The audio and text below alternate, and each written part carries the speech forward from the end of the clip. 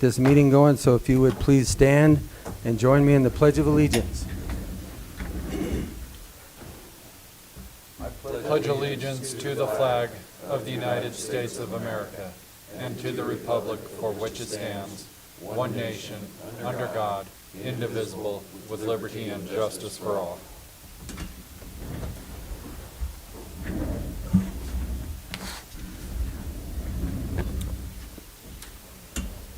Okay, the first thing we have, gentlemen, are our minutes from last week. Have you all had the opportunity to look at them, and do you have any questions or comments? No corrections or additions. I move we approve the minutes from last week. And I'll second it. Yeah, we're on. Okay, so it has been moved and seconded to accept the proceedings of Montezuma County for March 3rd, 2021. All those in favor? Aye. Aye. Aye.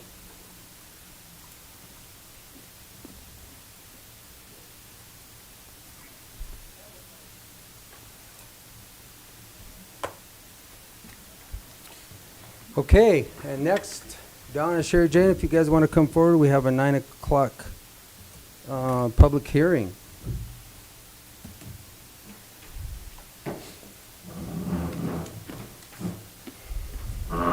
Good morning, Commissioners. Good morning. Are you ready for me? We are ready. Commissioner Candelaria, Here.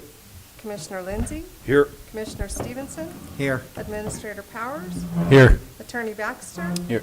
and Kim Purcell, Montezuma County Clerk and Recorder.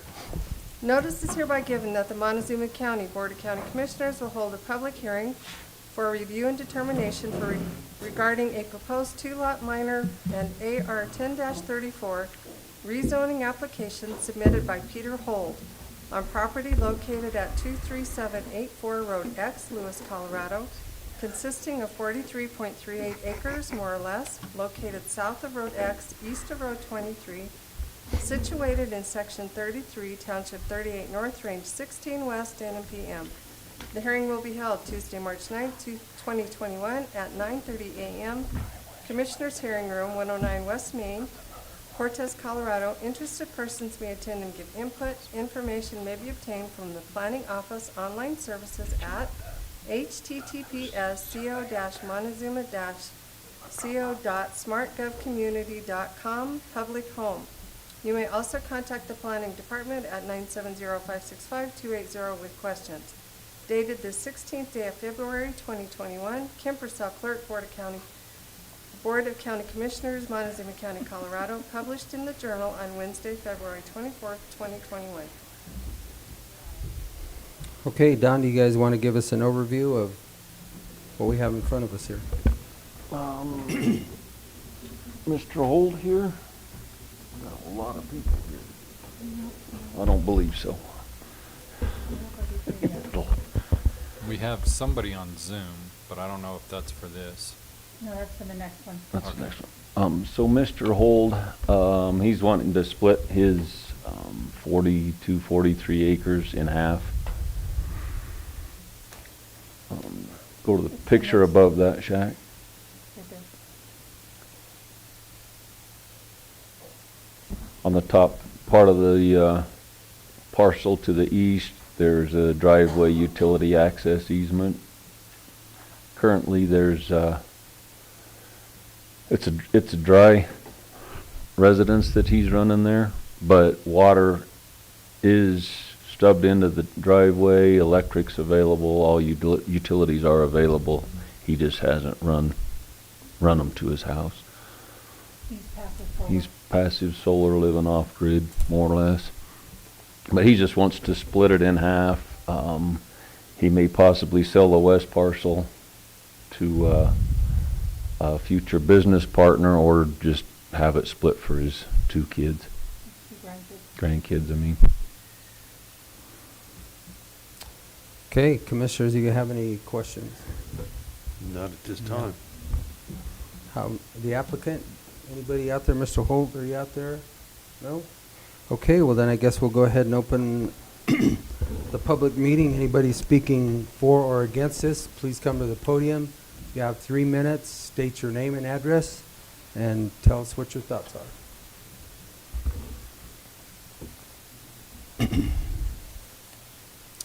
Okay, well, we have no public comment. I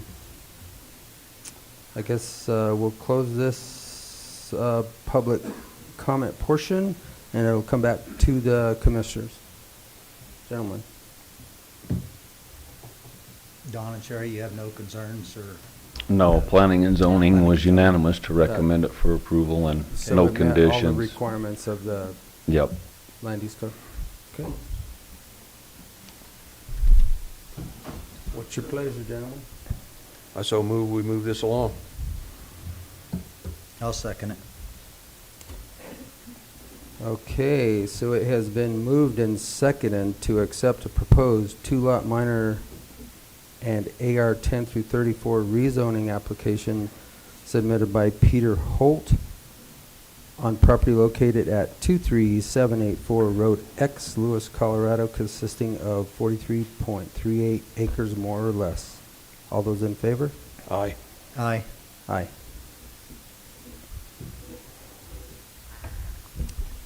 And we have 2 minutes. Oh, we need to close the public hearing.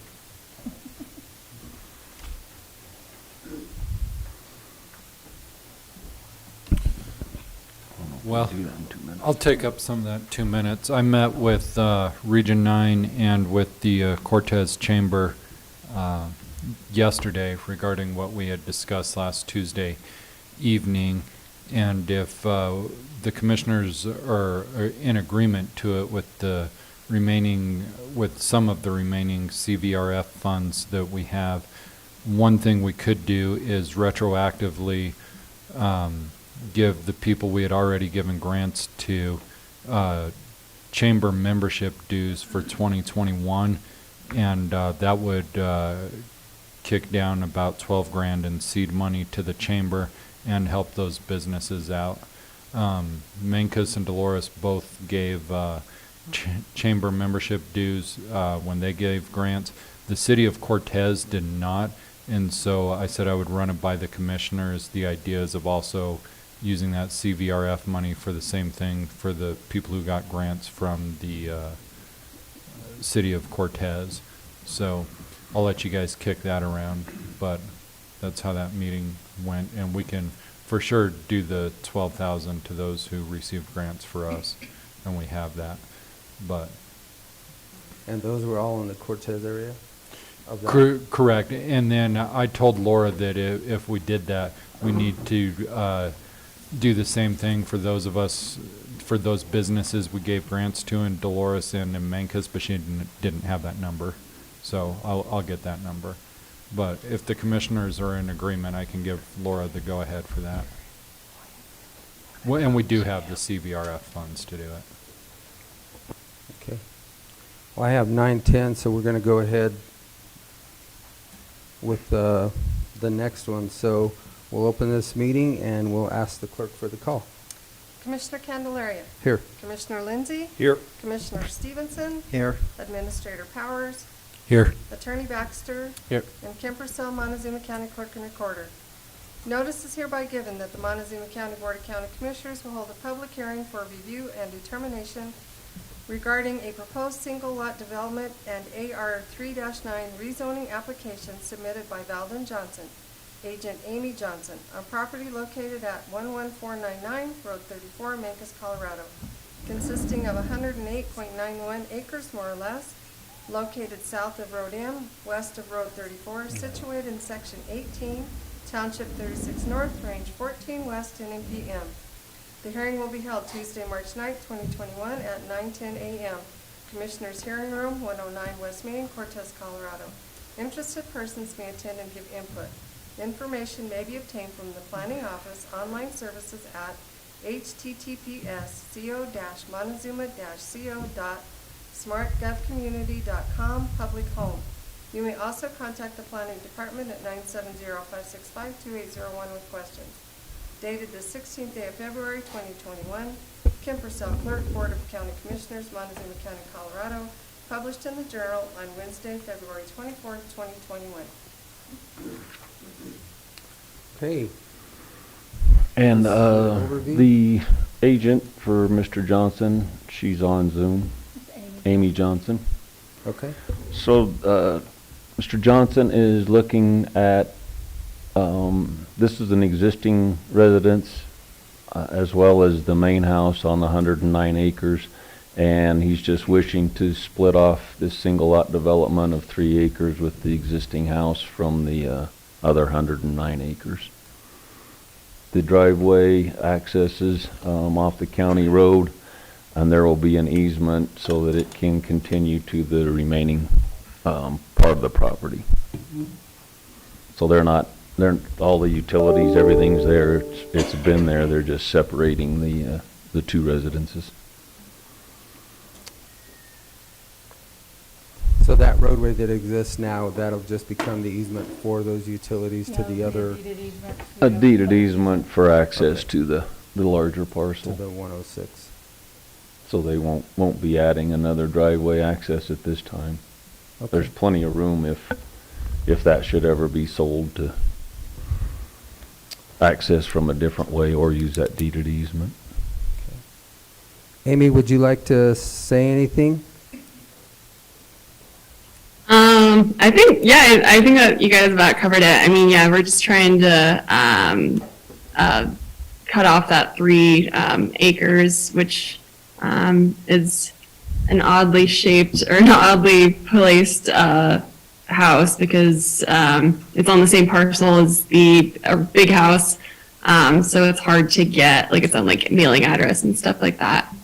But yeah, we are in the works of getting like a deed easement for the driveway, and then we also are in the process of getting a water easement for the South Main pipeline as well. Okay. Do you guys have any questions or comments at this time? No, looks like a pretty simple split. Yep. Okay, well then we'll open this up for public comment. Again, anybody that has anything for or against this, you have 3 minutes to come up and address the commission. All right, seeing none, I will go ahead and close the public comment session, and it'll come back to the commission. Gentlemen. Where that house on the 106 acres, it meets the setbacks. Yeah, it's It's clear way out in the middle of in the that middle. 106, so it's way Well, back. there's a building right there on that lot line. I didn't know. Well, yeah, that's a barn. That's a barn, and they're just, that's why that lot's so weird shaped, is to keep the setback distance around that structure. So it meets Meets everything. planning and zoning's recommendations, it Meets everything, and Okay. P&Z was unanimous to recommend it for approval. Okay. I'll bring it back to the commission then, gentlemen. I would move that we approve the AR39 rezoning application submitted by Valden Johnson, agent Aimee Johnson, on property located at 11499 Road 34, Mancos, Colorado. Second. Okay, it's been moved and seconded to accept a proposed single lot development and AR 3-9 rezoning application submitted by Valden Johnson, agent Aimee Johnson, on property located at 11499 Road 34, Mancos, Colorado, consisting of 108.91 acres, more or less. All those in favor? Aye. Aye. Aye. There you go, Miss Johnson. Good luck. Thank you. Yep. And we will close this public hearing. So then we do have one other item we can fill in with. We've got a boundary line adjustment. Okay. It is between Mr. George Lyons and himself. That should be on Dropbox chat. Which one do you want to look at? George Lyons, boundary line adjustment. So he owns 2 parcels south of town, and he's just wanting to do a boundary line adjustment to limit the property around his house to just over 3 acres. And he's planning on selling the remainder to his neighbor to the north so that he doesn't have to maintain it and take care of it anymore. He's tired of fighting weeds and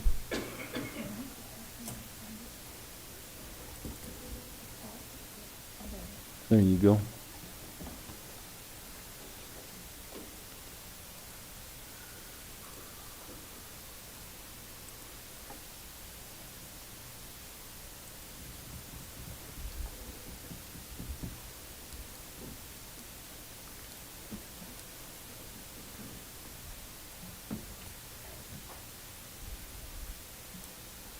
That's the current property.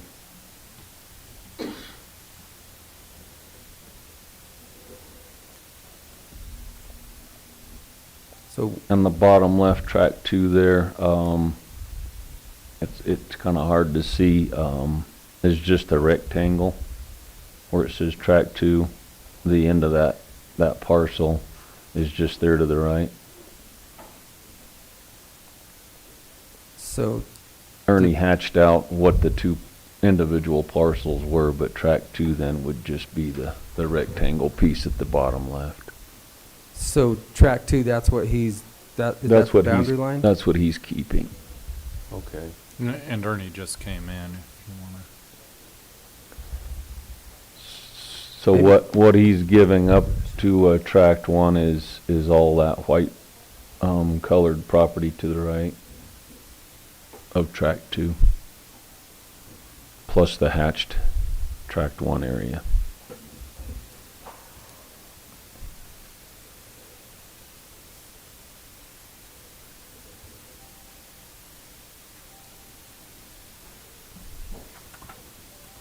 That's kind of a different looking boundary line adjustment, isn't it? Mm-hmm. I mean, it's not. He just wants to keep the house and the few acres around the house, get rid of the rest of it. So just the 3.2 acres is all he's That's all he's keeping. concerned with? Everything else is gonna go to the Is- neighbor to the, Yeah. Correct. I guess, north? Looking Correct. at the map, it would be to the north? Yeah. He really didn't want 3 acres, but he didn't want to try and get a variance from the land use code. Right. He's tired of maintaining a large piece. I saw Mr. Manus come in somewhere. Do you have anything to add to this, Ernie, or? No, I think it's very clear that it's already 2 lots, that it's just reconfigured and it's just 2 lots. Okay. All right, well. Gentlemen? Motion to approve this boundary adjustment. I'll second it. Okay, so if you'll scroll down, Shaq, so I can see where this is actually going and located at. This is it. Okay. I put a letter of Should be a letter of determination on there as well. There it is. Okay.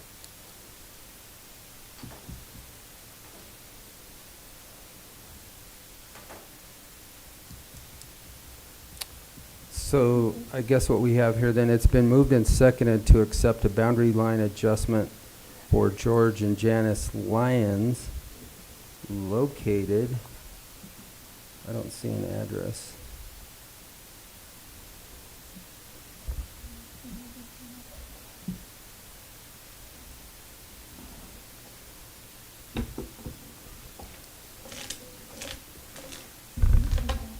You can give me an address for the record, then I'll put it in there. We not on here.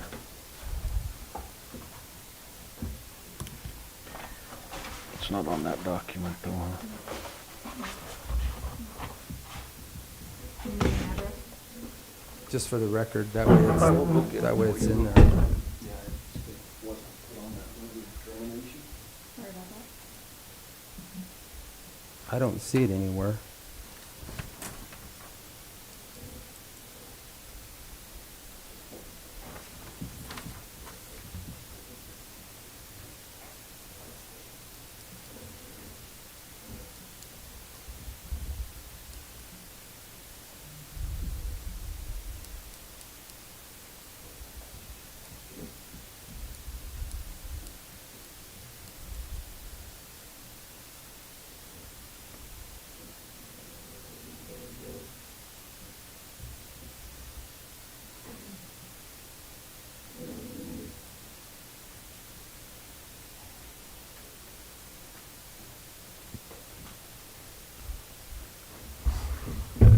Sorry about that. That address is 5728 Road 25, Cortez. Okay, it has been moved and seconded to accept a boundary line adjustment for George and Janice Lyons, plus or minus 3 acres remaining. Acreage will be continued to be in agriculture at End of his name. 5728 Road 25, Cortez, Colorado. All those in favor? Aye. Aye. Aye. Okay, and now we're behind. So, Kim, will you go ahead and call the roll for the 920 public notice? Yes, sir. Commissioner Candelaria. Here. Commissioner Lindsay. Here. Commissioner Stevenson. Here. Administrator Powers. Here. Attorney Baxter. Here. Kim Purcell, Montezuma County Clerk and Recorder. Notice is hereby given that the Montezuma County Board of County Commissioners will hold a public hearing for review and determination regarding a proposed 8-lot major subdivision and rezoning application submitted by Jared and Colette Wyatt on property located at 26833 Road L, Cortez, Colorado, consisting of 40.60 acres, more or less, located north of Road L, Alamosa Street, west of Highway 145, situated in Section 13, Township 36 North, Range 16 West, N.M.P.M. The hearing will be held Tuesday, March 9, 2021 at 9:20 a.m. Commissioners' Hearing Room 109 West Main, Cortez, Colorado. Interested persons may attend and give input. Information may be obtained from the Planning Office online services at https://co-montezuma-co.smartgovcommunity.com, public home. You may also contact the Planning Department at 970-565-2801 with questions. Dated the 16th day of February, 2021. Kim Purcell, Clerk, Board of County Commissioners, Montezuma County, Colorado. Published in the Journal on Wednesday, February 24th, 2021. Okay, Don, if you'd like to give us your overview. Sure. Jared, you want to come up? The applicant, Jared Wyatt's here as well. Good morning. Good morning. Morning.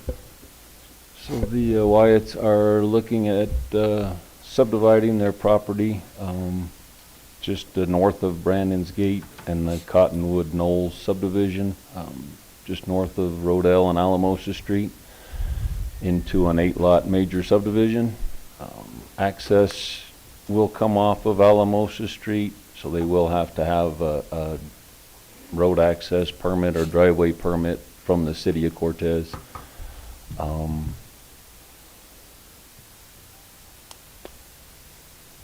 City will provide the water. Other than that, that's basically it. Planning and zoning didn't have any other recommendations other than to get the access permit from the city, and they were unanimous to recommend it for approval. Where is that in the process?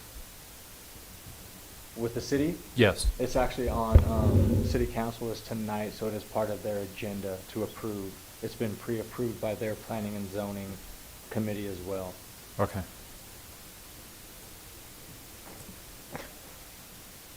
Can you scroll up to the subdivision shown parcels? There you go.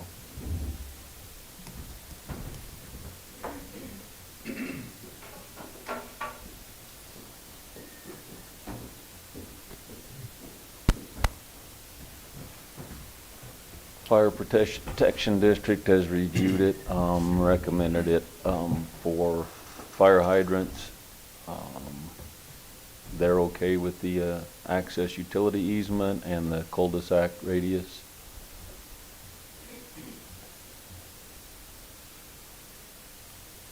I had asked this earlier of Don, and I think he kind of explained it to me. Because of the hill on L Road, is that why you did the cul-de-sac there, or is that, was there a Correct. reason to not go to that 9 acres to the west and then bring it all the way out on L Road? Is that? Yeah, or- correct. The 9 acres, we're actually in the process of selling that. It was subdivided earlier, Right. broken off, in the process of selling that to a church in the area, Lighthouse Baptist.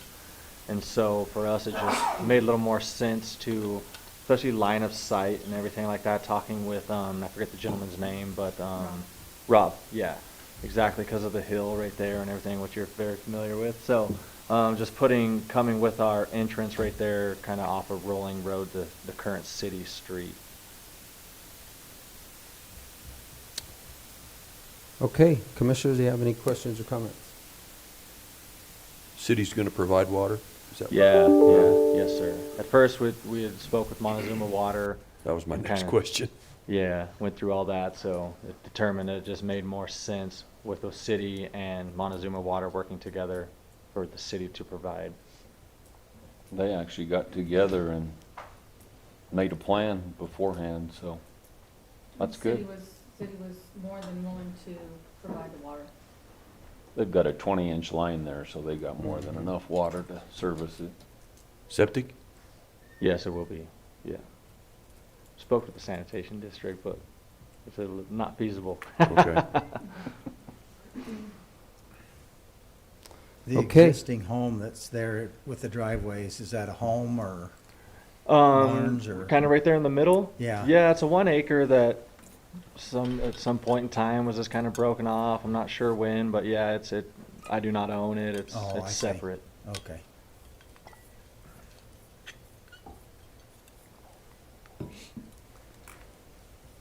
Okay, well, if you guys don't have anything else, we'll go ahead and we'll open this up to public comment. Also, anybody speaking for or against this, please come to the podium. You have 3 minutes and you can give us your thoughts and ideas on this.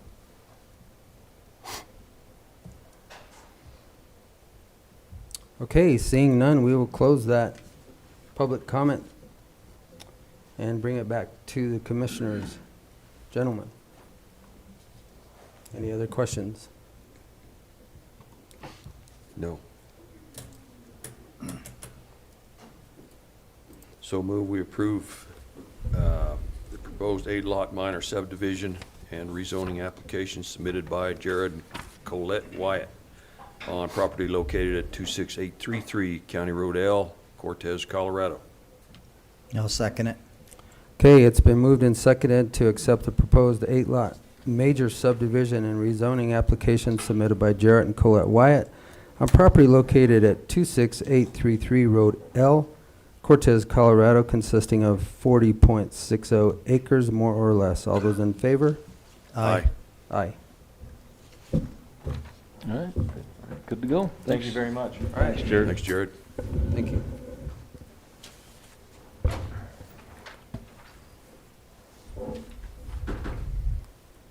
Now we have a minute to spare.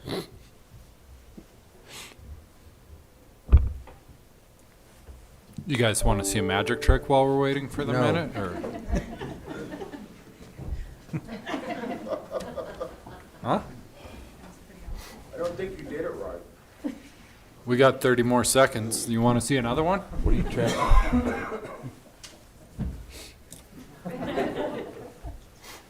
Montezuma's got talent, doesn't it? I don't know, I haven't seen it yet.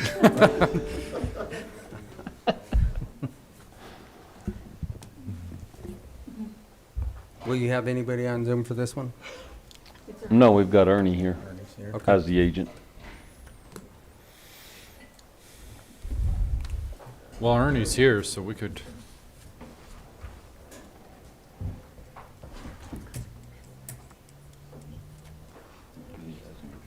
Morning, Ernie. Come on, Ernie.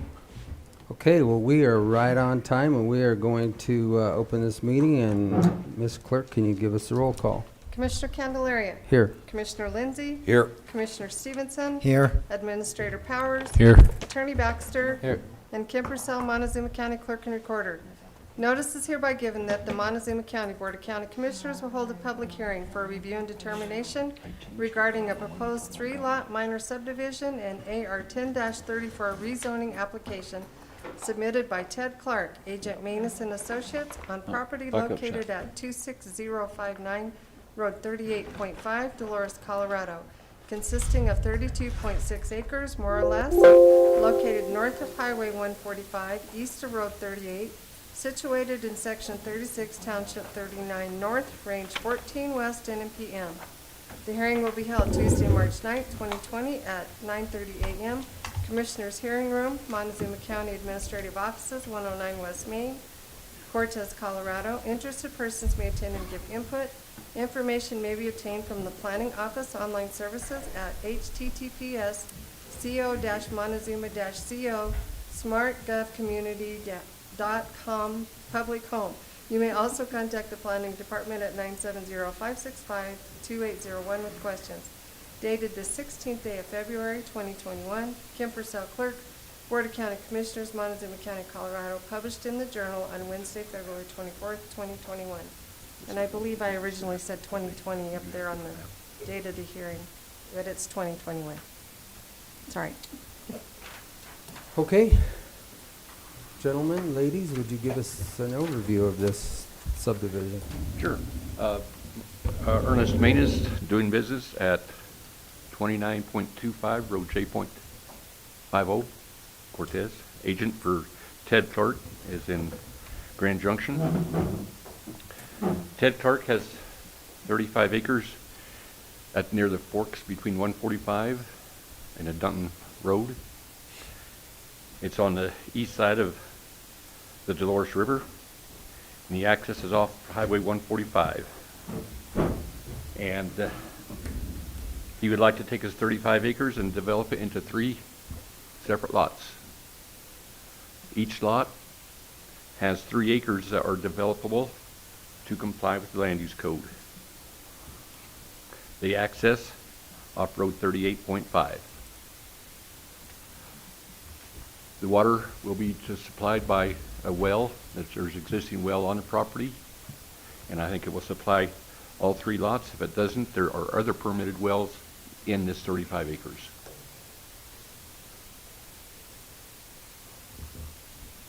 In this nutshell, there's County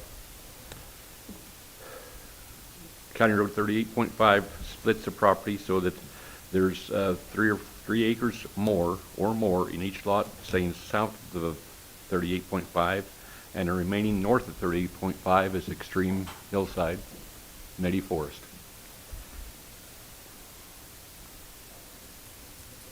Anything else to add, Don? Yeah, Mr. Clark is supposed to be working, well, I think it's his manager, property manager, is supposed to be working with the weed department on addressing weed issues, and so far that hasn't been followed up on, and Bonnie is currently sending them a letter of non-compliance with the weed issues. She just texted Shaq, so he relayed that on to us.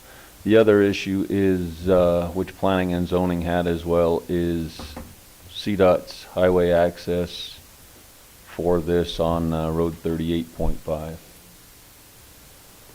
This was the old Highway 145. CDOT created that intersection, and when I spoke to CDOT, they either want the county to apply for an access permit for 38.5 or the applicant, Mr. Clark. The other, I mean, I didn't even take it to Rob because I know Rob's not going to apply for an existing intersection access permit that we hadn't had to have one before, but I'm only assuming, and CDOT won't say it up front, but I'm assuming that whoever pulls that access permit, they're probably going to make them put in turn lanes. Don't know that for a fact, but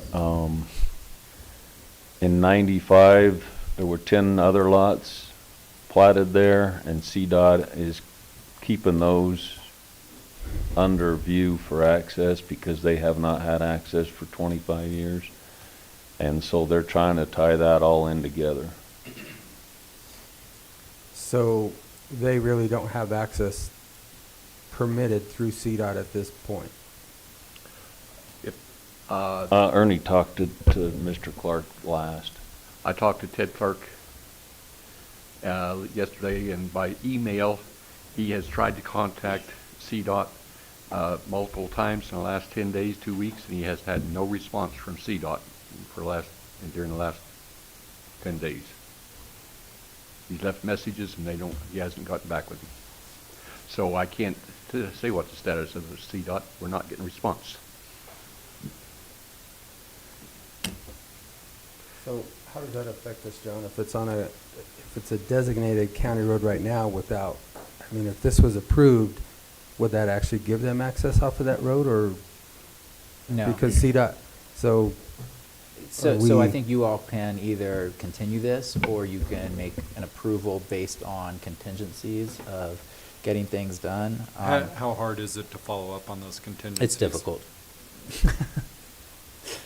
But I have seen the BOCC do that before, and you can. Yeah, I mean, the weed issue was a concern. We don't have a weed plan, do we? No. No, we don't. Which is As of this morning. required. So we might, well, As far as the lots go, they are compliant with the land use code concerning the Dolores River properties with at least 30% buildable. they just Because- don't have access right now. Or potentially they don't have any That's why access. it's convoluted, is because CDOT, to me, has not ever just addressed the 3 lots. They keep wanting to look at the 10 lots, which are not in this application or under this subdivision, but But they are restricting 38.5 road at this point in time, No, they are not. just the access. Does, Ted Clark had to apply through CDOT for access to these 3 lots, and they have not approved that.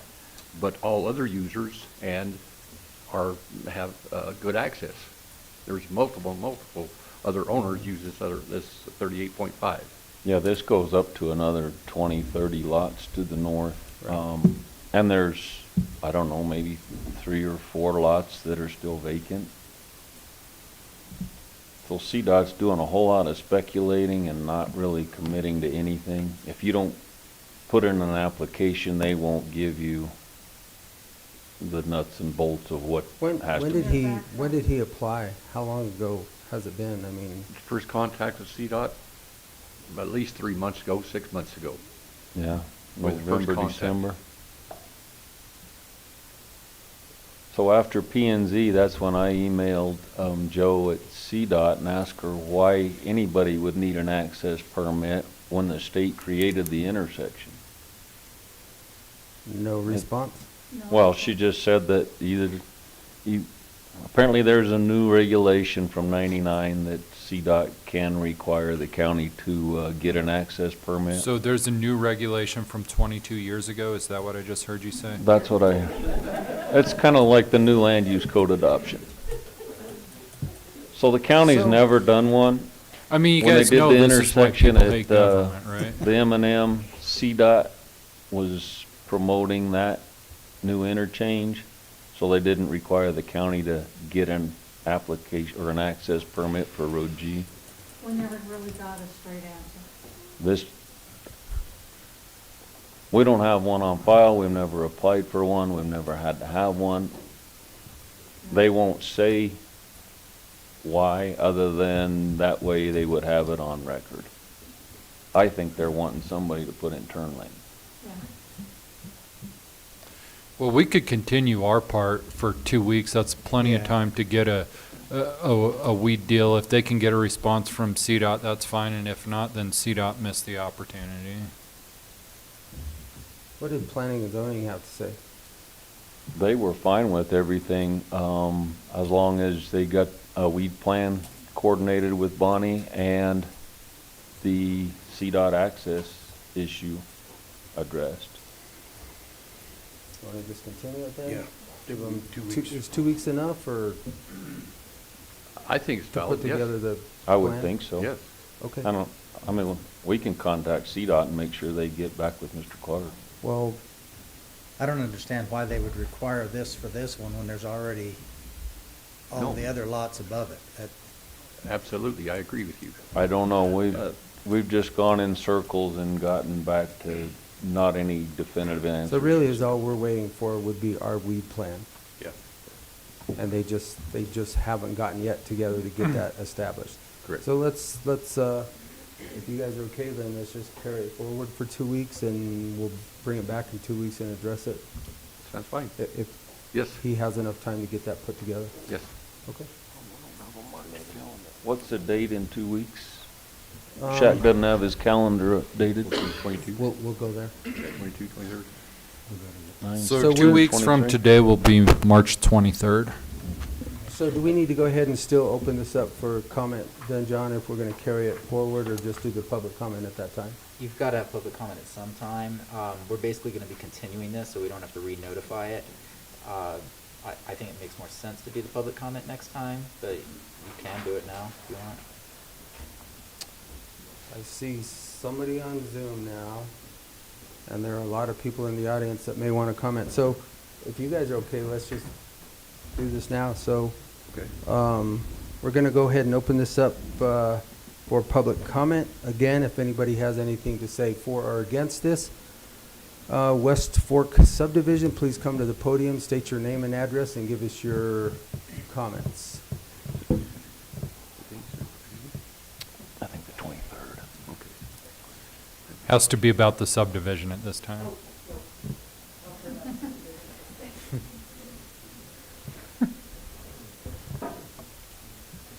I don't see anybody unmuting.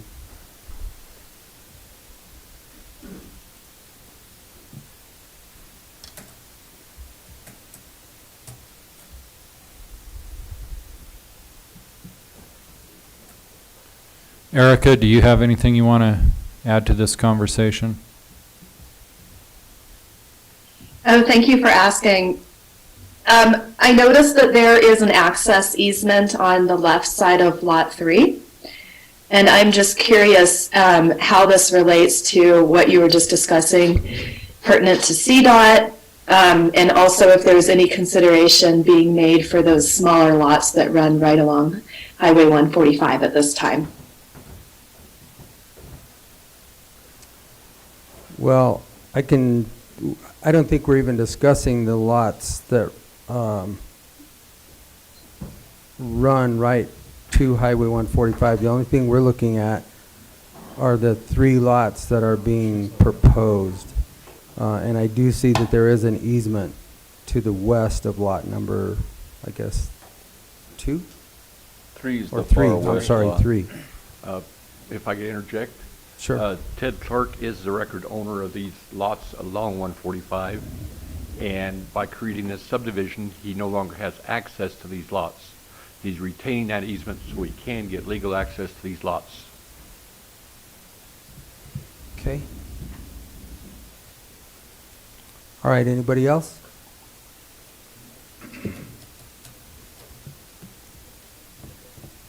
Okay, then we will close the public comment for the West Fork subdivision and bring it back to the commissioners, which I think we've already decided what we want to do. Right. Go ahead and To continue it. Yeah. to continue. I move that we continue the application for the proposed 3-lot minor subdivision and AR 1034 rezoning application submitted by Ted Clark, agents Manus and Associates, on property located at 26059 Road 38.5, Dolores, Colorado. Can we Second. include Oh. to March 23rd? March. At a certain time. To March 23rd. Fine, please.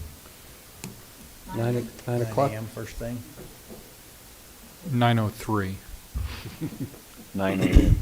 Okay, it's been moved and seconded to continue the proposed 3-lot minor subdivision and AR 10 through 34 rezoning application submitted by Ted Clark, agent, Manus and Associates on property located at 26059 Road 38.5, Dolores, Colorado, consisting of 32.6 acres more or less, and that continuation will be March 23rd at 9 o'clock.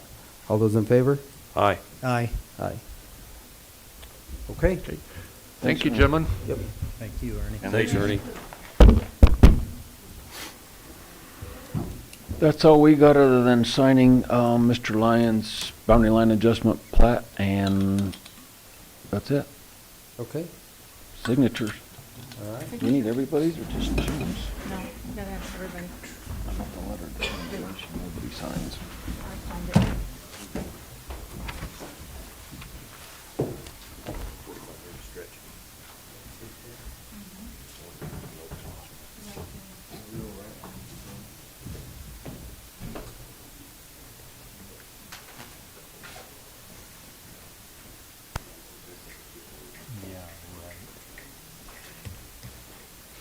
Not this part.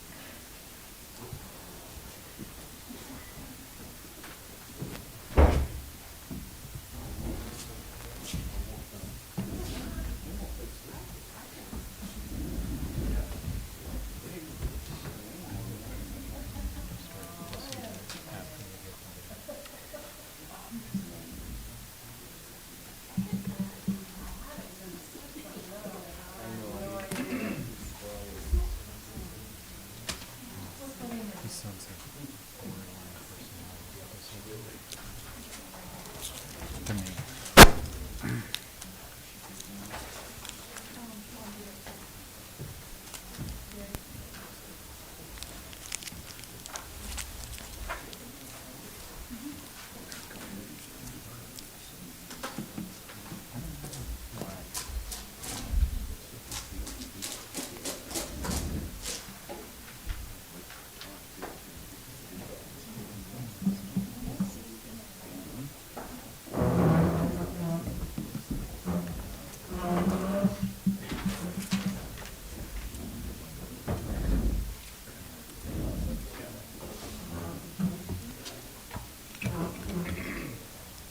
Thank you, Don. Okay. Now we're going to open it up for public comment. Come on up. Remember, the commission welcomes you to this meeting. Speaking during the public comment will be limited to 3 minutes, depending on the number of people wishing to speak. It may be reduced. So please state your name and address for the record. My name is Tiffany Gear. I live at 1752 Brook Street in Cortez, Colorado. The reason why I came to public comment, first of all, I want to let you know that Talon of Montezuma County is now present. Ha ha. So I want to know how can we as a community help push the agenda to reopen our county, to stop living under the tyrannical government of our CDHPE and our wonderful Governor Polis.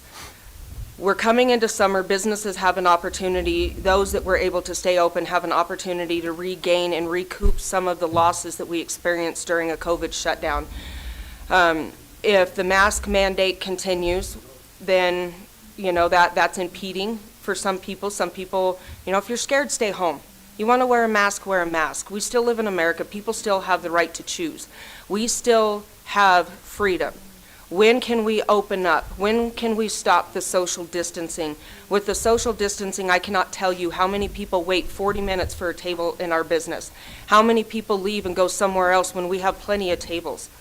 Businesses need to open up. How can we as a community help empower our county commissioners to achieve this goal? Thank you. Thank you. Thank you.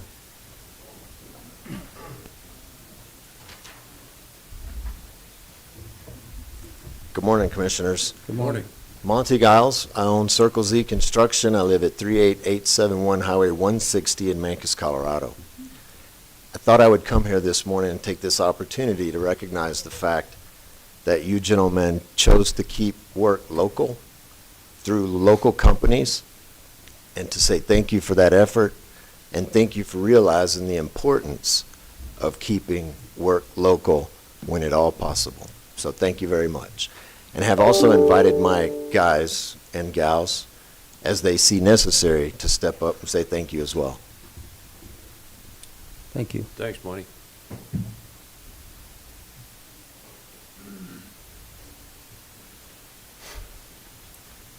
Good morning, folks. My name is Betty Jo Greenlee. I live at 17408 County Road 26, Dolores.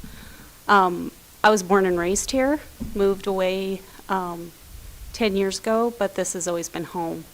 And I'm not going to tell you guys anything you don't already know, that keeping business local for the community just builds a backbone. And you touch more than our small family here by keeping jobs local.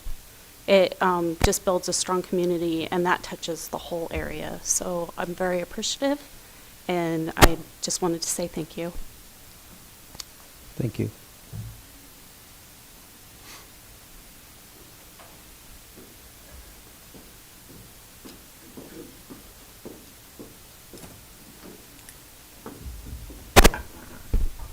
Good morning. Good morning. My name is Sherry Simmons. I live in Lewis at 20530 County Road 20. I know we only have 3 minutes, so I'm going to try to talk fast because I have a lot that I wanted to say. But before I started, I want to tell you that I started my day in prayer like I always do, and I was moved to do the same thing here, and I ask that you respect that. I'm so glad for our freedoms of speech. But I'm going to say a prayer. Join me if you want to, and respect me if you don't. Just it was moved on me, and God be the glory. This is why we have this nation and our freedoms. Heavenly Father, thank you for this time today. We ask that you bless each one of our leaders sitting here today with the wisdom and understanding, discernment they need to make the decisions in this county for us to prosper, us to be safe, and keeping in mind helping us to stop the division that's in this county. Help us all to come on to a common level, that we're all people, we were all created by you. We ask for your healing, and we ask for the leadership of great wisdom here in this room today. In the name of Jesus, thy will be done. Amen. A couple things. First, thank you for March 20th, for designating that for us. I was contacted by, I hand you one of these. I was contacted by the Cattlemen's Association, who I'm sure everybody understands are pretty upset about the March 20th meat-free day that our governor declared. So in retrospect to that, he asked if we could, as a community, come together and show our support for all our livestock, all our farmers, our agriculture, everything, because that all works together. We need our farmers to feed our cattle. We need our cattle to feed us. That goes for lambs, sheep, chickens, whatever. So on March 20th, we're going to have a meeting at the Ute Cafe at 9 o'clock in the parking lot. We're asking all community members, farmers, ranchers, business owners, butchers, cashiers, store owners, it all affects you, to come out and show your support for our local farmers and ranchers. Bring your livestock trailers, your horses, your water trucks, your car. It doesn't matter. Just come out. We're going to go up and down Main Street a couple of times with flags and signs about eat beef, eat chicken, whatever it is your preference. But I ask the community to join us on that. And thank you again for acknowledging our ranchers here. And as far as the opening up our county, I just wanted to give you a few facts of some research. There isn't anything from September that I could find that's current on the impact of closing businesses in this country, but as of September of this year, there was over 100,000 permanently closed businesses because of the impact of the COVID. They're expecting 7.5 million to be closed permanently by the end of this year because of the effects of lowering the amount that people can serve, the social distancing, all of that. We're not asking you to open up the state. We're just asking you to open up our county.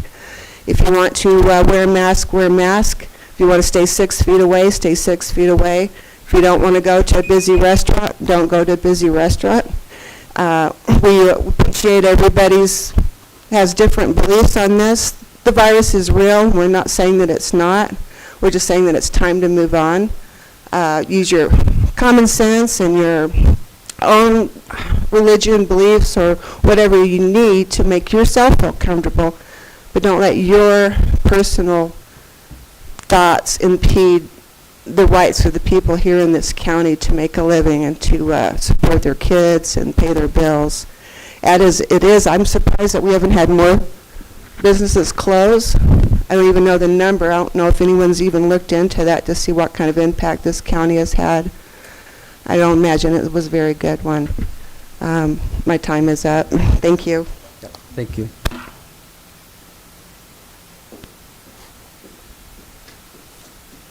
Good morning. Good morning. My name is Rusty Bryan. I live at 1016 East Main, Cortez, Colorado. I'd like to thank you guys for supporting local businesses, and I appreciate what you commissioners do. Thank you. Thank you.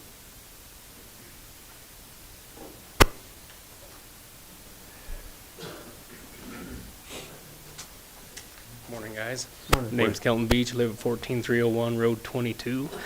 I spent a lot of time working out of town, and I got back here to Cortez, working for a local company. I just want to appreciate, the fact you guys giving us some local work. Thank you. Thank you.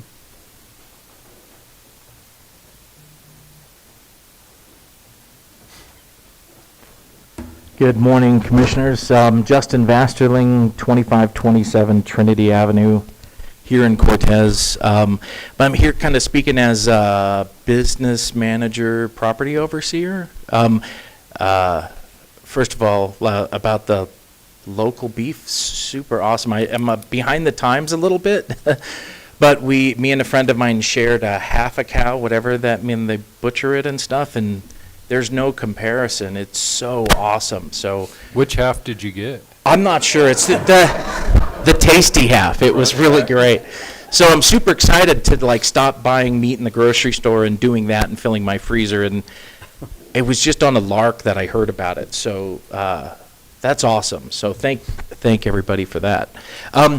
My comments are really about the Chamber of Commerce, and I just wanted to offer an alternate perspective. I know some conversations were had recently, and I think I was blowing up the chat box a little too much during the meeting. But as a perspective, as a restaurant manager and hotelier, I'm going to mischaracterize this a little bit just to shine a spotlight on our experiences with the Chamber, and that is, my experience has been, it is a little bit predatory on restaurants, in that our experience for years, and we got out of the giving any money to them. They wanted us to constantly donate money, donate space as a restaurant, and throw parties. And parties are awesome, but it was pretty crazy. And I saw the same businesses, the same restaurants just getting kneeled on to give hundreds of dollars of food away, free alcohol for a group of people, a small group of people that attend those, and it's not the community at large.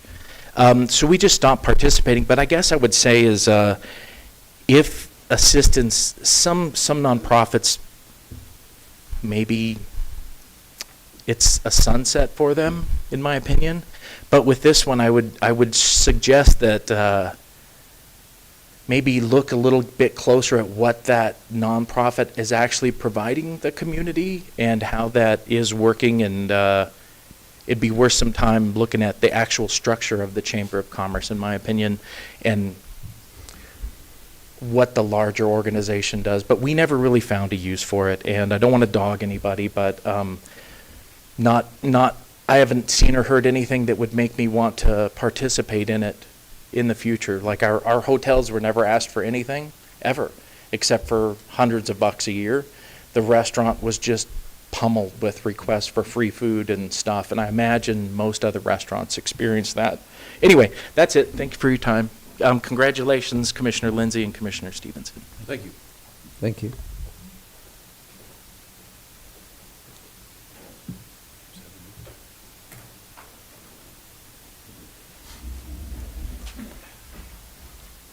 Hello, good morning. I just came here to say thank you guys to Could keep you work local. State your name and address for the record, please. Sorry, my name is Pedro Benali. I come off South 20 UNDC out of Montezuma Creek, so Utah. I just wanted to come here and say thank you to keep work local, and I drive out of state from Utah to come here to work every day, so just wanted to say appreciate the stuff you guys do. Thank you. Thank you. Thank you.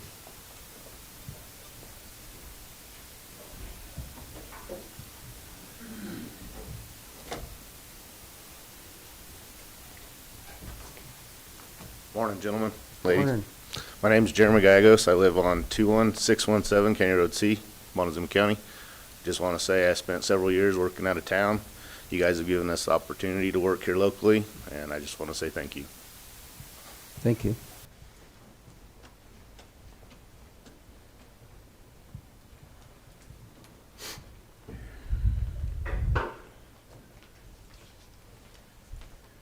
Jeff Coulon, 2161 Highway 160. It's time to open up county. But anyway, Utah just passed legislation prohibiting forced vaccination. We know our governor won't do that. Is there something our county can do to become a sanctuary for this? I mean, I don't think if our governor passes mandatory vaccination, I think we ought to be a step ahead of him. So that's what I've got to say. Thank you.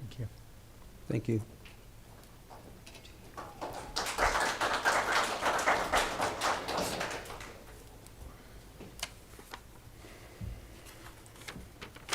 Anybody else?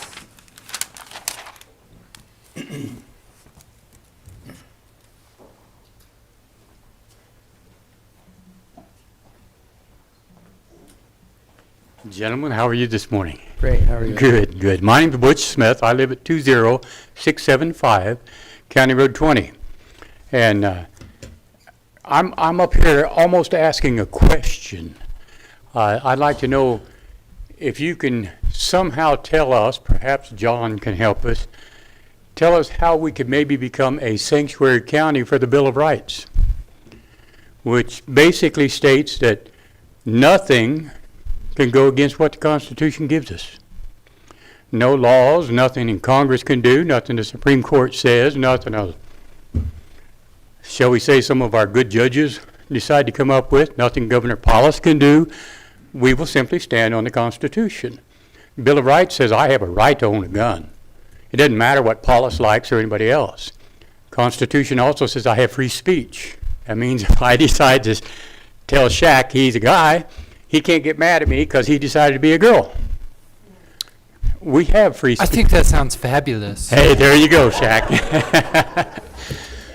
And this is what I'm getting at. Our rights are being trampled. Free speech, freedom. They even don't want us to have freedom of assembly. They want us, you got to stay away from each other. And that's unconstitutional. What they're doing to us is slowly eating away at our rights. And I'm wondering if you can research and find out if we can become a sanctuary county for the Bill of Rights and the Constitution. Thank you. Thank you.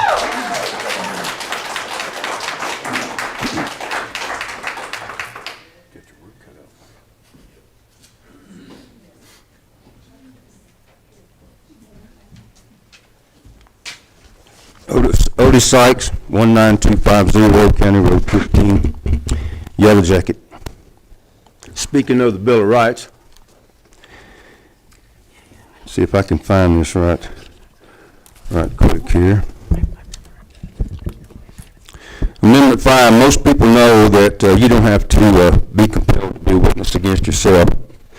But right after it says that, it says, nor be deprived of life, liberty, or property without due process of law. Life, liberty, or property, life, your livelihood, your living. These people have been deprived of their living and their livelihood. Nobody has the right to do that. 14th Amendment says the same thing. We have, not we, but the government has deprived people of their rights, and it's time that we stop that. It's time we open up. Thank you.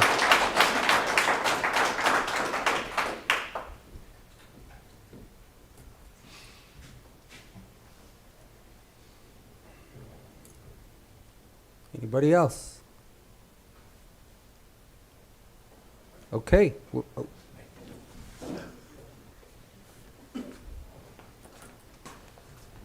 Morning, gentlemen. My name is Cody Neighbors, live at 12786 County Road 22, Cortez, Colorado. Like a lot of my other co-workers, I've spent most of my adult life working out of town. So I just want to tell you guys I appreciate you giving us a chance to do this job. Thank you. Thank you.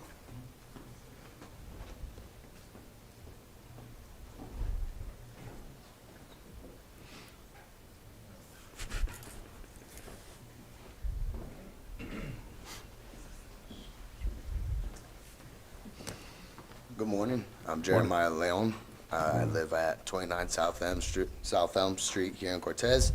I just want to thank you guys for giving Circle Z Construction the opportunity to work locally. Thank you. Thank you.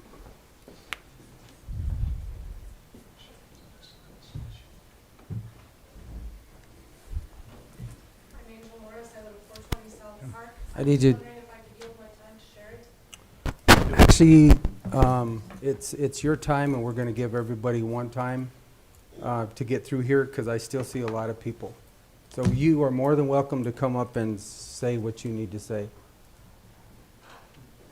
You can take her notes. Okay, I'll just hold off then. Okay.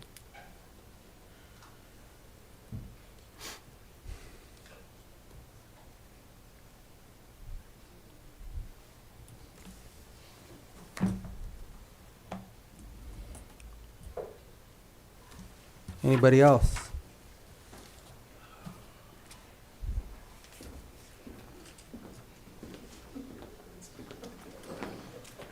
My name is Lucas Eisman. I live at 31496 Road R in Mancos, Colorado. While I do agree with my coworkers that I appreciate you keeping the work local, I appreciate they keep the money local. Stimulate the local economy instead of giving that money away. That's my piece. Thank you. Thank you.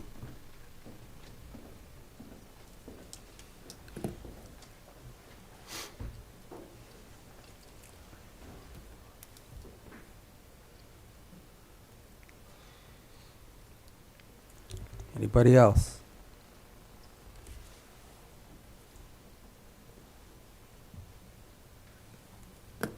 Okay, I don't see anybody else, so I will allow Sherry 3 more minutes of your time. Thank you.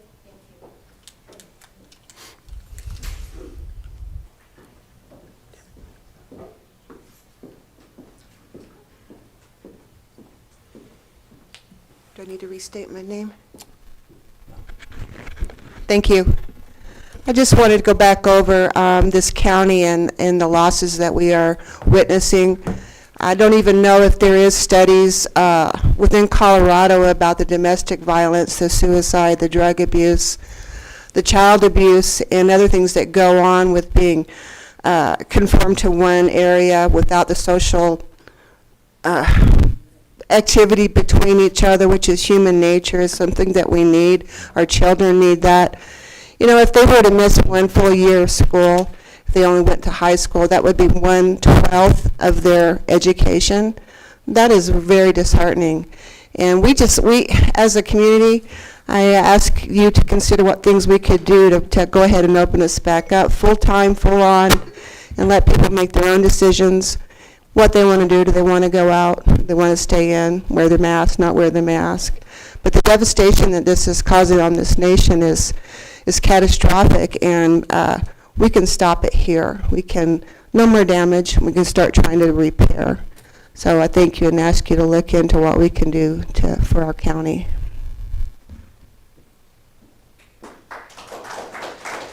Thank you. Okay.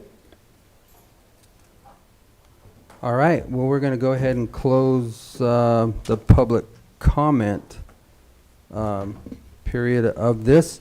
And I'm going to give the opportunity to the commission to respond if, gentlemen, you have anything that you would like to say. And if not, then we'll move on with our meeting.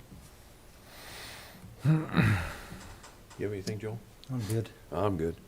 Thank you all for coming. Appreciate it. Thank you very for much. coming, but I do have one thing for you that I'd like to state, and Commissioner Ertel, Commissioner Sukla, and myself, early on in this pandemic, we basically, Shaq, if you can display that, but we basically, so through executive orders, all of the powers through the counties were taken away. And what we did is we basically tried to give guidance to all of you. And that guidance still remains today, is we did not close you, we cannot open you. Make the best business decisions that you can for your businesses and function within that.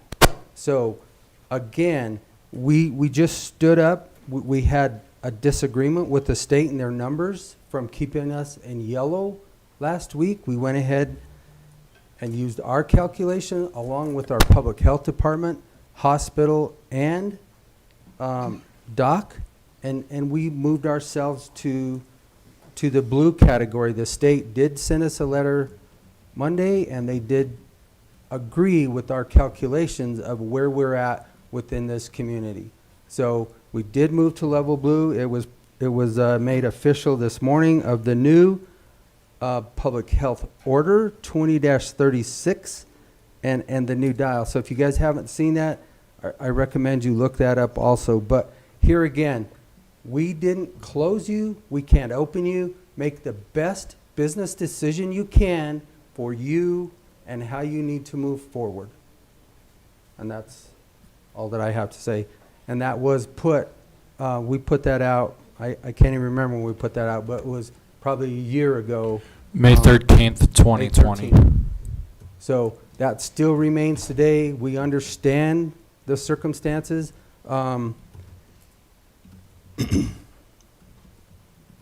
As soon as we can come up with some good plan to have the community help us, I think that we would ask for that help.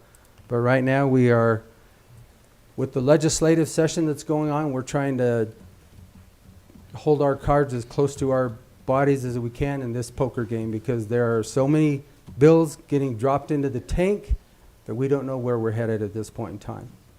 So again, thank you all for being here. Thank you for your comments.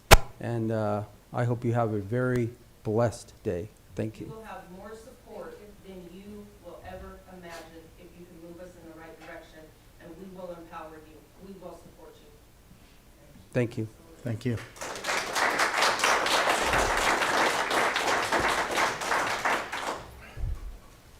Okay, we are now going to move, Jerry, we have some liquor license renewals to go forward with.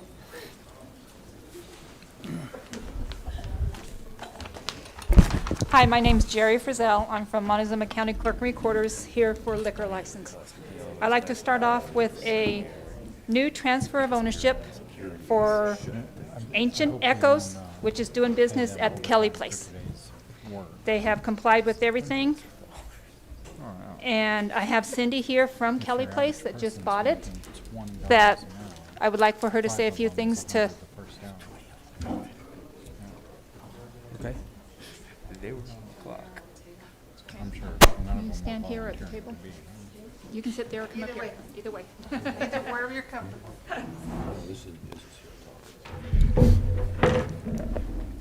Hello. My name is Cindy Levitt. I live at 14537 Road G. And as you heard, we just recently became the new stewards of Kelly Place. I came from Bozeman, Montana. And we feel very honored and blessed to be here. I'm new to this community, so just doing a lot of listening. And we have a vision to really take really great care of that land. Don't feel like we actually own it, but really are here to care for that property and all of the history that comes along with it. We understand the responsibility that comes with a liquor license, and we'll really take great care to keep our guests safe and the community safe. And if you grant us, the transfer of license, we will be very, very responsible with that opportunity. Okay. Thank you, Cindy. They're located at 14537 Road G in Cortez, and they, let's say, have a transfer of ownership for Kelly Place.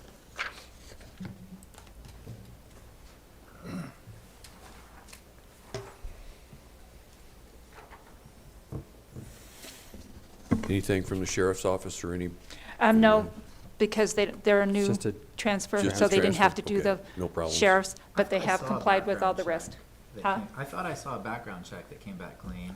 They do have to go through the Okay. background check, Yeah. yeah. Not through the sheriff's, but through the state. They did a background check. They all Okay. have to do that, and it did come back clear. Yes, you're right. Can I sorry. say a little bit more about my background? I'm formerly a... You don't have to. Okay. Okay, thank you. We didn't find anything. No, there's nothing. I just want to say I have to do- previously spent 16 years as a individual and marriage counselor, therapist, and parent consultant, so And they do I'm have to pretty do clean. fingerprints, too. Okay. They have to go through the state and do their fingerprints, and they all came back okay. Right. Motion, we approve the transfer of liquor license to Ancient Echoes, DBA Kelly Place. County Road G, I don't see the numbers. 14537, County Road G. I'll second it. Okay, it has been moved and seconded to transfer a liquor license to Ancient Echoes DBA Kelly Place, located at 14537 County Road G, Cortez, Colorado. All those in favor? Aye. Aye. Aye. thank you very much. Pretty painless. Well, getting all the papers together wasn't so painless. It was a lot. Am I free to go? Great.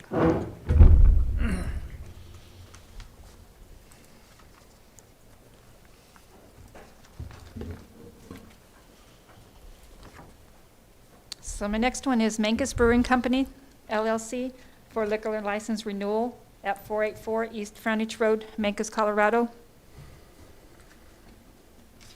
And their sheriff's letter came back from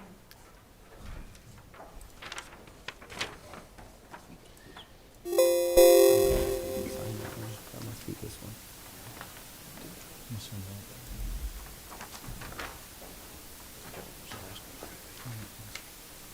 I move that we renew the liquor license for the Mancos Brewing Company. Address and stuff isn't on this. Oh, 484 East Frontage Road, Mancos. Located on 4843 Frontage Road in Mancos, Colorado. I'll second. Okay, it has been moved and seconded to accept the liquor license renewal for the Mancos Brewing Company located at 484 East Frontage Road. Did I get those numbers correct? Pardon me? Mancos, Colorado. All those in favor? Aye. Aye. Aye.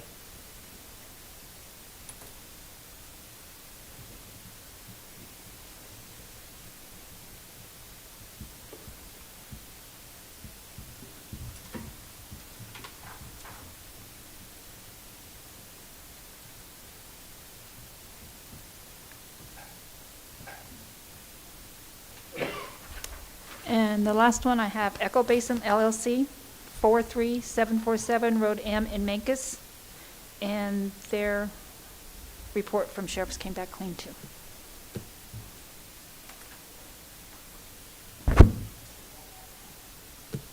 What's the address? 43477 Road M. Sorry.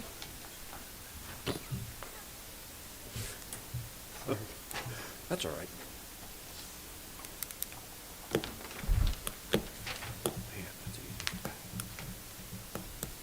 Move we approve the transfer of liquor license to Echo Basin. It's just a Oh, I'm renewal. sorry, This is a renewal. renewal. Got that screwed up. We'll start again. Move we approve the renewal for the liquor license for Echo Basin at 43477 Road N. No, it's actually 43747. 43747? 43747 Road M. Oh, we'll get this right yet. I guess I should give them both halves. I'll second it. Okay, it's been moved and seconded to approve a liquor license renewal for the Echo Basin located at 43747 Road M, Mancos, Colorado. All those in favor? Aye. Aye. Aye. Thank you. Thank you.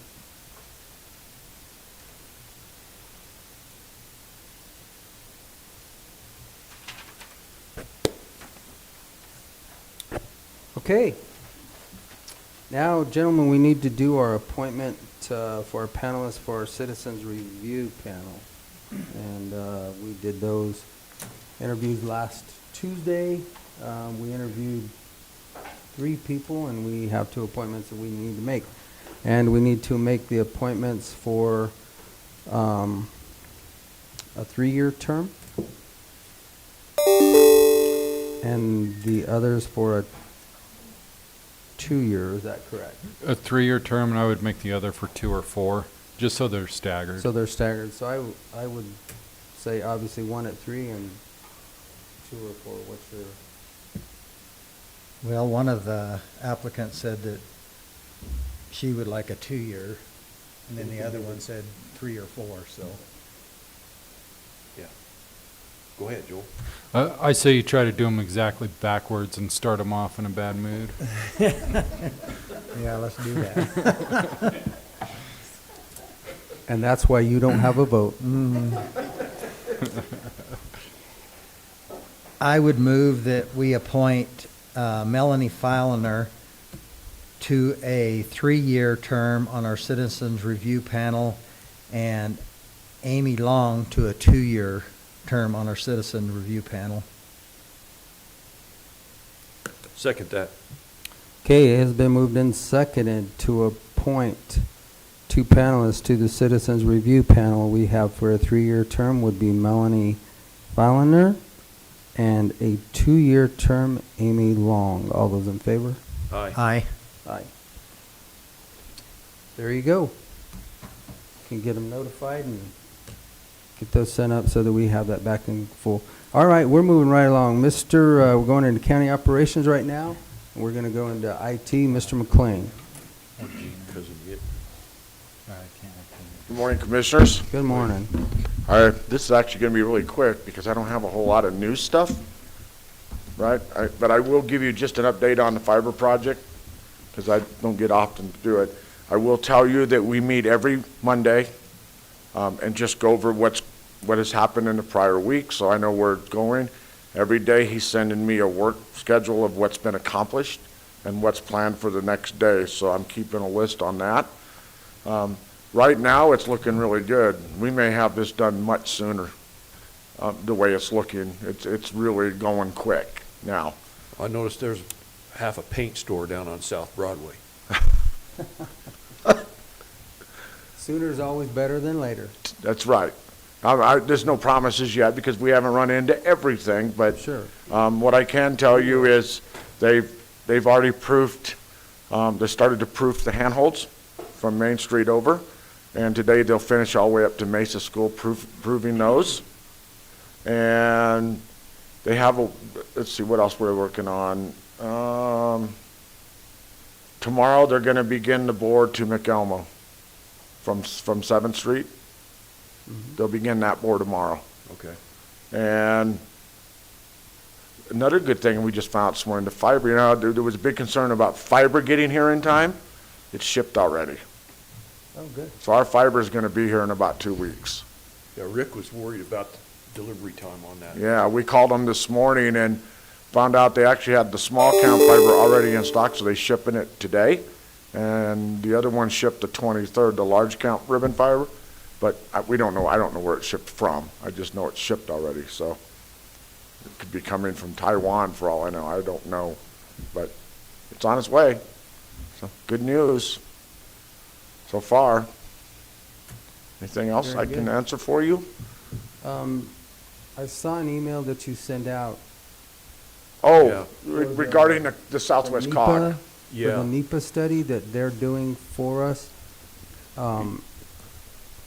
The way and maybe I misunderstood it or I misread it, but that's just basically a trade for, it's an MOU. It's for an a MOU, trade for but- what they're going to do for us for the trade of the fiber. Is that how you Correct. understood it, John? It's just so the way that worked is the Southwest COG had received a grant to do the NEPA study for the fiber project that they were working on with the tribe.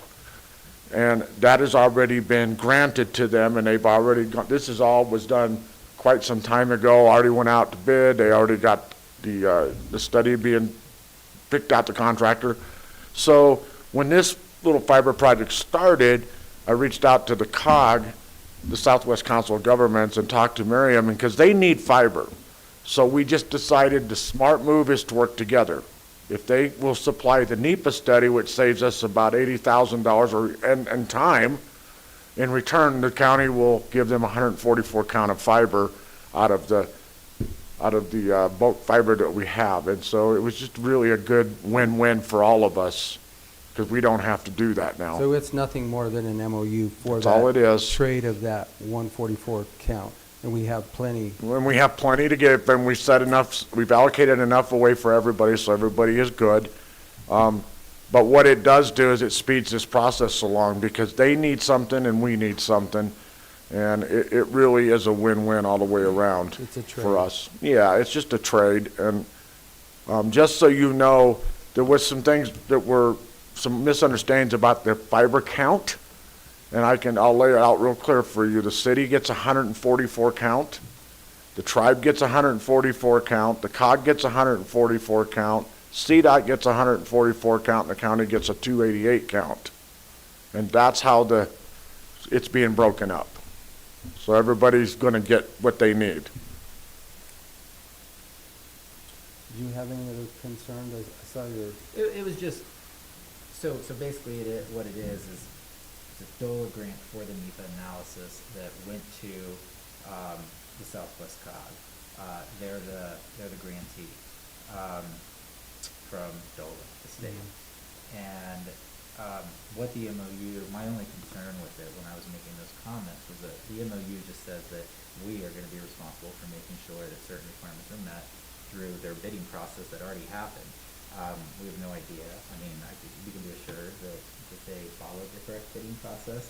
It does require bonding on it. Yeah. And there was one other thing that was, I'm not looking at it right now. Oh, and it requires the selection of the lowest bidder. So, I don't have any knowledge of how they did their bidding process.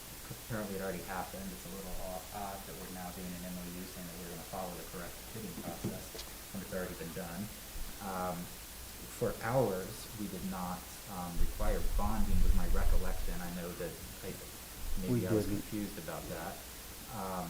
We waived it. Right, and obviously we didn't require it to be the lowest bidder either. Maybe they did, hopefully they did. By doing the MOU, we're saying that they did. Yeah, this is basically the COGS match. It becomes a match. DOLA wants a match, right? And in order for the project to be built that they were working on, there's got to be some match. So what they're doing is they're saying our portion of it is the match to offset that grant that they've already received for it. So that's all they're doing with that. And yes, that was done before this because they were already working on their project. And then when we all stepped up to do our project, we were just saying, we're going to build this section for you. Why should we both do the same thing? It's just ridiculous to overbuild and waste money that way. So that's how this happened. So they're doing the NEPA study, so we don't have to hire a NEPA study, and we're just trading the 144 count. Bingo.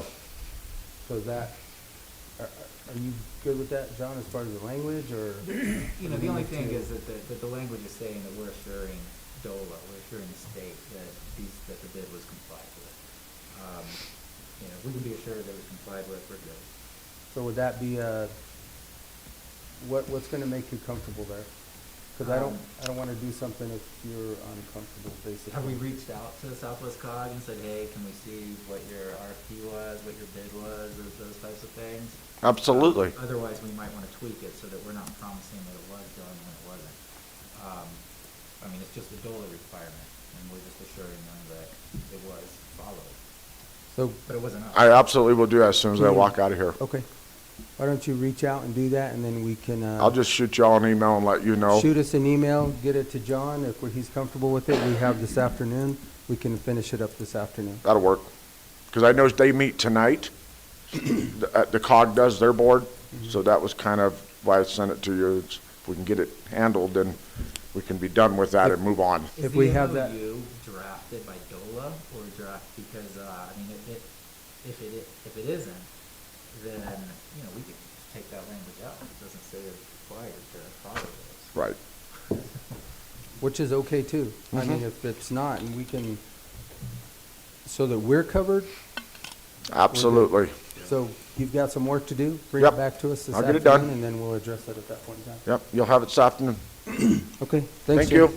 Jim. Any other questions for me? When do I get my cheeseburger? Well, that was my final question, is did you go ahead and order a shake too? Because No, He's no. gonna wanna pay you on Wednesday. I heard there was free breakfast for the IT staff at his place. At El Grande, You can go eat. down there today and get anything you want. How's that?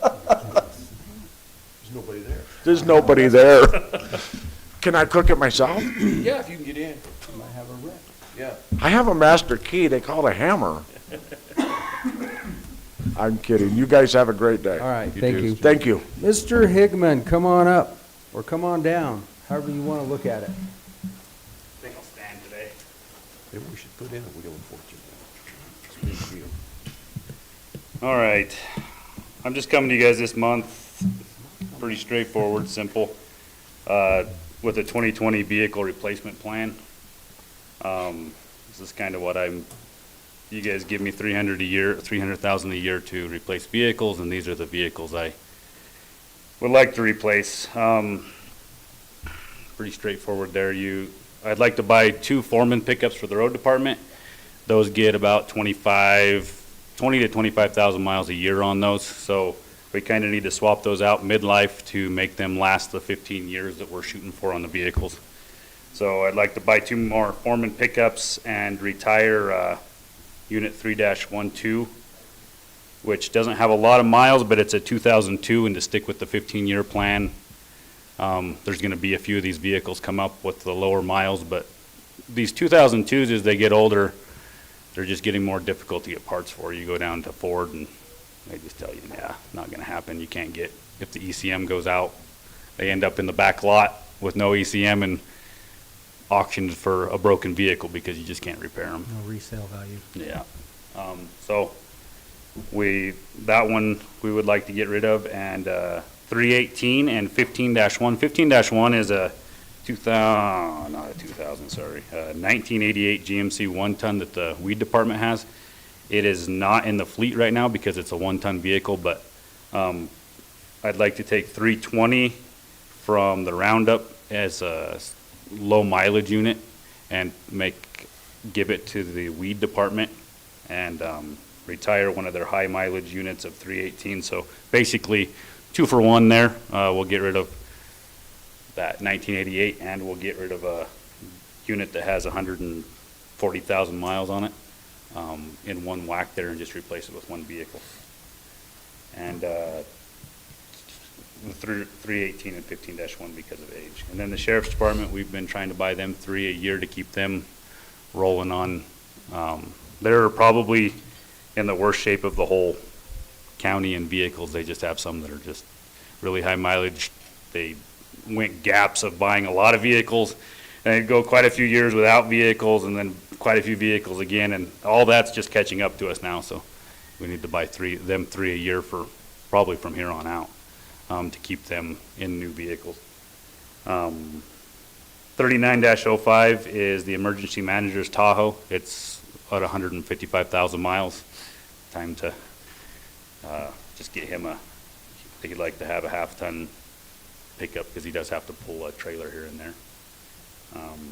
41-04 is Justin's pickup, which doesn't, out at the fairgrounds, which doesn't really have a lot of miles on it. It's only got around 80 some. But I'd like to replace one of their old units, which is also a 2000 and, let's see what year that is, a 2002 F-150. Switch Justin's pickup down to being the new crew pickup for the fairgrounds and let it live its life out there and get rid of that 2002 Ford F-150 and get Justin a new vehicle. And replace one of the landfill has 2 units they'd like to turn into 1 basically and get 1 3/4 ton crew cab for their crew and get rid of 2 of their old pickups down there.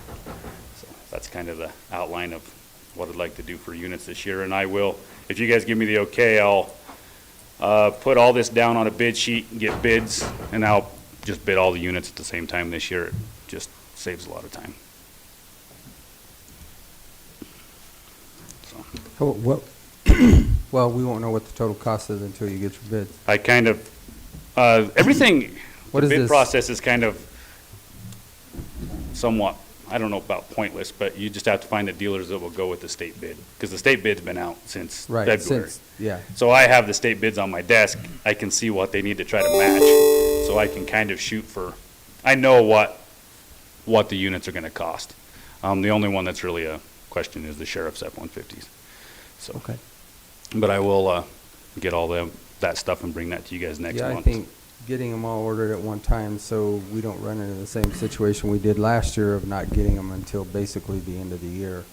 And depending on some bids, you'll still have, there'll still be some money left in there, but you really never know. I'm trying to work on, with the sheriff, to try to talk to Dolores to keep their unit in our fleet, because it's only got 40,000 miles on it, and we get a new unit from them every 3 years.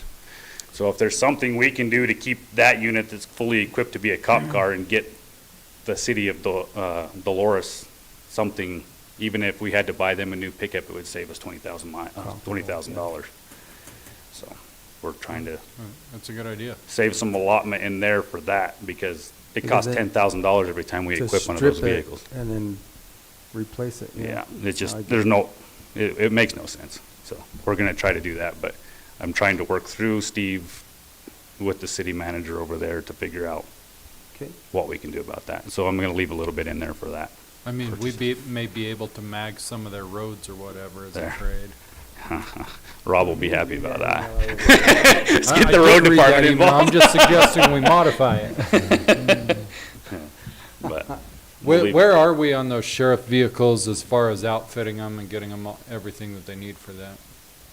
Steve handles all that. That's all I can say about that. Okay. I know that it's expensive. Yeah, I think they were There's a lot saying of equipment $10,000 that to goes into it. $11,000 a unit.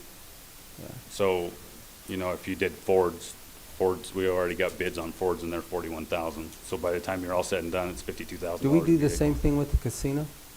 The casinos every 3 years, but we don't keep their unit because, They take it back, but could we keep it? yeah, but it's not equipped like a cop car.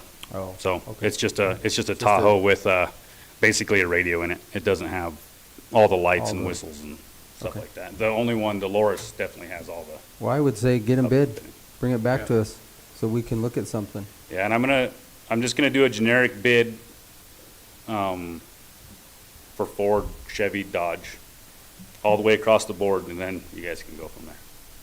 Okay. So, all right, well, that's all I have. Anything else? Did you get your trucks built? No. Working No. on it. Well, snow hit, and then every single time snow hits, all of our snowplows are broke all at the same time. Okay. We're still running 1981 snowplows. Hi. Weather guy says something this weekend. I know. There's snowplows in the shop today, don't worry. Anything All else? right. Good? Thank you, Shane. Thank you. Mike, you're next. How you doing? Good to meet you.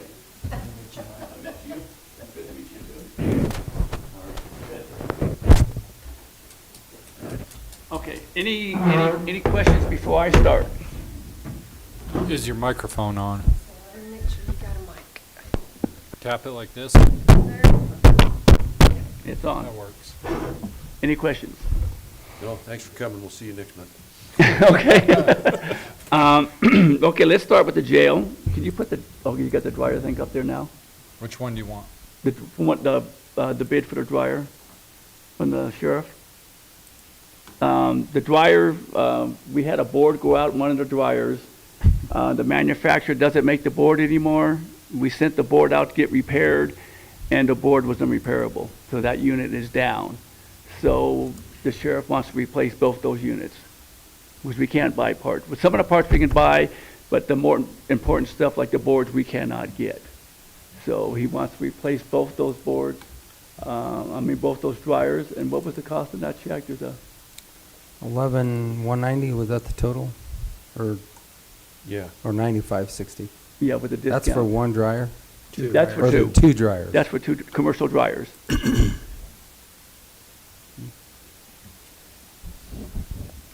I don't think we have much of a choice. No, we don't. Do we? No, we I don't mean, have a choice, but we it's have gotta to be take care of replaced. them. So gentlemen, would you, Before we go motioning, we need to know which account this is gonna come out of, since it wasn't budgeted. I don't have a preference whether it comes out of the sheriff's or maintenance, or I don't know that it's big enough to include in capital, but I need to know where you want it to come out of. I don't think it's big enough to include anything in capital anyway, and it's not really a capital item, is it? So, I would, I think the sheriff is probably where it comes I from. would probably say the sheriff's budget also, or jail. Jail. Jail Which would budget. be, Right. yeah, the jail's budget. Is that all you need, That's all I need. Mr. Powell? We could invest in solar dryers. Yeah. Well, I'll make a motion that we purchase 2 new dryers. I guess that's from Commercial Laundry Systems, for the price of $9,560.57. Second. So I have one question which came up yesterday. So was this the only cost we could get, or were we able to get 2 costs?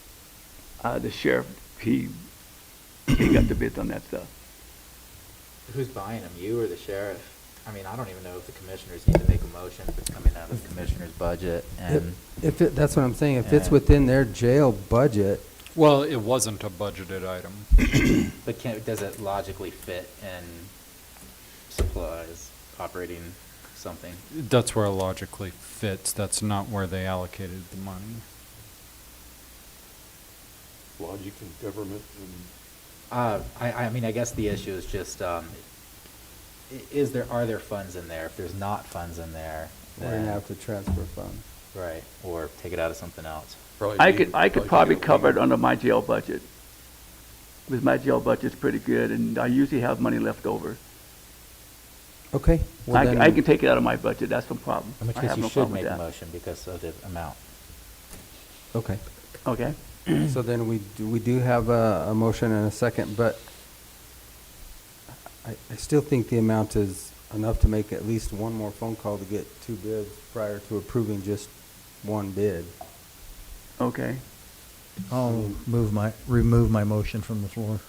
And here again, I'm gonna, because I know that we need to get moving quickly. Right. If you can make those phone calls and get something back to us this afternoon, we can actually add that again as one more item this afternoon to take care of. Okay, so you want me to get another bid on that? If you can. If you can. I I'm sure. would really tough. like to see it, and I realize it's commercial and you may not be able to, but Okay. I think if we don't make a good faith effort to at least show, And you don't 2 have to quotes? come back this afternoon. If you get one, just email it to me. just, yeah. Okay. Okay, I can do that. So I'll keep this one here, Mike, and then Okay. just send it. Okay. And so that will, we'll wait till this afternoon, so that will, Okay, the next thing for the jail is the sewer grinder. Can you pull the pictures up on that real quick so they can see what it looks like? And Sewage grinder? Yeah, they're flushing sheets. That's the one you had Billy send, right? so I remember this Okay, several now, years ago. before I got here, the city made us remove it because, Sanitation did. well, sanitation, right, the sanitation did, because they said it was grinding it up too small and the screen wasn't picking it up. Now they want us to replace it, put it back online because they got too much stuff going through it without the grinder being there. I mean, we've got shredded blankets, shredded sheets. There's another item where they call them, I can't remember what it is, but it's what they use a lot of it at the jail. It's a plastic bag with a warm washcloth. They use it one time and flush it down the toilet, and that's what's getting caught down there. So See- it was just removed, is all we have to do is put it back. Right. Correct. Now, I just want to know if, do you want us to put that same one back in there, or you want us to purchase a new one? No, let's put the old one back Uh, in there. I mean, If it's- I went down there with Jerry from Cortez Electric. We ran it. It's a 480 volt 3-phase unit. It's running 3.5 amps, which is good, under no load. All the gears, the grinding gears are stainless, and they all look good. We'll probably have to pull it just to clean it out because it's been sitting there for 6 years. I would say we don't need to purchase anything that we already have. Okay. So I would put it back in place, clean it, obviously, and Right. service it, and then put it back in play. Okay. Who asked us? The sanitation district said? Yeah. she's put it Sanitation back? district wants it back in. Yeah. So. Because we you ain't must got- be getting real big. Well, what they do is they shred up the Blankets. blankets and the Yeah. sheets and flush them down the And toilet, then they flush them. and they're getting them caught down there. And they get a new screen in there that'll pick up the fine stuff that shreds up. Is there any way we could draft an MOU with the sanitation district when that starts clogging up those sewer lines, that the sheriff would take the inmates that caused the problem and they get to go down there and clean that out? Well, I did send the email to the sheriff and Vicky. I mean, it takes a long time to shred up a blanket and a sheet, and they're supposed to do daily checks to make sure they're there. They do check the screen, so. Right. So, And I mean, I'm pretty sure the sanitation district checks those screens, so they're cleaning those daily. So whatever they're flushing on a daily basis, it should never build up unless they're like, I think they only get one a day, right? One I'm not sheet, familiar. so- Yeah, I don't know. I don't know. I think we're fine. It's a problem. Glad we can't recapture. Yeah, it's always been a problem. Why they couldn't we flush use them, don't give inmate? 'em another one. Why couldn't we use inmate labor to go in and clean those out and let them, if they, Well, you would have to ask that question No, of the you attorney. can use inmate labor for things. I mean, I don't if see they're why that would be a creating the problem, let them get full of sewage I don't and handle understand it. why I mean, at some point, they gotta learn As a criminal, I would consequences. want to flush my sheet down the, like, it doesn't. It doesn't make any sense, but being in jail doesn't make any sense to me either, so, I mean, a sheet? yeah, I don't get it. Is it just too dirty? Maybe it's because the washers and reuse dryers what you didn't have, work. Okay. clean it, and put it into service. Okay, now the only thing, what I'm trying to do is, once we put that back in service, it's an 8-inch line. What's on picture, there's an 8-inch line. I want to see if we can put a bypass on it. Because if we lose the pump and the grinder, it's just all going to get stuck right there until we pull that and repair it. If we put a bypass in, we could bypass it until that gets repaired, until we get it back in there. It makes a lot of sense. Makes a lot of Yeah. sense. Just, I would work that out with the powers to be, whether it's a sanitation district or you. If it's up to you, put a bypass in it. Okay, that's what I just wanted your approval. We'll try to Yeah. put a bypass in it. That way, there's not gonna be any downtime, it just, we'll fix it and put it back online. So basically, you're gonna cut in a T where your two sleeves are with a valve, and then push it over to your grinder. Right.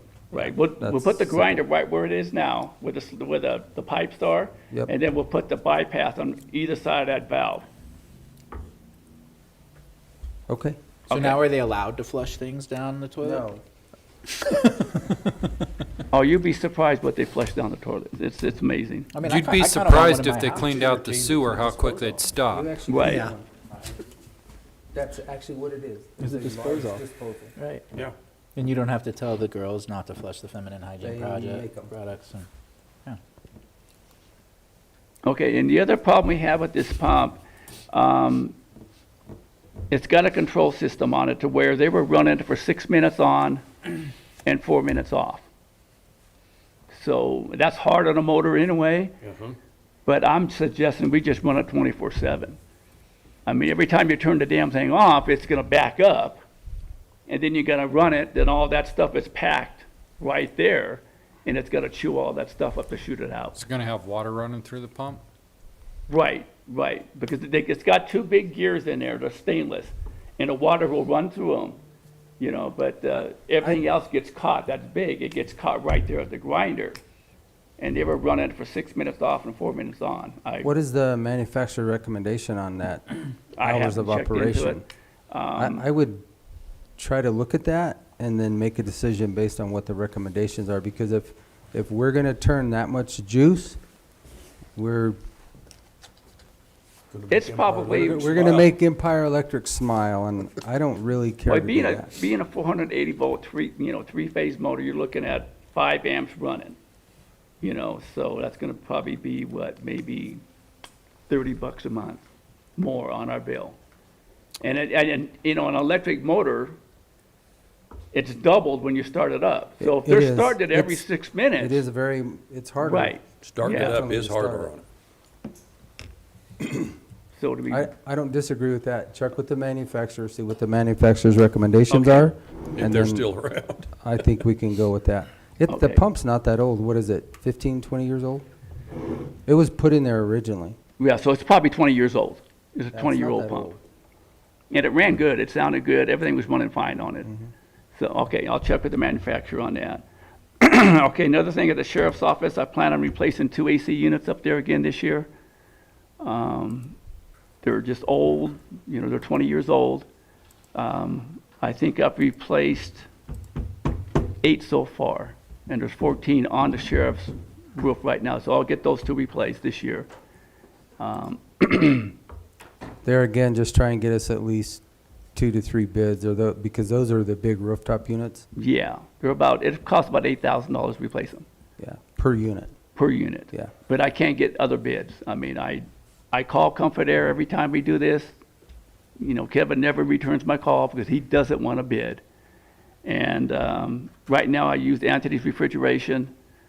And other than that, I don't know who else to call. I mean, we can go out to Durango or something like that, you know, to outfit out of Durango if you want to go over there. But I just soon keep it local.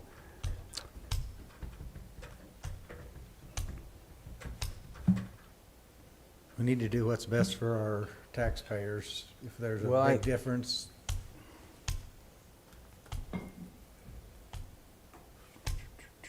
Okay. Hang on. See if I can't get you a guy's name. I Okay. still think, I mean, we need some bids. we should have those bid. Yeah, well, last year I think I put 2 units up last year, and I only got 1 from, you know, so you just want me to try to get 2 more bids, or at least 2 bids. Yeah. Okay. Write this down, and I Okay. don't know if he'll do it or not. His name's Ron Miller. Okay, what's his last name? Miller, M-I-L-L-E-R. His phone And where's he number's- out of? He's out of Hesperus. Out of Hesperus, okay. Yes.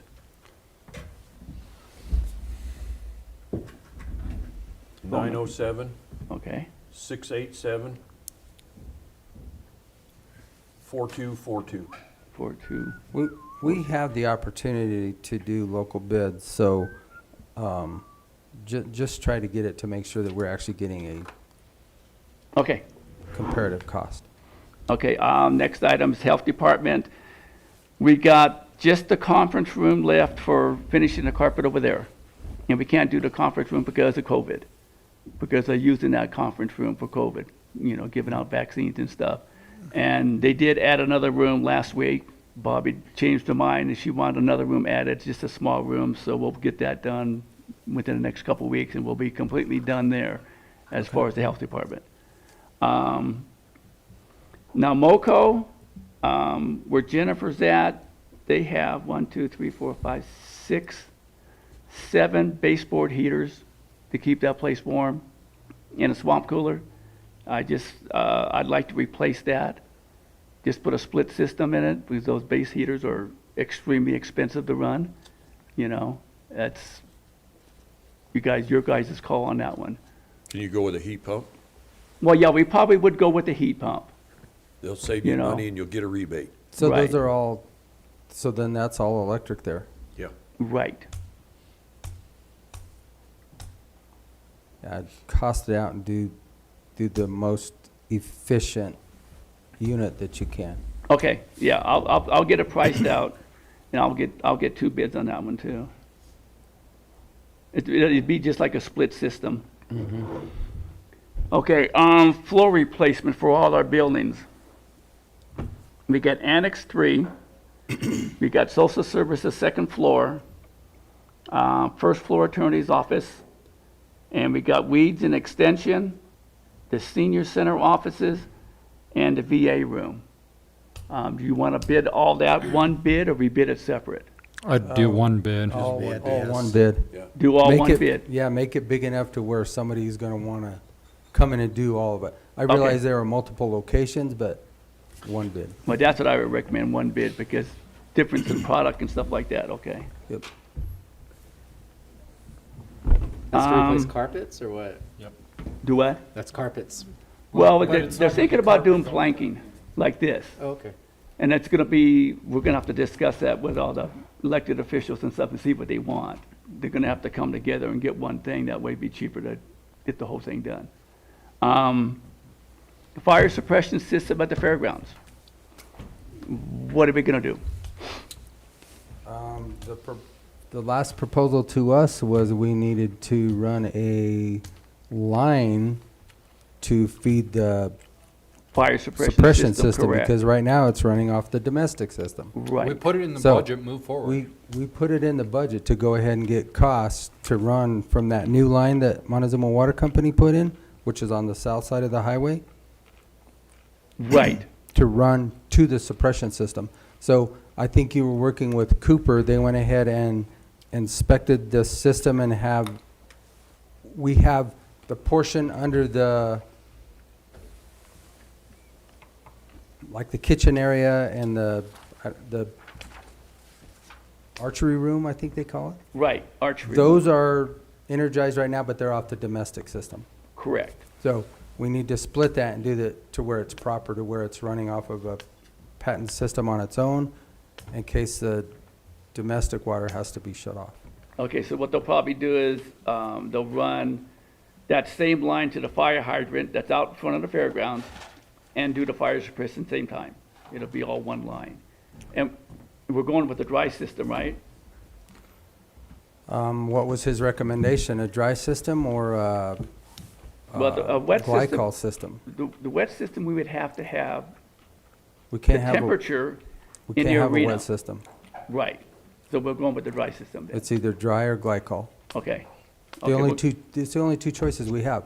The other day when Joel and I were out there in that building, of course, hot air rises, but it probably wasn't, I don't know.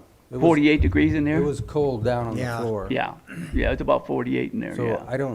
we don't want a wet system in there. It's gotta Okay. be glycol or dry. Because Cy Cooper gave me two bids on both of the units.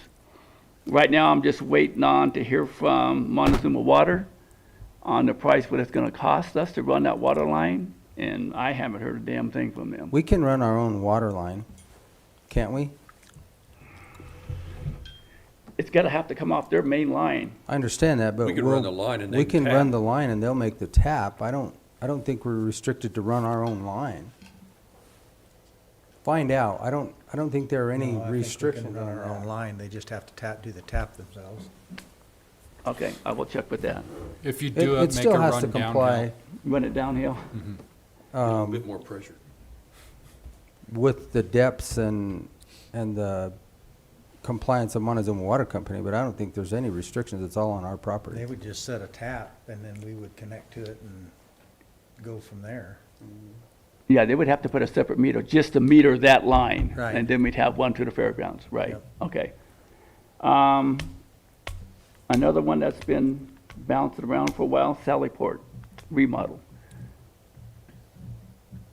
The Yeah, I know. I remember that. Have we done anything there, or is it still the same as No, from it's, when we built it? we haven't had a bad winter, so it hasn't been that bad. What this is year. And I gotta tell you, with nobody using that building at all right now, I don't see the necessity of spending any money on it right now at this point in time. But that's just my opinion, gentlemen. I'll bring you up I to don't know. speed. Mike should Yeah, enlighten so- the commissioners on So- what our issue is there. Ice, we got, I don't know if I have it. On the backside of the combined courthouse, there, where the roof slopes. where the gable end comes off, they bring the prisoners in and there's ice there, and if one of them slips, they could sue us. There can be ice, assuming we get moisture and cold temperatures. Or a deputy Um, slip, too. A deputy could also slip. Anybody could slip there. And so there's a couple of ways to fix that by extending the roof line or some different things. However, I agree with Commissioner Candelaria. If they're not using the courthouse, we don't. Well, they use it very, very rarely right now.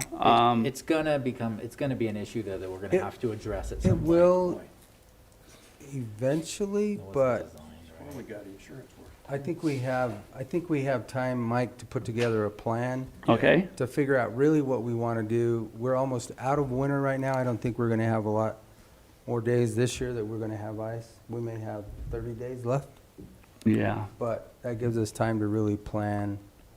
Okay, I don't have a picture of it, but, I'll look back. I think you sent us a drawing like a long time ago. right. So now, I know we had two different bids, and they did them both differently. You know, one was almost double the price of the other one because he went structural steel and all that stuff. So did we, So we couldn't compare the bids because they weren't the same. Yeah, Right. I think at that point, in time, that's what I'm saying, we're gonna have to plan it. We'll get with either one of the get an architect, make, architect or an engineer to actually draw it up, spec it Okay. out for us so we can actually go out to bid. Otherwise, we're gonna get just what we had. Right. One is way up here and one was way over here, and they're not anywhere comparable. right, okay. That's kinda, If we wait a little while, maybe materials will come down. They're Okay, really, building materials right now are through the roof. Oh, yeah. The last thing I got here is we got a sewer leak in this building. It's from this second floor here. When you flush the toilets down here, it goes to the crawl space underneath. If it's up inside the walls, we're looking at cut and block wall to replace that pipe.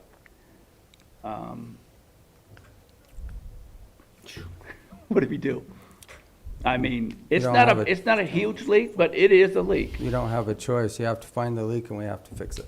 Okay, so what we're gonna do is we're gonna take the toilets off here, the wall-mounted toilets, and hopefully the leak is right there, where they mount to the wall, you know, right to the pipe right there, the Y, whatever. Can you just dye it and then find the leak? Yeah, but I the mean, but the pipe goes all the way from the basement all the way up to the second floor. You can't see the pipe at all. It's all enclosed. no, I understand that, but start dyeing it at the bottom and then start flushing and with the dye and then start moving your way up. I don't know how you would do that. Get with one of the plumbers and Yeah, I got a plumber working on it right now. they can use the dye. That way it'll give you some kind of a, you know, where the leak might be at. I mean, in it 10-foot could be way increments. up here. Could be. Or it could be way down here. We're But if you thinking, start at the bottom and you start dyeing it, anything that drains into the main line, do you have an idea which line it is at all? oh, yeah, we've Okay. been up there, looked at the line. You know, and it just feeds, from what it looks like, it just feeds these two toilets and probably the sink next to it. And that's the only line, that's the only thing that feeds it. Yeah, just get with the plumber and then bring us back what we're gonna have to do. If it's in the wall, we have to fix it. Yeah. And Well, it's like, it's all cast iron pipe, so Yep. it's gonna be pretty brittle and stuff. Okay. That's all I've got. Thank you. Any questions? This is the Sally Port Yeah, entrance there. Oh, yeah, that's what the ice looks like at Sallyport. should have built that tunnel a long time ago. Well, they discussed it, but they didn't have the money. Yeah, Do the tunnel, is that what you're saying? originally Well, when we built just an the overhang. jail, when we built the jail, there was a tunnel designed to come across. Well, and then we built the courthouse right across the street. It would have made Right. sense. But we have Zoom now, Yeah. so they don't even have to come across the street, right? Well, there are certain things that you have to appear in person for. Well, how about we only have to appear in person from March 31st to November 31st? I don't know, I'm Maybe that's just, feasible. anyway, Mike, you have your, go try and. Fix it. Okay, will do. We'll have to find somebody to help us design that, because it's a mess. There's what, 40 feet of roof draining into that area? It's, 45 feet of I roof? thought it was 65. I Yeah, can't it's remember it's exact huge. number. It's a major, And there's, I mean, what do you do? I mean, it's ice, so you put ice melt on it. What I've been doing, I put ice melt on it, come back a couple hours, and scrape it away as much as possible, and just put more, you know, just to get it down. When it gets that bad, it's pretty hard to take care of. Who was think- the owner's rep that had it built I like this? think we need to review I'll tell all you of what our the options. was. It was Oh. a design, that's a design flaw. Whoever designed that, that's a design flaw. Specifically on the north side of the building. Oh, yeah. You don't have openings and you dump all your snow on the north side of the building. Right in front of the doors. Okay. All right, thank you. Thanks, Mike. I thought you said you were going to be short. No, it's been a while since I've been here. It's been a while. Okay. It was good to meet you. Thanks, Mike. Doug and Rachel, come on down.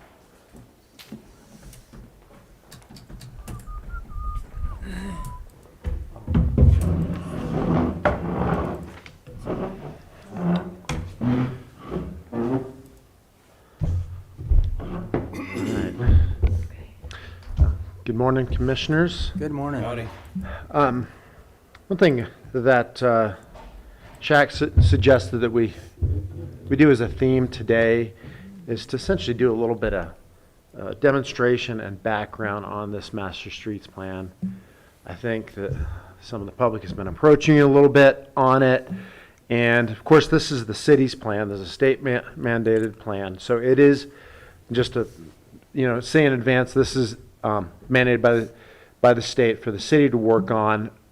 That said, I personally have been involved in it since about 2007, since just before I started with the county here 13 years ago. So I came up with some of the initial maps that obviously didn't go anywhere at that time, but that was meant to essentially be a 10-year update to the plan, to the 1999 plan, 7 or 9 plan that's in place right now. So I just wanted to give you some background. I just want to make sure I copied correctly that was a 10-year update to the 1999. It hasn't been updated. They are It has not remiss been in updated. following the statute. I think everybody knows that, and it doesn't, we're just trying to Okay, I'm correct just it. doing the mental math. I'll get over it. So, and I'm not sure where, I know you've had some discussions with Don.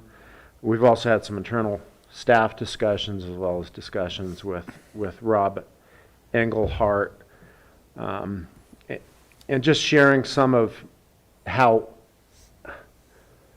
we might interpret this map, why some of the links got put on there, and give you some information so that you can move forward in your analysis and eventually commenting on it, on the city's plan as they propose it, because that's really starting to be in the comment phase. So one of the reasons for the plan, I would say, is just, a function of government. One very important function, national defense. Another important function, I would say, is a well-functioning public transportation system. Something that we're involved in, and a well-functioning transportation system enables economic activities and growth. So the intent of the plan is not to determine exact alignments of roads. It's really meant to be a 30,000-foot view so that when you do have even large subdivisions proposed and platted, it makes you have that, it spurs a conversation about the merits of connectivity in between the existing road system. So that's why the plan, and I'll show some of the links that are drawn on there here in a second. That's why the plan draw some broad links so that just really to spur that conversation at the time that a development is proposed, and usually that's really what's going to enter that conversation. So one thing that we did with this plan is we did remove in this version the extension of Road G eastward. That went all the way out and then all the way back up. That was such a long-term thing. That's really not valid at this point. And That has been removed? that has been removed, that Road G extending all the way out. And I'll show you that there is still some connectivity that we're pointing out on Road G. I'll show that in a second here. Am I still on the slide you want, Doug? Yeah. Okay. Yeah, there's not that that much. And a lot of this, you know, if you think of the way, you look at the way that the city's platted, the old part of the city was platted on a grid system, and a lot of the plan, just to let you know, and obviously it's not a county review portion, is how the city connects to itself. So right now they're doing that project with the Hawkins School. They're going to build 2nd Street through there. That was obviously a break in the connectivity that they're going to restore now. That's a grid system. And the county as well, like a lot of western counties, is built on the section line system. So a lot of these are extensions of section line roads and also extensions as you get closer to the city, potentially of quarter section line roads, just to demonstrate that need. And, you know, also I'll say, you know, most of these routes may never get built. And even the important ones that we notice on this plan would likely be 20 years out.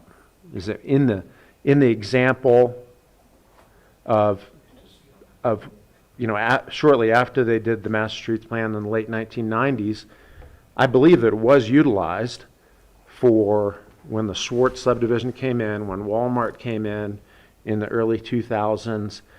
They had the forethought, because those alignments were on the map, to go ahead and reserve those right-of-ways, and that's what really enabled that connection between Sligo and Road 29 to happen, because they reserved that right-of-way literally 20 years ago as a future connection. So we're really expanding on that thought process in a larger area.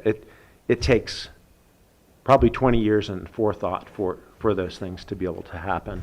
I'm just going to point out a couple areas on the map. Do we have that somewhere? It's up here, right back.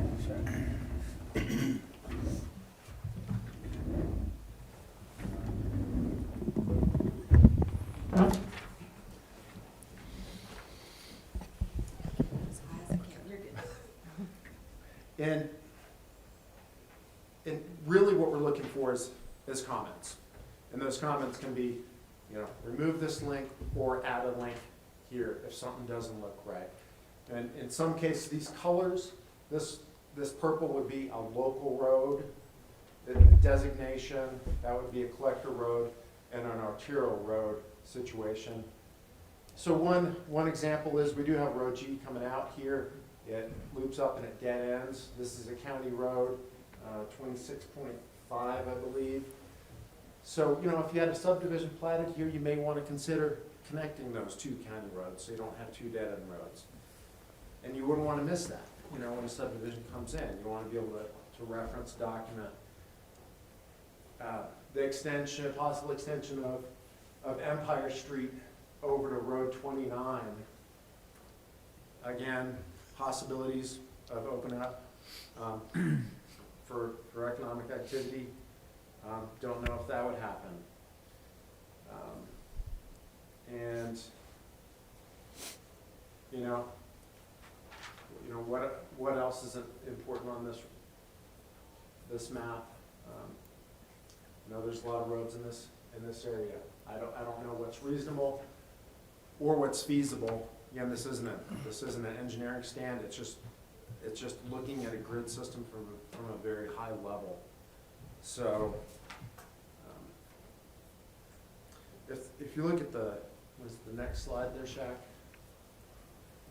Oh, actually go back one. This is one example, I believe, where this is a subdivision that was platted in the early 2000s. They actually reserved a 60-foot right-of-way here for connectivity up, and that's an example of what you may look at doing. If you look at the next slide is the plat that reserves this road right-of-way. And if you look at the next slide, Shaq, this is the Montezuma County's criteria for consideration for a road to be turned from red to green. I think there's always a possibility for roads to be turned from red to green. In order to do that, it would need to connect from green road to green road. Otherwise, it's not really going to make sense. So that's kind of how that would happen if you work with the development, they reserve the possible right-of-ways so that could be turned into a green road. Long-term, that could be a benefit.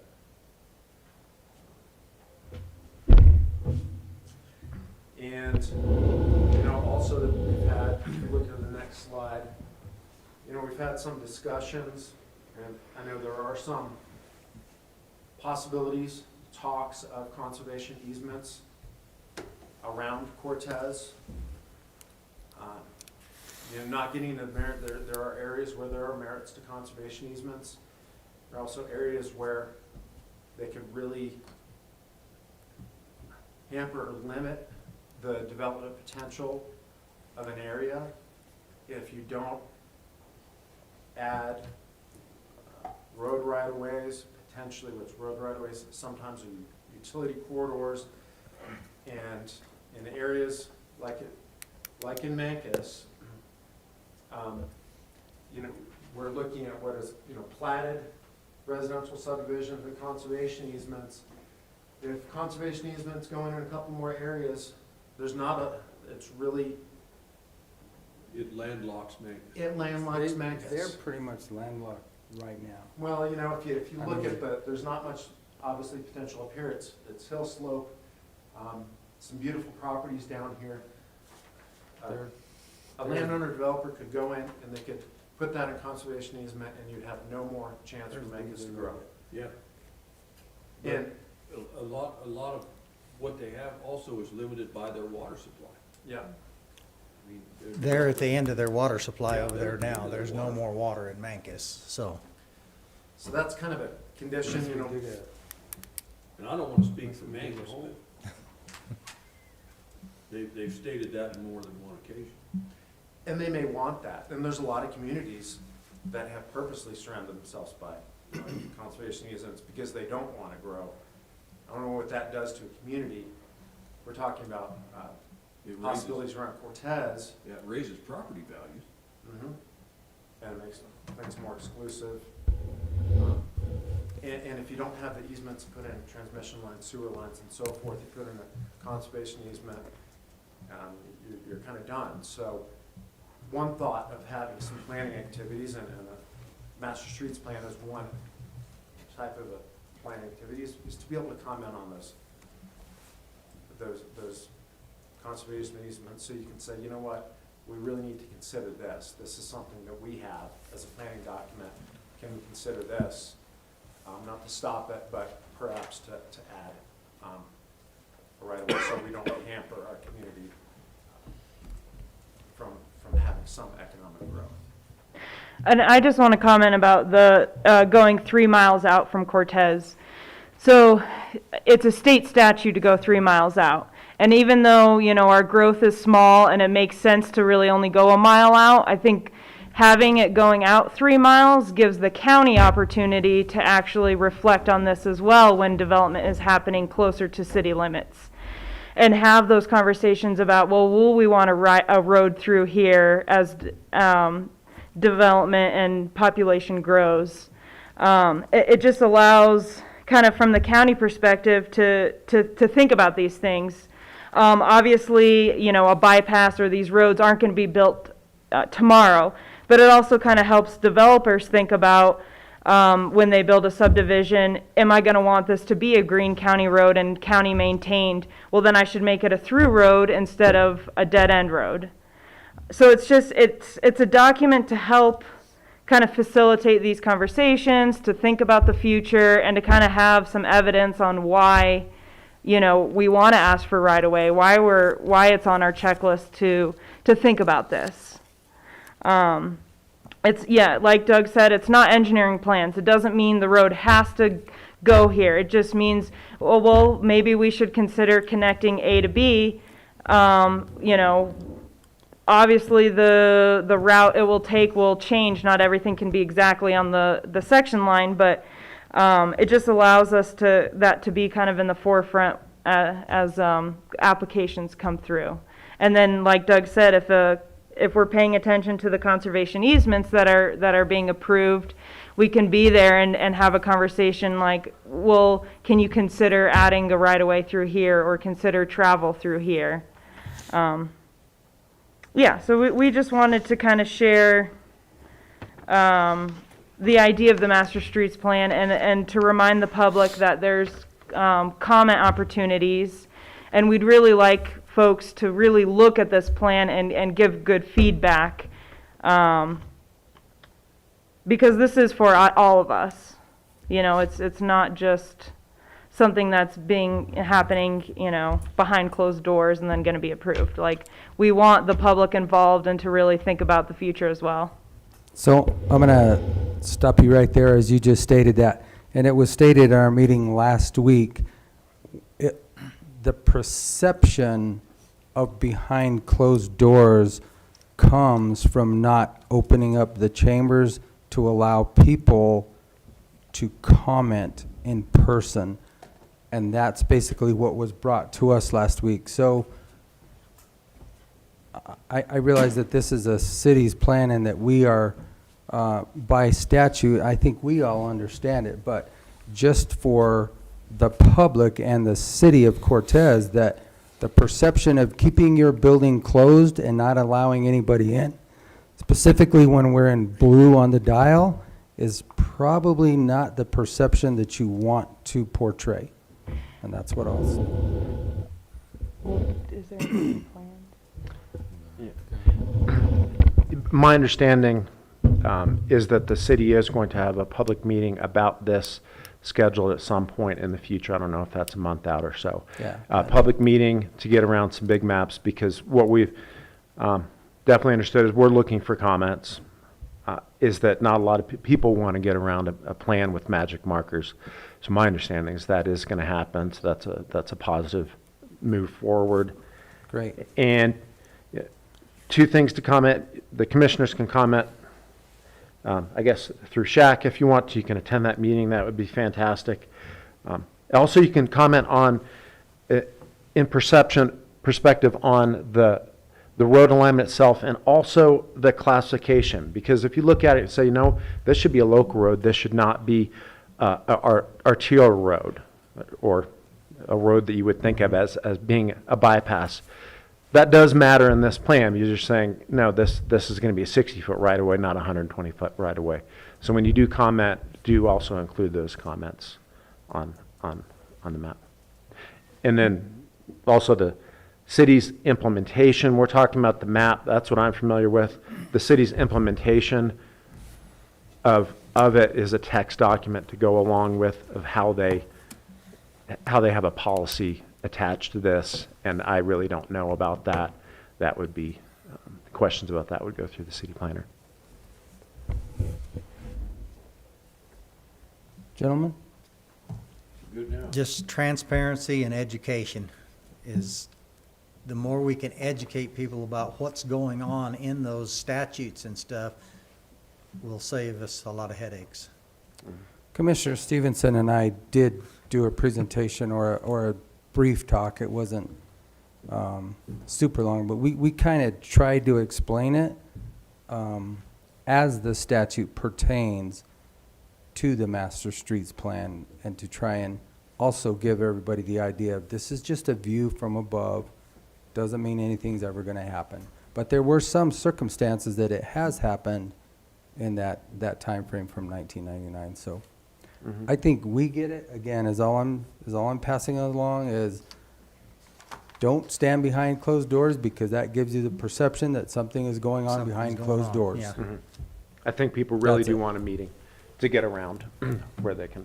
Or Well, because with everything on Zoom, I think the approach has always been like the digital side. You know, Doug made an online map where you can click and add your comments on that, and then there's been the virtual meetings, but people are either Zoomed out or they just feel more comfortable, you know, like looking at a paper map and being able to draw on it and seeing it, and you know. and realize that not everybody still has the capability of Zoom. Yeah. So, I mean, you have to realize that if I'm living somewhere east, west, north, or south, and I can't get there, I can only get there in person, I think it would ease the anxiety of a lot of people from the comments that we have heard, and I think we were able to ease the anxiety of a lot of people.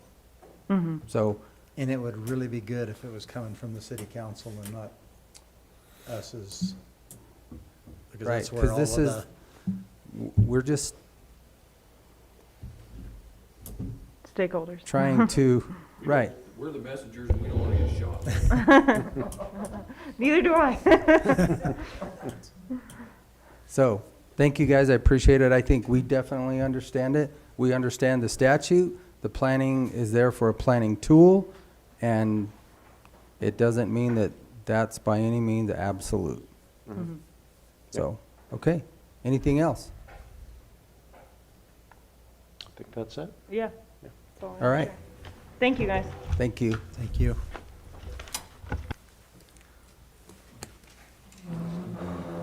I see we have a It newcomer. We have a IT guy, and we'll jump back if the attorney's Thanks, Doug. okay with that. Oh, yeah. All right. Was this, Come on down. Timing couldn't have been better. told him You to guys come asked back. me to reach out to Miriam. and- That was fast. Yeah. That's how good I am. Well, I have a turbo in my car. Yeah. I don't know, you might introduce yourself, because I don't know if all the commissioners know you. Well, I guess it's still morning. Good morning. I'm Miriam Gillow-Wiles. I'm the Executive Director of the Southwest Colorado Council of Governments. So, and usually winner of longest name and title in the room. So, also known by Miriam. You don't have to remember my last name. I promise you probably can't spell it either. So, So I thought because she was in town, maybe she could respond and answer the questions you had regarding the MOU with them. Sure, so this MOU is between Southwest COG and Montezuma County. It references the DOLA contract that you all signed, that Montezuma didn't sign, but it incorporates it into it back in November. And as part of that, it has certain terms that you all should have probably already, it sounds like, done when you were doing an RFP or asking for a bid. And so by us agreeing to this, we're saying that you all have followed all the right conditions of the DOLA grant to get that money. We didn't know the process that you went through for that, so that's all we were inquiring about. You know, maybe we glance at the RFP you guys did, see what you all did. I mean, a couple of things that I noticed it required was just that, let me pull my notes back up. the DOLA grant required? Yes. Okay. Was that you required bonding for whoever you selected. It sounds like they've already been selected, right? NeoConnect? Okay. And that it was the lowest bidder. So, yeah, I'm happy to explain that process. So NeoConnect has been the longtime broadband consultant for the Southwest COG, and we have a contract with them to do work, and we add on a scope of work for each project. So it's a blanket contract, which helps us from having to go through the costly and time-consuming RFP process when it comes to broadband things. But it also, we have gone through an RFP process initially to bid that contract. So it helps us be able to move a little faster, so that way we can get things like this done. But we also have been able to do things like engineer the route from Cortez to Durango through New Mexico, so we can then find funding, things along those lines. Does that help? So there wasn't an RFP done? You all Not already for had a this contract specific with one, them? because we already were under contract for broadband services with NeoConnect. Okay. So, I mean, I don't think that that's what the DOLA grant allows, but, I mean, it sounds like it's already been done. Our attorney has gave the stamp of approval on that contract. Okay. So, I believe DOLA, and I can double check with Patrick Rondinelli, our DOLA manager, but I believe DOLA allows that if there's already a contract in place. Okay. I mean, I guess, Can we tweak the language of the MOU and just take out that we are using that exhibit and holding ourselves to it? Where did the MOU come from? It's our boilerplate MOU, so it's just a draft, so we can absolutely, because it's a draft. Right. I typically put those contracts in, like our grant agreements in, so that way we all know what we're talking about. Right. But It if we was need, helpful. yeah, if we need to take out a piece of language saying Montezuma County is held to the same DOLA contract that we have, that's fine. Okay. I don't think that is a problem at all. That's what we'll do. We'll just take out that paragraph. Are there any other questions? If John's happy with it, I'm happy with it, just to make sure that we're covered with that RFP process that it states. If we take that out, then I think we're. That's fair. I think it makes Yeah. our attorney happy, and we can move forward. That's understandable. I also, I'm got to say, I'm very excited about this, Commissioners. This is the first time we've been able to move something forward like this so quickly. It's great. I really appreciate your work. Thank Good, John? Yeah. Okay. Okay. Sounds Cool. good. So who's gonna take that out? Why don't I take it out, and then And then you can have them, we can go ahead and sign it, and then if you all agree with it, then you can sign it too. If not, you can let us know, and we can redraft it. We have a board meeting on Thursday, and I will add this to our agenda. Okay. Good plan. I mean, maybe it's already on your agenda, because you all haven't signed it yet either, have you? No, Yeah. no, it was the draft that I sent over. So, yeah, it'll be on the agenda, and we will move forward. And we'll just be eliminating that paragraph. Okay? okay, sounds good. All right, you have your answer. I do. You have your answer. Well, we have Wait, our what was the answer. question? What's that? What was the question? The question was, is my cheeseburger Don't- here yet? Wait, who ordered lunch and didn't ask me? So if Well, you want to make that, you're supposed to John, order and it Yeah, I out can do for that all over of lunch. us. this Yeah. afternoon. Jack. I know, right? But these Fair. taxpayers decided that they didn't want their money Oh, no, spent you're on paying for it. I cheeseburgers. talked to your wife. She said it was okay. I know my wife gooder than that. Thank you. Thank you so much, Commissioners. Thank you, guys. Thank you for coming. Nice to see you again. Bye-bye. Okay, Mr. Baxter, we're halfway through the meeting, ladies and gentlemen, and it's only 11:30. We only have 2 more hours to go till our So 1:30 meeting. we are filing a response on our Kinder Morgan case that is back at the BAA. That's due Thursday. We'll probably file it tomorrow, is my guess. This is essentially requesting a hearing for the BAA to hear evidence on whether or not Kinder Morgan acted fairly in their dealings from our 2009 re-audit of them. It's a big deal in the sense that they've already heard evidence on it. They ruled for a different reason for us, went up to the Court of Appeals. The Court of Appeals said that they were wrong, unfortunately, because we had won, but sent it back because they had a concern about Kinder Morgan's behavior and specifically requested that that be addressed. So, you know, we are talking about a couple $1 million, not that's all county money, but that's maybe even into the 3 millions when you add interest. And my assumption is that if we win again, Kinder Morgan's going to appeal it, and we'll go to Court of Appeals. If we lose, we're going to want to take it up to the Court of Appeals too. So really, no matter what happens at this, likely it's going to be appealed. And my assumption is that even if we win at the Court of Appeals again, Kinder Morgan's going to appeal it again, so it'll probably keep on going. Another issue that's just kind of simmering right now, and nothing much is happening on our part, is if you recall, was it County Road? I don't remember which county road it was, but in our 2477 resolution, with the public cattle drive, that road, whichever one it was. Trail Canyon? I believe that's County Road 22. I 20. think it goes down through there. So, I think. Whichever it was, and their attorney reached out to us and said, hey, this is misleading. It's not a 2477 road. You all abandoned it. We had some communications, and I agree that it's not a road. We shouldn't have, a county road. We shouldn't have probably called it that. It is a public right-of-way that's been reserved for the neighbors to decide, all the landowners who has a right-of-way through there, and the public cattle drive. So what we suggested was, hey, why don't you make some suggestions to us, for us to consider, as far as, do you want us to reword this thing to clarify that it's not a county road? I agree that it shouldn't have been called a county road that was established through 2477, considering that we specifically abandoned it as a county road.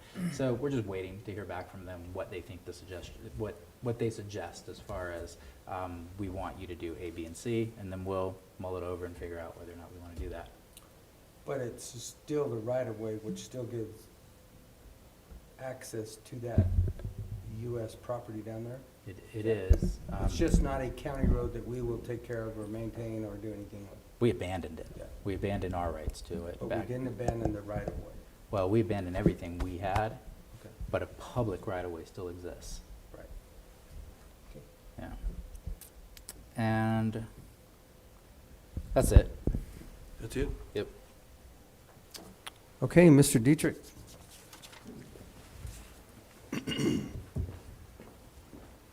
Morning, gentlemen. Morning. Morning. Bring the letter up so we don't have to later.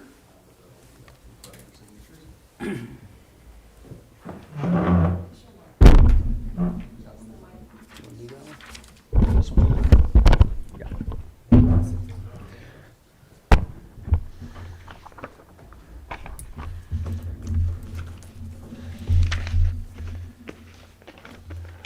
Okay, gentlemen, the letter that we have before us right now is regarding a decision that's been made by the County of the Ancients National Monument regarding trailing of livestock through the Marble Wash allotment.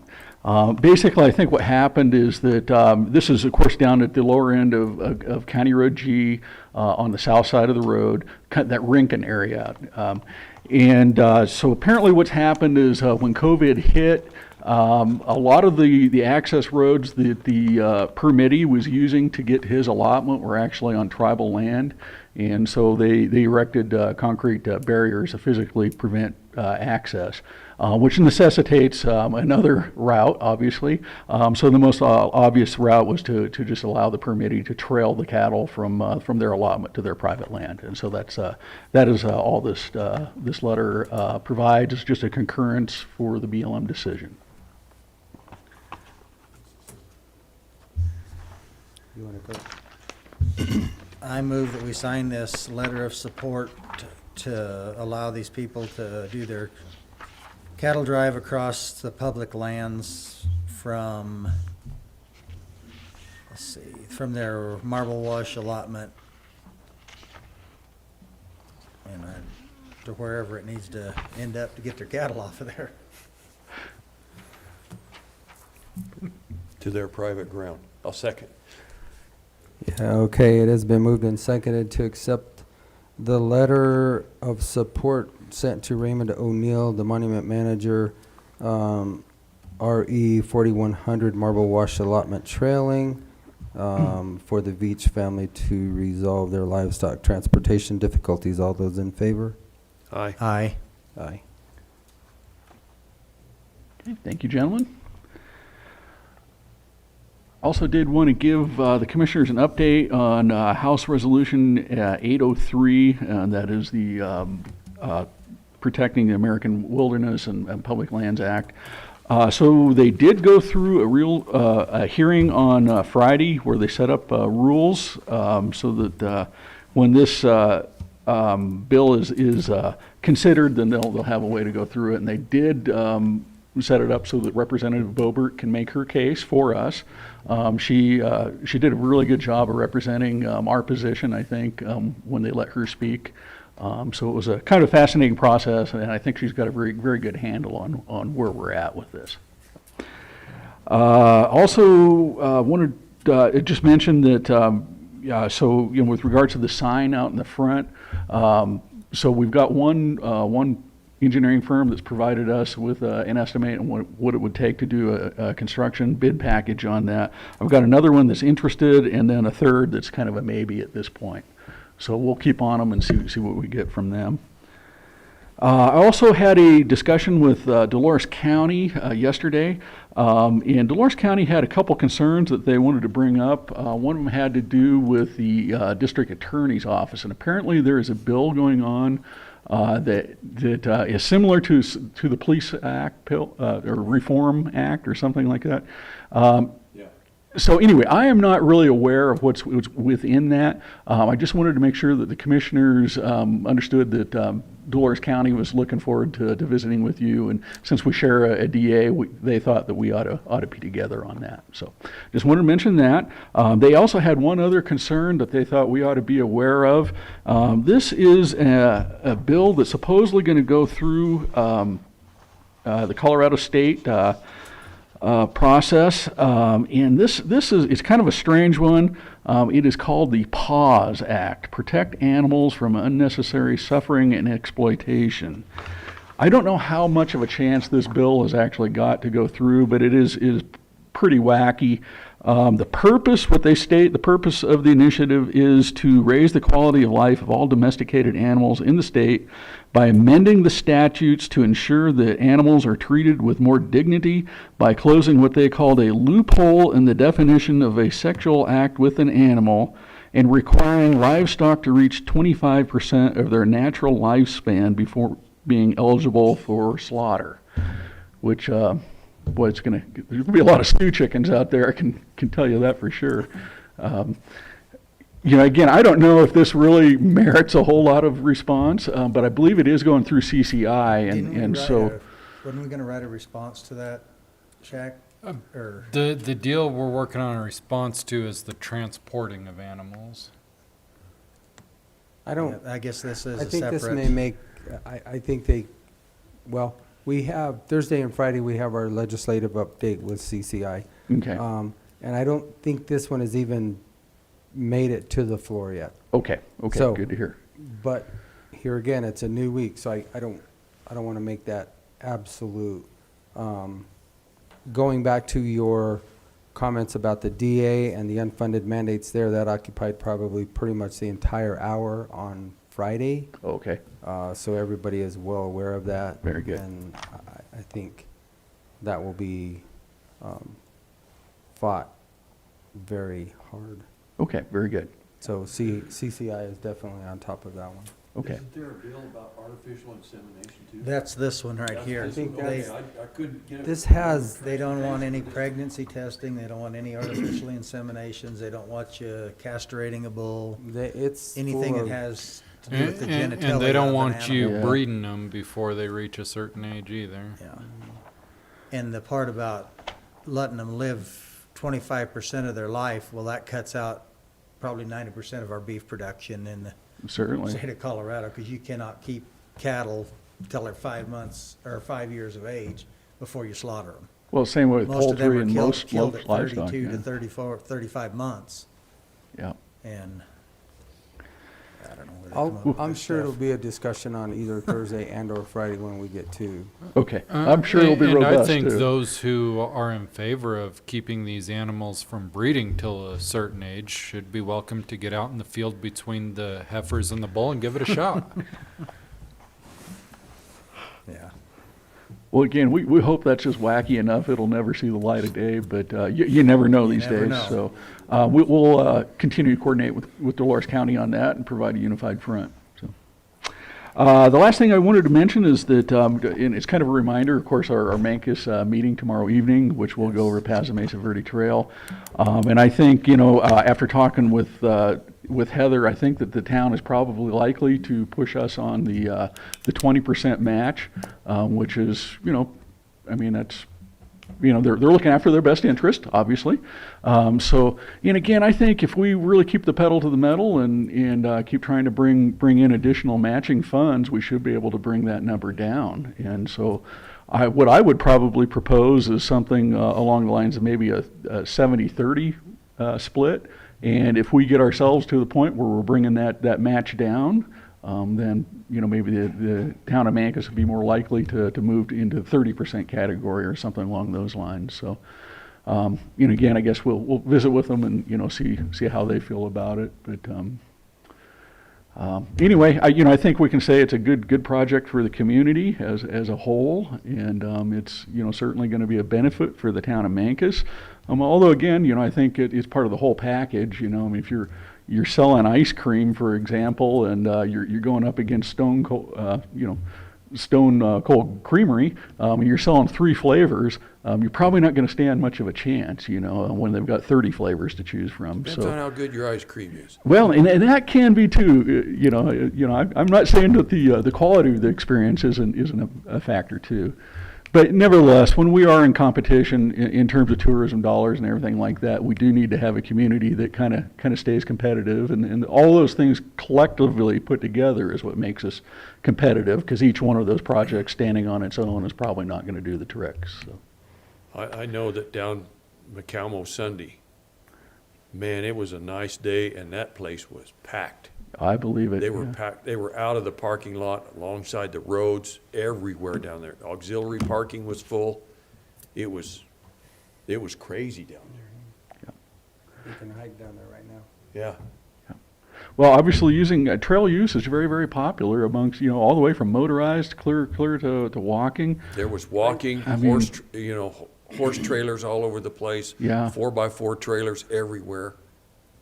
Picnics going on. It was actually, it was pretty neat. Yeah, it really is pretty exciting to see. Yeah. And you're thinking, we're going to have to widen this road. Well, in Phil's world's the same way. I can't believe you get a nice day like this, even in the middle of the winter. That place is just bumper to bumper down there. Yeah. So, and for the bang for the buck, really, when you invest in trails, everybody gets concerned about maintenance. That's one of the things we always hear about with RS 2477, et cetera, et cetera. But really, the maintenance on a trail is pretty light. You're not building a trail so it stands up to a dump truck, belly dump, or nothing like that. So it's ongoing maintenance is an issue, but it's not an obstacle that you can't overcome. Bang for the buck, you get a lot for a trail, really. Yeah. Okay, well, gentlemen, I think that concludes my report for today. Does commissioners have anything for me?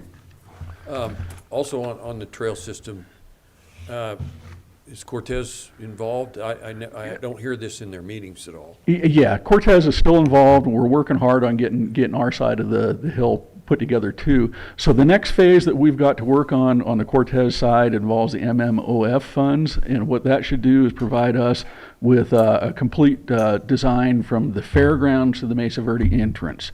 And the reason we went with that section is because we've exhausted all other options as far as getting that trail out of the highway right away. And it's got pretty reasonably wide right away down there, so we'll get a pretty good trail out of that. The last remaining section is probably the most important section, is from Cortez to the fairgrounds, which we anticipate, I shouldn't say it's the most important, it's probably just going to be the most heavily used section. But we still have a remaining option of getting that off of the highway right away. Because I think if we run it down the highway right away from here to County Road 29, it's essentially going to be a sidewalk project. And, we've been trying to avoid that. CDOT wants us to avoid that because there's so many, entrances through there and a lot of traffic. So we'll do the best we can, no guarantees, but that'll be the final piece. So, by the way, the kickoff meeting for getting that going is going to be this month, towards the latter part of the month. And so our consultants are already working on that portion of it. Thank you. Thanks, James. You bet. Thank you. And James, I'll include you when we get our suggestions on that public cattle drive. So Okay. we get your information as well, your input. Very good. I appreciate it, John.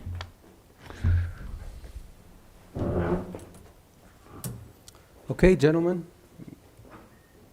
We have Shaq next. So I guess I don't need it right now, but by the end of the day, I'd kind of like direction on how to direct Region 9 as far as the chamber's concerned. I brought that up this morning. I think we'll have that to address this afternoon. And then just wanted to let the commissioners know that the Attorney General with the Johnson & Johnson opioid settlement is preparing the MOU. I think we're done negotiating through CCI.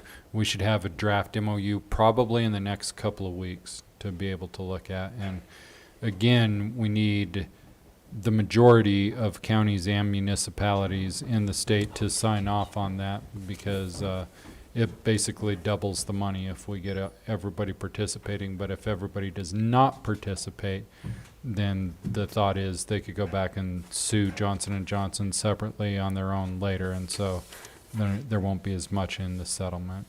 But we should have that draft MOU in the next couple of weeks. Are you done?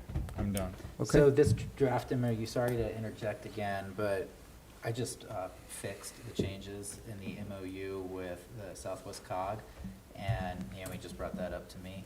So it's ready to go as far as I'm concerned, if you all want to do that now.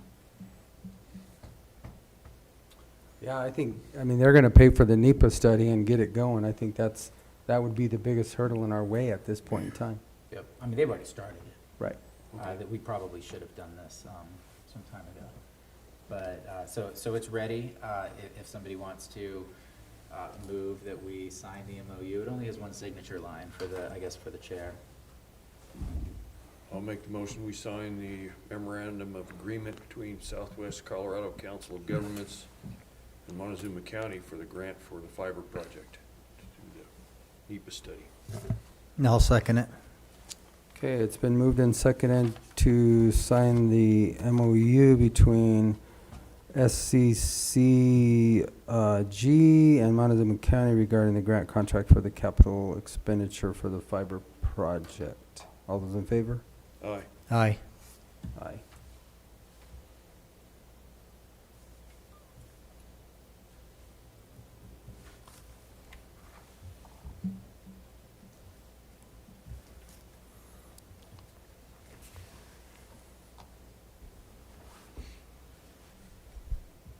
Okay, Joel, go ahead.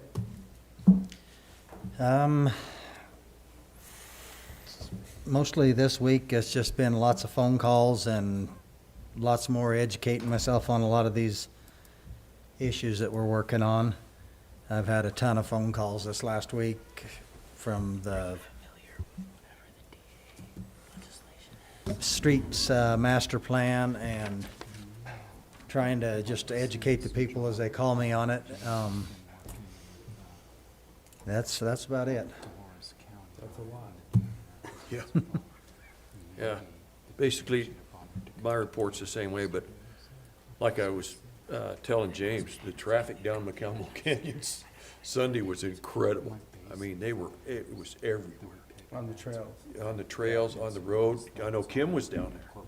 And we were down on the lower McClain down in there, you know, just a couple miles inside the Utah state line. And the traffic down there was all the way. I mean, people were finally getting out and having a good time. There was picnics going on everywhere, kids, cats, and dogs, and I mean, it was great. So that's basically all I have, except I meet tonight with City Council. Very good. Well, mine, I started out Wednesday. I met with the road superintendent. We went and completed some inspections of cattle guards and the roadway up there where the logging industry is taking place. And then we actually, from there, went out to Ironwood and had a discussion with the owners of what those expectations are. Rob's going to put together some bullet points for them so that they can do a training exercise of not bringing that equipment down on our county roads and tearing up the chip seal and or our cattle guards. That was Wednesday. Thursday, I met with Shaq and our attorney and Mancos in regards to the airport over there. More to come on that later as soon as John and the attorneys get something put together. We then had Commissioner Stevenson and I went to RCC meeting where we were able to do a little bit of education there also on the Master Streets plan. Friday, like I said, the legislative update, most of that hour was occupied by this DA bill. I'll also reach out to Matt and find out what his thoughts and suggestions are on that. Last night in our Mighty Dozen meeting, so that the new stimulus package has passed in the Senate. It's going back to the House, and that will actually probably get signed sometime this week. Something else that I noticed, and I sent to you guys, that the SRS funding, this will be the last payment because that expires, that sunsets. Not sure how they're going to replace it, but there is something in that new bill and new formulas that will be funded. But it looks at the progress over the last 20 years. So more to come on that. I did send you guys those links to that so that you can read that and see what's going on. But SRS, this will be their last distribution. I then went to the Town of Dolores meeting. And during the public comment, I also asked them, as we did today, that the people are asking us to allow them to come back into the buildings and have their comments in person. Their tax revenue in March was $56,000. It's up $14,000 from a year ago at the same time last year. So there's still a lot of money being spent out there. And I think that's all that I have. Can I dovetail off that too, since that meeting with Mancos, one thing that they suggested was, or at least brought up, I don't know about if I should use the word suggest, is they inquired if there was any land we wanted to swap with them that's written into the sale agreement from the 90s or 80s or whenever it was that we bought that airport land, that perhaps we could resolve this by, instead of giving back 10 acres at a time, by doing land swaps with them of other county property. I don't think anybody was prepared for that, either them or us, but it's something that you all can mull over and decide if there's any land you want to propose swapping with them. They have not told us that there was any that they want or that they would suggest. We've got a So- vacant courthouse.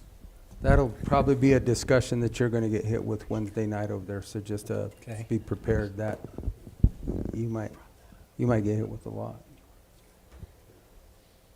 Okay. Yep. All right. Nothing to hunt. Well, with that, we're going to adjourn for lunch, and we'll be back here at 1:30 p.m. 13:30.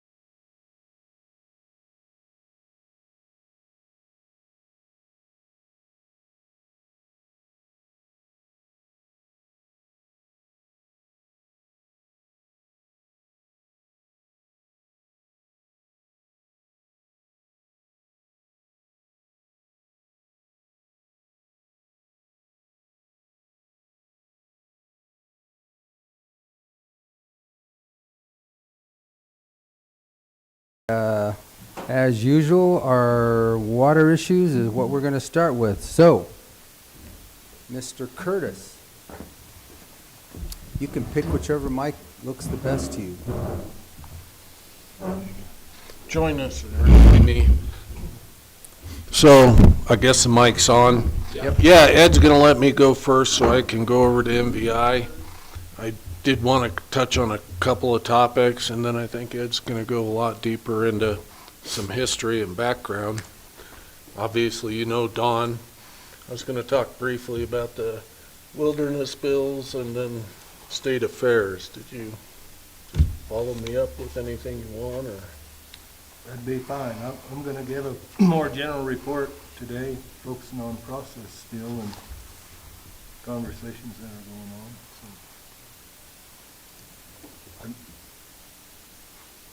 on. Okay. Chris is there. Chris and I have been working with our consultant that does federal lobbying or monitors this stuff with us. I do think it was appropriate that this current House of Representatives has been moving very fast. That's been recognized on several fronts. You hear it in the news. And a whole bunch of outstanding wilderness type actions were bundled up together, passed by the House. And that's the nature of the House, that they can be brought to the floor, get a straight party line vote, and move on. Well, that's not the way it's going to work in the Senate. It's not the way it ever has worked. They cannot really get it to the floor that easy. And if they do take it to the floor, it could require a 2/3 vote to pass. Some of the other background we've been getting filled in on. Clearly, what's called the DeGette bill, which is technically the read it here, the Colorado Wilderness Bill portion, has been around for many years. It has never found a Senate sponsor, ever. So there have been some concerns with it. Now, having said that, the one that you see the headline on is the CORE Act, Colorado Outdoor Recreation Economy Act, I think. And now that one, Senator Bennett was taking the lead on, along with Representative Mancos. And to their credit, that one's been in the works for years with local stakeholders. And as far as I know, they do have community support from all those affected communities. It's probably one of the reasons they don't have many pieces of it down our way. There's a little bit up around north of the La Plata that wilderness over by Weemanuche, I think. There's one little San Juan piece, but I think it's over to the east of us. So they've done their homework and tried to bring people around what they want to protect, like the Camp Hale Historic Mountaineers area and some other wilderness areas. So that one's been well put together. So we, and Chris can speak for Southwest, DWCD, the action's now in the Senate. So on advice of what we thought was the best action, we've sent a letter to Senators Bennett and Hickenlooper and asked to be consulted before they go forward on 803, and we specifically said we have some concerns with the Colorado Wilderness Bill, impacts to potential water and other impacts on the communities that have not been consulted. And I think to both their credits, they'll probably reach out before they move forward. Now, beyond that, you're past my civics experience and current federal politics, how you separate out the problems from what's been worked on and vetted. But that we'll leave it to our senators and their experience to hopefully pull what's appropriate and leave the problem areas behind. We have to monitor it. That's why we have people watching this stuff, and we'll work closely with Bennett's staff if it goes forward. Clearly, some of the DeGette Wilderness is right in the middle of the NCA that you've all willing to discuss when it becomes back open or brought out from Bennett's office, along with the rest of us. So we'll see where this goes. But it did come up faster than it has previously, so there was some reason for concern, and Ed did a lot of homework and brought it to everybody's attention. I think that's where I would leave that issue and look to Chris if he wanted to weigh in from Southwest perspective on the Core Act or the whole 803 wilderness. Thank you, Ken. Commissioners, I appreciate the audience and the attention. I think Ken actually has covered this very nicely. That's exactly where we are. He mentioned that the letter has been sent from Southwest as well as Dolores to alert them that there are concerns. This won't be news to them. And like Ken, I am confident that our senators will take a different approach than the House did, and that our House representatives in Colorado delegation did. And we know that our representative, Ms. Boebert, did go to the mic on the floor and argue against passage of the bill, in part for the concerns that have been expressed, and that I think that will resonate with the senators, and that they will have a entirely different approach. As Ken suggested, I expect them to return their attention to the Core Act, not to the multiple wilderness area, many multiple wilderness area bill that Congresswoman DeGette has had for the past 20 years without success.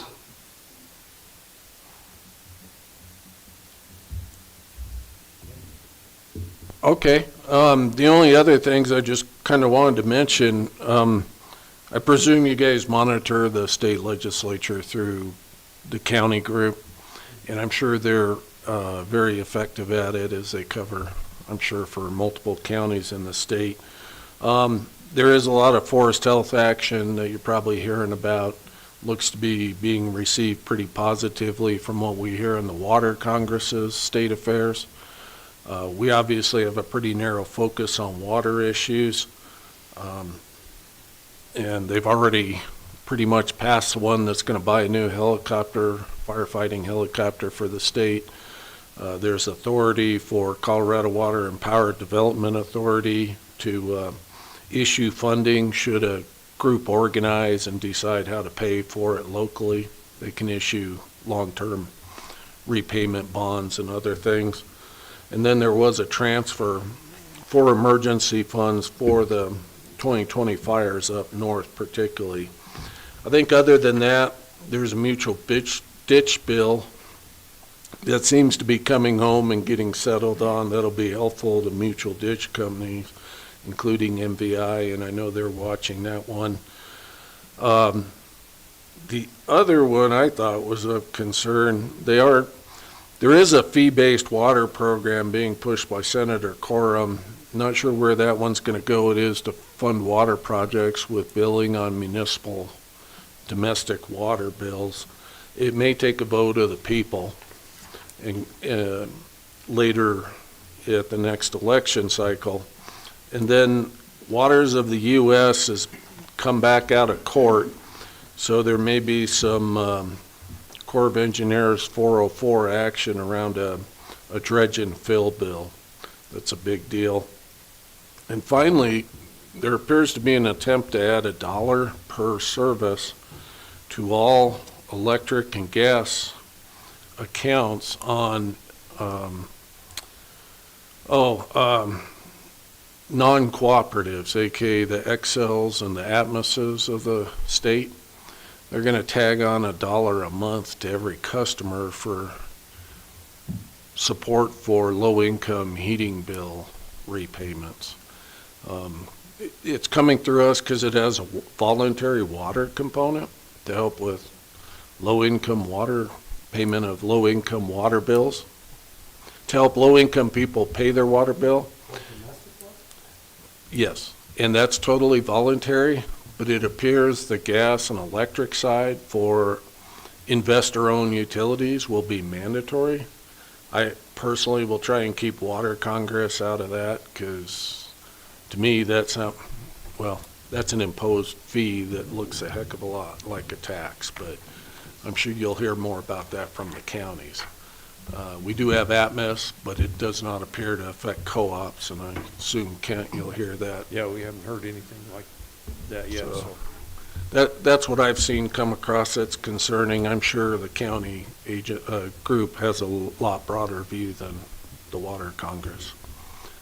I'll sit back for Ed and then, or Don and then Ed, and leave for MBI later unless there are questions. Thank you, Ken. Questions. I just have a comment on that helicopter that was supported by CCI. I'm looking it up right now. And I believe it was also in the wintertime they could use it for feeding, because it can drop down to a low elevation and not drop bales from way up high and break the backs of animals, yeah. livestock. Yeah, the animals, because I guess that has been an issue in the past, and I was trying to find that bill, but I know that that one has support.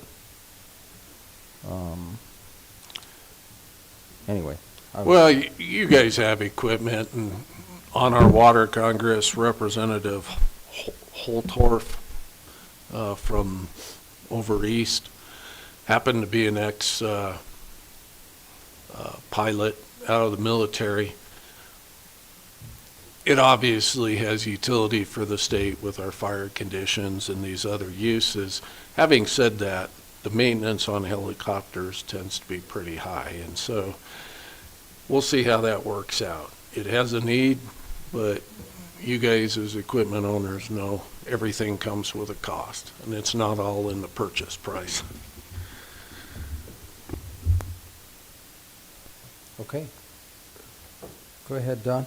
I guess where I'd want to start is just issues of demand management on the big river pitcher issues has been something that this community has been concerned about. I've been concerned about a lot from the time it began to take shape. And as I've been, from the beginning, I've tied it in my mind straight to forest health. There's going to be water that will be gained as we get forest health done. We need to be quantifying it and looking at that water as much easier to get than demand management. It's just from those two tied together issues that I see as quite big, and initially were not well received. Our state and the Upper Basin was going down a different path as they passed their DCP legislation to focus on demand management. And from that perspective, I've had a couple really good months, I think, in the last 2 months. That's been very, very interesting. And as you tie those two together and think about how we have been dealing and how we will be dealing with particularly those two issues, everything I've learned about water started and still remains right here in this valley. The MBIC farmer on that board, on the Dolores board, and all of these years as you step up and see where we go. In terms of Dolores project being built, it's a federal project. That's then the hat that really took me out into the real world and began to learn a lot more about water and how things tie together. Integrally, we do have real strong, legally, legislatively authoritative agencies from DWCD and the Dolores Project and its value to this community right up to Southwestern and the board that you put me on to serve over there, and from there straight to CWCB. And so these last months being good, there's been conversations going on and potential opportunities to build stronger alliance and teams between these three agencies, all of which their legislative authority and direction has been to be strong allies of us in getting our Dolores project and keeping it. As we move up the ladder, there's more competing interest for that same resource, water, but we're still within the state boundaries when we get to CWCB. And so we wouldn't have ever had a project without really strong alliance and support between each of those three entities reaching up the ladder. Southwestern really held all the water rights for the Dolores project until DWCD was formed. And then they transferred them to DWCD. And so Southwestern was the real lead as we got the project going and where it went and where we are today. Nobody should forget those alliances. I'm doing my darndest to make sure they don't. And that's part of what I think's been a couple pretty interesting, really strong months for our issues. Focusing more directly just straight at Southwestern, and without, I don't have a lot of substance of specifics that I can share that where we're moving forward. So I kind of wanted to focus on the process again of how we got to where we are today and where we're going to be going tomorrow in terms of still having the protections we need. Once Southwestern had to accept Bruce's retirement, there's no doubt, but what we've done a little treading water, it hadn't all been wasted. That's a real message I want to share with you about Southwestern. A lot has happened as we were struggling as a board, struggling without a general manager, struggling through Frank and the issues that he brought to us. Not really quite getting everything done that we wanted, but within the board and the group, through all of this, has been that strong commitment to much more actively engage in understanding ourselves what these issues are, what our needs are for policy as we move forward, and how to better communicate with all constituents in Southwestern. And so, in spite of maybe not having the direct words and stuff coming out of information coming from Southwestern here, I'm here to say that progress has been made.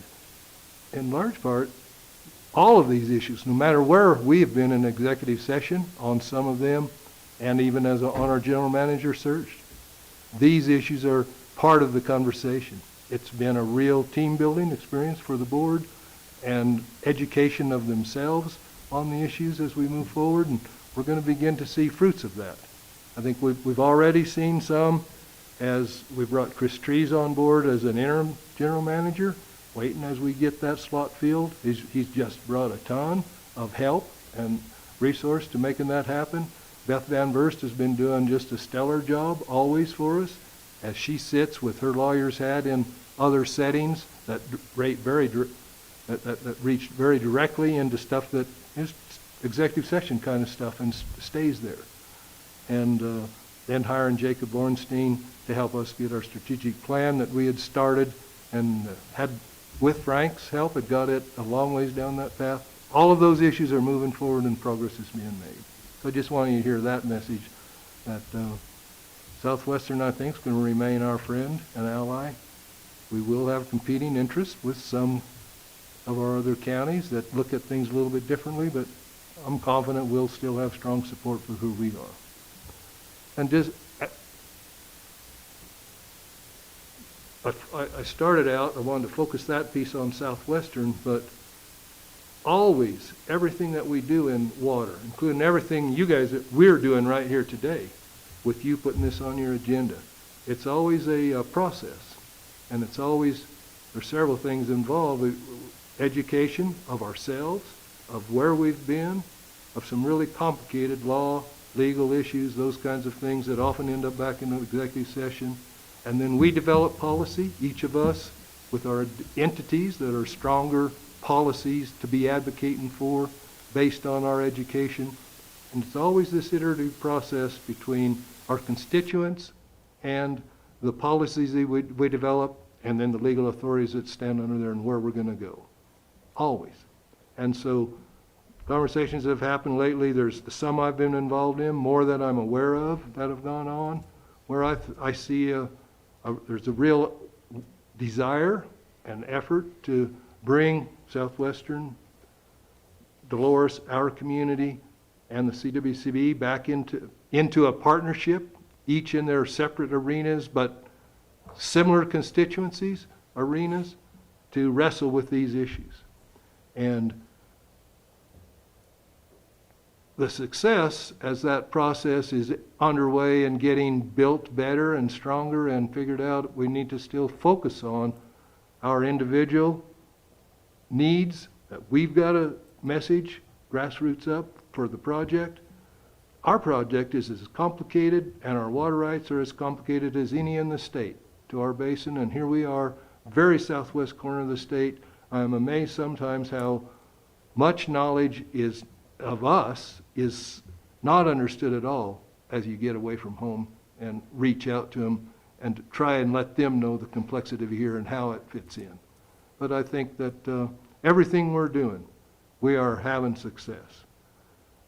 I don't know, it's been, as soon as the DCP legislation and the demand management program was on the radar for possibly coming into play, we've been pushing these issues. I've been pushing these issues. There still has not been the understanding, I don't think, that we needed from then until the success that I felt these last couple months. Water Congress Convention, Family Farm Alliance Convention, conversations that have gone on, some of the dialogue, the reach out, down to me, down to others that's going on. I think that we are making headway. We're at the table. We don't have the battle won. I'm not sure our issues were at the table before. I'm here to tell you they're on the table. They are beginning to be understood. There's a real desire to reach out and understand them better. We need to continue to develop the process to make that happen and do what we're doing. And I'm just, I guess that's kind of the summary that I brought to share with you in person today, instead of zooming in like I've been doing for this COVID year. This COVID year's impacted everything we're doing. It's impacted Southwestern's ability to get a general manager on board. It's just, we didn't get to interview anybody in person yet. You know, all of those issues are just part of why we're still struggling with those issues. But maybe we'll come out of this. All of these issues, in spite of potential urgency as we see them, still as you look at changing hydrology and what's happened, I'm frankly very confident personally that forest health stuff will backfill any need for demand management in the short term. It's the long-term view that we've got to be focusing on, but that still puts us on water time. It's not tomorrow's problem that has to be solved today. It's the day after tomorrow's, down the road. Not that we better not be looking at it like we are today, but that's the essence of what I wanted to come and share and be able to answer questions if I can and whatever, and keep coming back in this setting with more dialogue and more specificity and substance as we get there. Okay. Appreciate Questions, it, Don. gentlemen? Appreciate you coming in. I'm glad to be able to be here. The vaccine, we got vaccinated here a while back and changes things and kind of making a new world All right. with Good. this COVID stuff. So. Glad to see you. And anything, Joe? No, I just thank you Okay. again. Well, I appreciate what we're all doing. We've developed a good team. We are being listened to it. That's a good thing. Well, I hope On so. the same page and Yeah. fight this fight together and not. And I think our community will, and I think we'll, within the state, my biggest goal is to still limit the battle to the state. And that's where I'm just adamant about not wanting water to go to Powell prematurely. Maybe someday, we don't need it. And that's a message that it's beginning to be heard. I still know real powerful players in this state that respectfully disagree with me. I'm quoting them. Give me some time, and I will respectfully, hopefully pull you to my side. And if I get that opportunity, and I think I may, we may change some minds. Okay. Thanks. Thanks, Don. All right.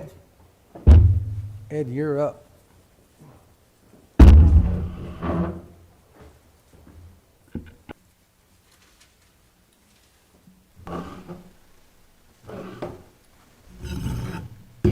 I've got a kind of a catch-all slide deck. I'm not going to focus on anything particular. We can probably just talk about whatever you want out of these, or even stuff that's not on these. So This is kind of stuff I've been working on in the last week. I sent you some stuff last night. I'm taking all of the research that I've accumulated over the last 2 years and I'm putting it on a public server instead of a Google Drive. This will make it available to more people. It's better organized, and just going through the process, I'm kind of noticing where the holes are so that I can finish it up. And I, at some point, want to try to figure out what the next step is to try to get this so it'll do us some good in the big picture arguments over the Colorado River. Again, this is kind of regional research. It affects 40 million people, and I imagine a lot of people wonder why a pipsqueak like me from a pipsqueak county is doing it. But to be honest, I probably should tell you why I did it. Talking about what Don was talking about, the DCP rolled out in August and then October of 2018. There was a CWCB webinar. It was conducted by James Eklund, who was the Upper Colorado River Commissioner for Colorado at the time, and you might notice the name because he's now a lawyer working for Water Asset Management, and he's trying to stand up water markets in Colorado. He's never been my favorite person, didn't much like him when I met him. He reminded me of that lawyer in most B Westerns that's trying to take the ranchers' water rights, if you've ever seen those. He looks like that, he talks like that, and he's sort of doing it now. The presentation they gave was not untruthful, but it was half-truths. For example, they put up a slide and they showed us how much entitlement each of the upper basin states had. Colorado has like a 3.8 million acre feet entitlement, but they didn't tell us how much we were actually using. They told us we had to save the powerhead in Lake Powell, but the compact explicitly said our use is higher priority than Lake Powell. We don't have to do it, we can do it voluntarily. So that presentation, which I probably will send out to you so that you can look at it, set off alarm bells in my head. A couple weeks later, CWCB, Brent Newman, who was one of the greatest CWBC staffers ever, he listened to us. He could answer any question I ever asked. And Lane Leoniak from the AG's office came down and briefed our roundtable on DCP and demand management again. And they spoke in half-truths again. They put up the same slide. It said what our total entitlement was, but I asked explicitly. They wouldn't tell us how much of it we were using. John Courier had to step up and tell us what a percentage of that entitlement we're actually using. And I asked him, why are we sending 9.2 million acre feet to Lake Powell every year? And Lane wouldn't answer. She responded almost universally with bad hydrology, whatever that meant. And in that meeting that night, I told him, well, if you guys aren't going to tell us, I'm going to go and find out where the heck our water went. And why is our water being let out of Lake Powell while it's crashing? And now we got to start backfilling Lake Powell because all of our water is going to the lower basin. So that's when I started this 2-year odyssey. Let's go to the first slide. I'm going to go quickly through the 3 things I'm doing. I want to make sure you know I'm doing them. These are public facing. They're going out on the internet. And you guys need to make sure that you're comfortable with it. Now, first I should, this is the projections for the storm this weekend. And again, you've probably heard they're talking about 3 feet on the Front Range easily. We're going to probably be lucky about 6 inches out of this storm track, but there's 2 or 3 storm tracks that they're still looking at from the models. One thing I want to point out here is that big white spot where those huge snowpacks are is on top of a huge burn scar. East Troublesome and Chapman Peak, and it's something I'm going to talk about because we've been talking about water quality and water infrastructure protections from wildfire in the last week, and I'm going to brief you on it. But hopefully that snowpack, if it comes, will melt off slowly, but if it melts off fast, there's going to be a world of hurt there. And it's kind of a lesson that we need to be aware of too as we're dealing with these same issues down here. Next slide.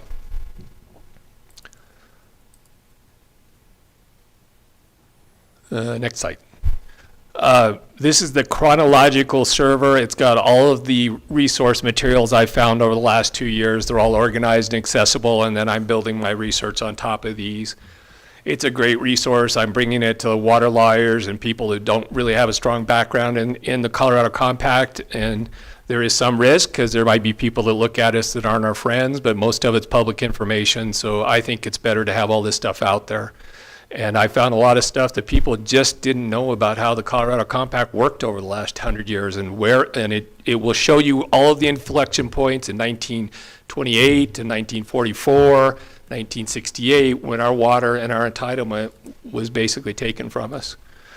The other thing I'm trying to do here is I'm trying to reach out to more people on the West Slope, especially young lawyers, because I want them to start learning this material so that we have Colorado Compact aware lawyers on our side of the mountains. because they're pretty short supply. We have Andy Mueller, we have John McLeod, Beth Van Verst, but there's a pretty small supply of people that actually live here, have skin in the game here, understand these issues, and I want them to know the whole story. And one thing I can safely say after 2.5 years on this, there are parts of the Colorado River Compact I know better than the lawyers whose job it is to work on it. Many of them were surprised with this material, so it is my goal to get it out for as many people as possible to see. I did send most of it to you last night, so again, I want to make sure you know this is a public-facing server. I've been doing most of this by email and a Google Drive, so it was only going to some of the principals in Colorado, but it is more public-facing now, and you do need to realize there are some risks to that. So, next. I'm building a new framework on top of this. It's similar to the one I presented to Representative Bobart. It'll be longer. It's going to basically have these pie charts, and it's going to show us at each inflection point where our water disappeared to. It'll point to the source material where the water disappeared. Right now, I'm focusing on the Mexico Treaty. That's one of the holes I have to fill. I don't know that there's much you need to know about this because you saw it a couple of weeks ago, but this is going to be a longer presentation, and it's going to hit every inflection point. And next, lastly, my public outreach. I do have a Twitter account now. I am putting basically all the stuff I'm sending to you that's public facing, and I am putting it on there. This is the water language into Gets bill because I wanted to bring higher profile to it. It takes a while to build a reach on Twitter. This is an old Twitter account, but it's going to take me a while to get a water following on it. I'm working at it, but this is a way to get all this stuff out there that you guys are seeing so that more of the public in our local area in Southwest Colorado and pretty much the whole world can see it. So again, if you have any concerns about it, if you have a chance to look at it, let me know if you have concerns about what I am and I'm not saying here. Larry Dodd, I know, is following it regularly. I'm not sure the rest of you are really big on Twitter, so I'm fine with that. Most people aren't, but it is a way for me to get some of this research out to the public better. And then we're going to be moving on.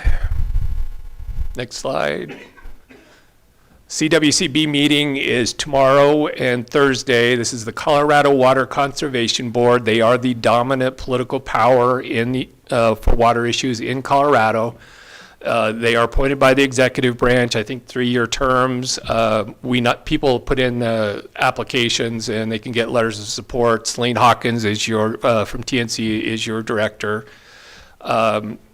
I guess to the next slide. They usually have 2-day meetings. I'm going to be putting out highlight reels, which will draw you. You don't want to sit through 2 days of Zoom meetings. Probably you shouldn't. I'm going to probably be sending you a highlight reel, which will show you YouTube videos of the parts that you do need to see and do need to hear. It's going to focus especially on the things that Director Hawkins is saying because she is your representative. I want you to know what she is saying at these levels. There's not going to be a lot in this meeting. There's going to be a bunch of in-stream flow issues, but none of them are in our area. There's one on the San Juan and there's a couple on the San Miguel. So you do have to keep track of these in-stream flow appropriations because they do kind of pose somewhat of a threat to our water or to our streams and rivers. But there are none this time, but that's a big chunk of the meeting. There's going to be a half hour on the demand management feasibility investigation by Aimee Johnson, who's the CWCB attorney that does most of that work. I don't think there's going to be much news in there. I'll be monitoring it. I do blue ticket some of these items. I'm not going to be blue ticking anything in this meeting as far as I know. It doesn't look like there's going to be a huge amount of substance in it, but I will send you a highlight reel on it. So you guys can follow it without having to sit through the 2 days that I have to sit through to follow these meetings. They are very important to you as far as water issues and forest and a few others. This is also where most of the state grants are approved through, so I think the next meeting there's going to be a bunch of grants.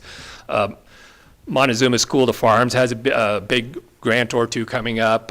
Montezuma Orchard Restoration Project has a big grant coming up, so you do need to make sure that we watch those. We do have stipulations on them. American Whitewater is another one that's going to come up. We do have concerns for some of those. There are stipulations on them, and I may blue ticket them just to make sure they stay within the stipulations, or if they don't, express our concerns about them. But that'll probably be in the May meeting. They generally meet about, I think, every 2 months. So, and then there's workshops and a few others. Okay, so this is the workshop. This occurred March 2nd. This was a 3-hour CWCB meeting again. It wasn't a formal meeting, but it was a workshop. And the thing that when Don was talking and I realized we need to go back, I probably need to do it next week. We need to give you a briefing on the 2018 Colorado River Drought Contingency Plan and the Demand Management Storage Agreement. Again, this happened in October of 2018. It was passed by Congress in early 2019. That bill and those policies created demand management and all of the 2.5 years that we spent arguing over demand management since. Most of us in this room, the water nerds, are absolutely sick of talking about it. We've been talking about it for 2.5 years. They've spent millions of dollars on it. I'm going to show you a slide deck, and that's pretty much all we've got out of it so far at this point. Is there's been an ever better slide deck.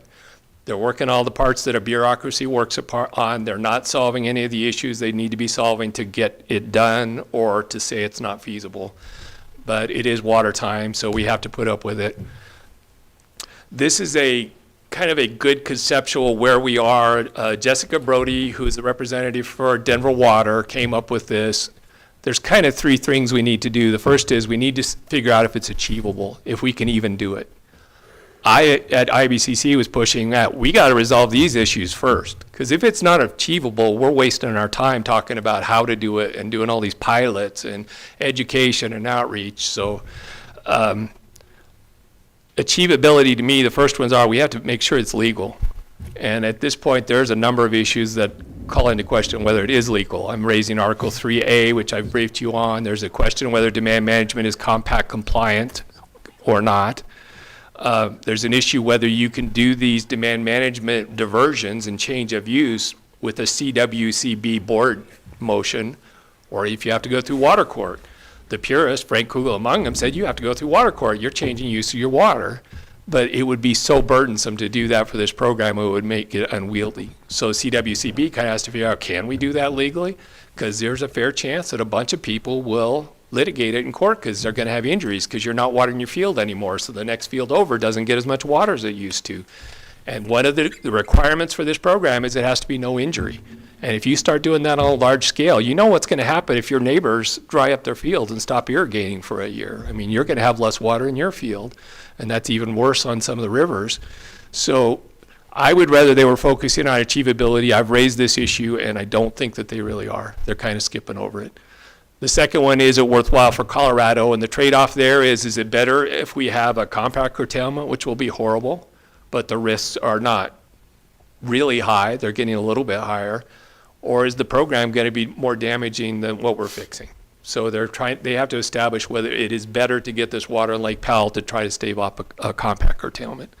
And one of the issues there is the demand management storage pool in that agreement I just referenced is only 500,000 acre feet. We send that much water out of Lake Powell. Every time we have a 9 million acre lease, we release 1.5 of those demand management storage pools to the lower basin for free, for nothing. So the question is, if you have 500,000 acre feet in there, are you going to make a difference to justify all the expense and the grief and the time we're spending on this program?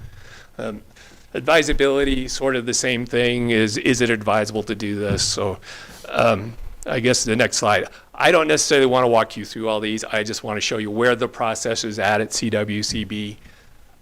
These are from my highlight reel, which I sent to you probably Friday, I think. One of the first that set off alarms to me is it's in one of the slides it says commitment to exploring the issues in a collaborative and open process, ongoing engagement with the tribal nations. Those two are contradictory because the tribal nation process is completely secret. All of these, there was going to be a work group for the tribal nations, but they forced, Andy Mueller and others forced them to they were going to have an NDA on all of the work groups so nobody could talk about them. Once they took the NDAs off, the tribal work group disappeared. And it's still operating, but it's operating entirely in secret. This is kind of important to us because we have tribes here. There's a lot of undeveloped water in Animas La Plata. There's undeveloped water in Utah.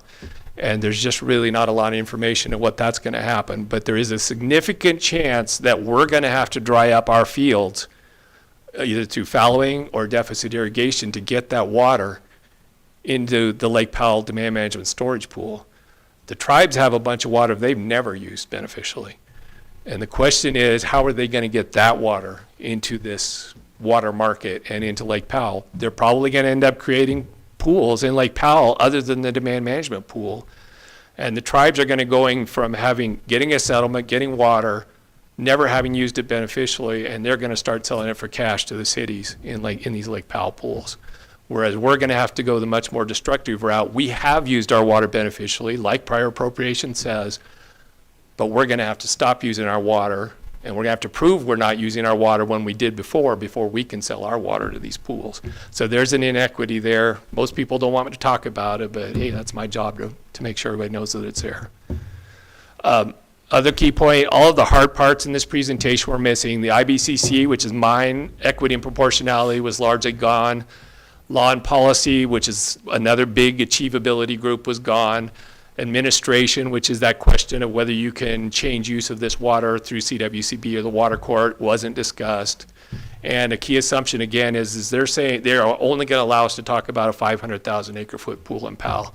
And again, that isn't going to solve the Colorado curtailment problem. You're going to need 1 million or 2 million acre feet in Lake Powell to do this and have it make a difference. And by the time you take 1 million or 2 million acre feet out of our counties in the West Slope, that's going to leave a mark. It's going to hurt. So I think they should be talking about the real big program and not this smaller, lesser one. It comes across better politically if they talk about 500,000 because it's cheaper and it's easier to do and it's less damaging. But there's a question whether it's going to make any difference at all in the situation on the Colorado. Next. Okay, I'm going to see if Shaq can bring up this video. Click on the YouTube. This is Director Hawkins asking a question about monitoring. Well, that was really helpful. I'm having a little bit of a hard time understanding where big ditch companies or Western Slope water users that partially rely on federal storage contracts fit here. I don't see them quite fitting in the ag verification seems very specific to a direct diversion. And then that last point on environmental benefits, that's the timing question, but do we have clarity on what happens with a big ditch company with lots of shares that may have a package of direct diversion and storage water and what that looks like here? So it's not reflected well in the tables in terms of the amount of effort you would go into from You can interpret this two ways. Director Hawkins is either doing due diligence and pointing out that this framework for monitoring and verification, these reduces in consumptive use, have not been fit to situations down here. Or the other one is she is encouraging their staff to start looking how to specifically do demand management in the Dolores project. Because if you listen to that description, you know what she was describing. She was describing Montezuma Valley irrigation. They have a big senior water right, and they're entangled with a big federal project with a bunch of complicated rules. I'm not going to interpret what she's saying here. It's just it immediately caught my attention. She is raising the issue of whether the feasibility issues of applying demand management in our system. And then the second part was, will there be environmental benefits from doing that in the Lower Dolores? And the Lower Dolores is TNC's #1 cause in Colorado, especially Southwest Colorado. So it's concerning that she asked it. I am going to be bringing all of the things that Director Hawkins say there because she is your representative and you do need to know what she's saying up there and figure out whether she is or isn't representing your interests.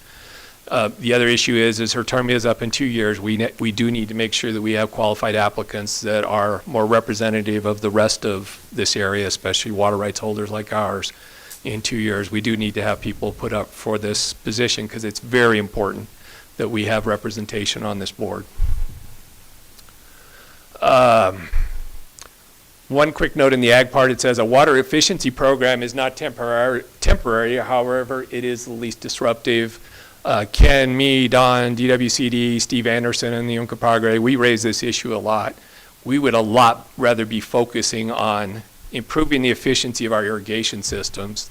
Sometimes that increases productivity, doesn't save water, but sometimes it does save water. It's a lot less disruptive, it's a lot better for our economy, and when you improve efficiency, that's kind of a gift that keeps on giving forever. Whereas demand management, you foul one year, you get some water, and then you stop, and you don't get those benefits. So it's important to us that we focus on this one, but the downside is efficiency improvements are not temporary, and they will have trouble in this demand management program. Again, as much as I hate briefing you on that policy from 2 years ago, I'll have to. The guiding principles are is it needs to be temporary, voluntary, compensated, and the one they never say is proportional or equitable. Proportional, I think, is what the policy says. So, do you guys want to get briefed on this, or would you rather not suffer the pain? I mean, it is important because they may be doing it to us in a year or two, but do you think it's important to get a detailed briefing on this? I do believe, you've briefed me on that, and I do believe, I think it was a quite lengthy briefing, but I do believe it would be beneficial for them to know. All right, well, I will bite the bullet and I will do it. We're really tired of talking about this. I've heard it all over the West Slope. We're spending too much time, too much money, too much attention, too much goodwill, but it's still going on. And this presentation I'm going to show you is the result of 2.5 years of bureaucratic pursuit of this goal. So I guess did they ever define what temporary was? That's what these presentations are supposed to do, but this is bureaucracy at work. They make a lot of really, these are going to be some really nice PowerPoint slides you're going to look at, but it's a way to avoid actually answering any of these questions. I mean, they're raising the questions in ever better form and in more detail, but I have not seen them resolve a single question that we had 2 years ago. And the questions we had were, what if you don't have enough volunteers? How long is temporary and compensated by whom? They've never answered that. Voluntary and proportional are almost guaranteed to be mutually exclusive. And Bennett Raley, who's Northern Water's very high-powered water lawyer, he said that at this famous meeting of Memo 13 in September of 2018. If you don't have enough volunteers, you have to throw money at them until you get enough volunteers. And if you don't have enough money, then it's not going to work, and it's going to turn mandatory in the courts. The basic problem with proportionality, you're fine as long as you have too many participants. But if you have one recalcitrant hard case basin, which would be us, who doesn't want to participate, you either have to scale back all of the other basins to match.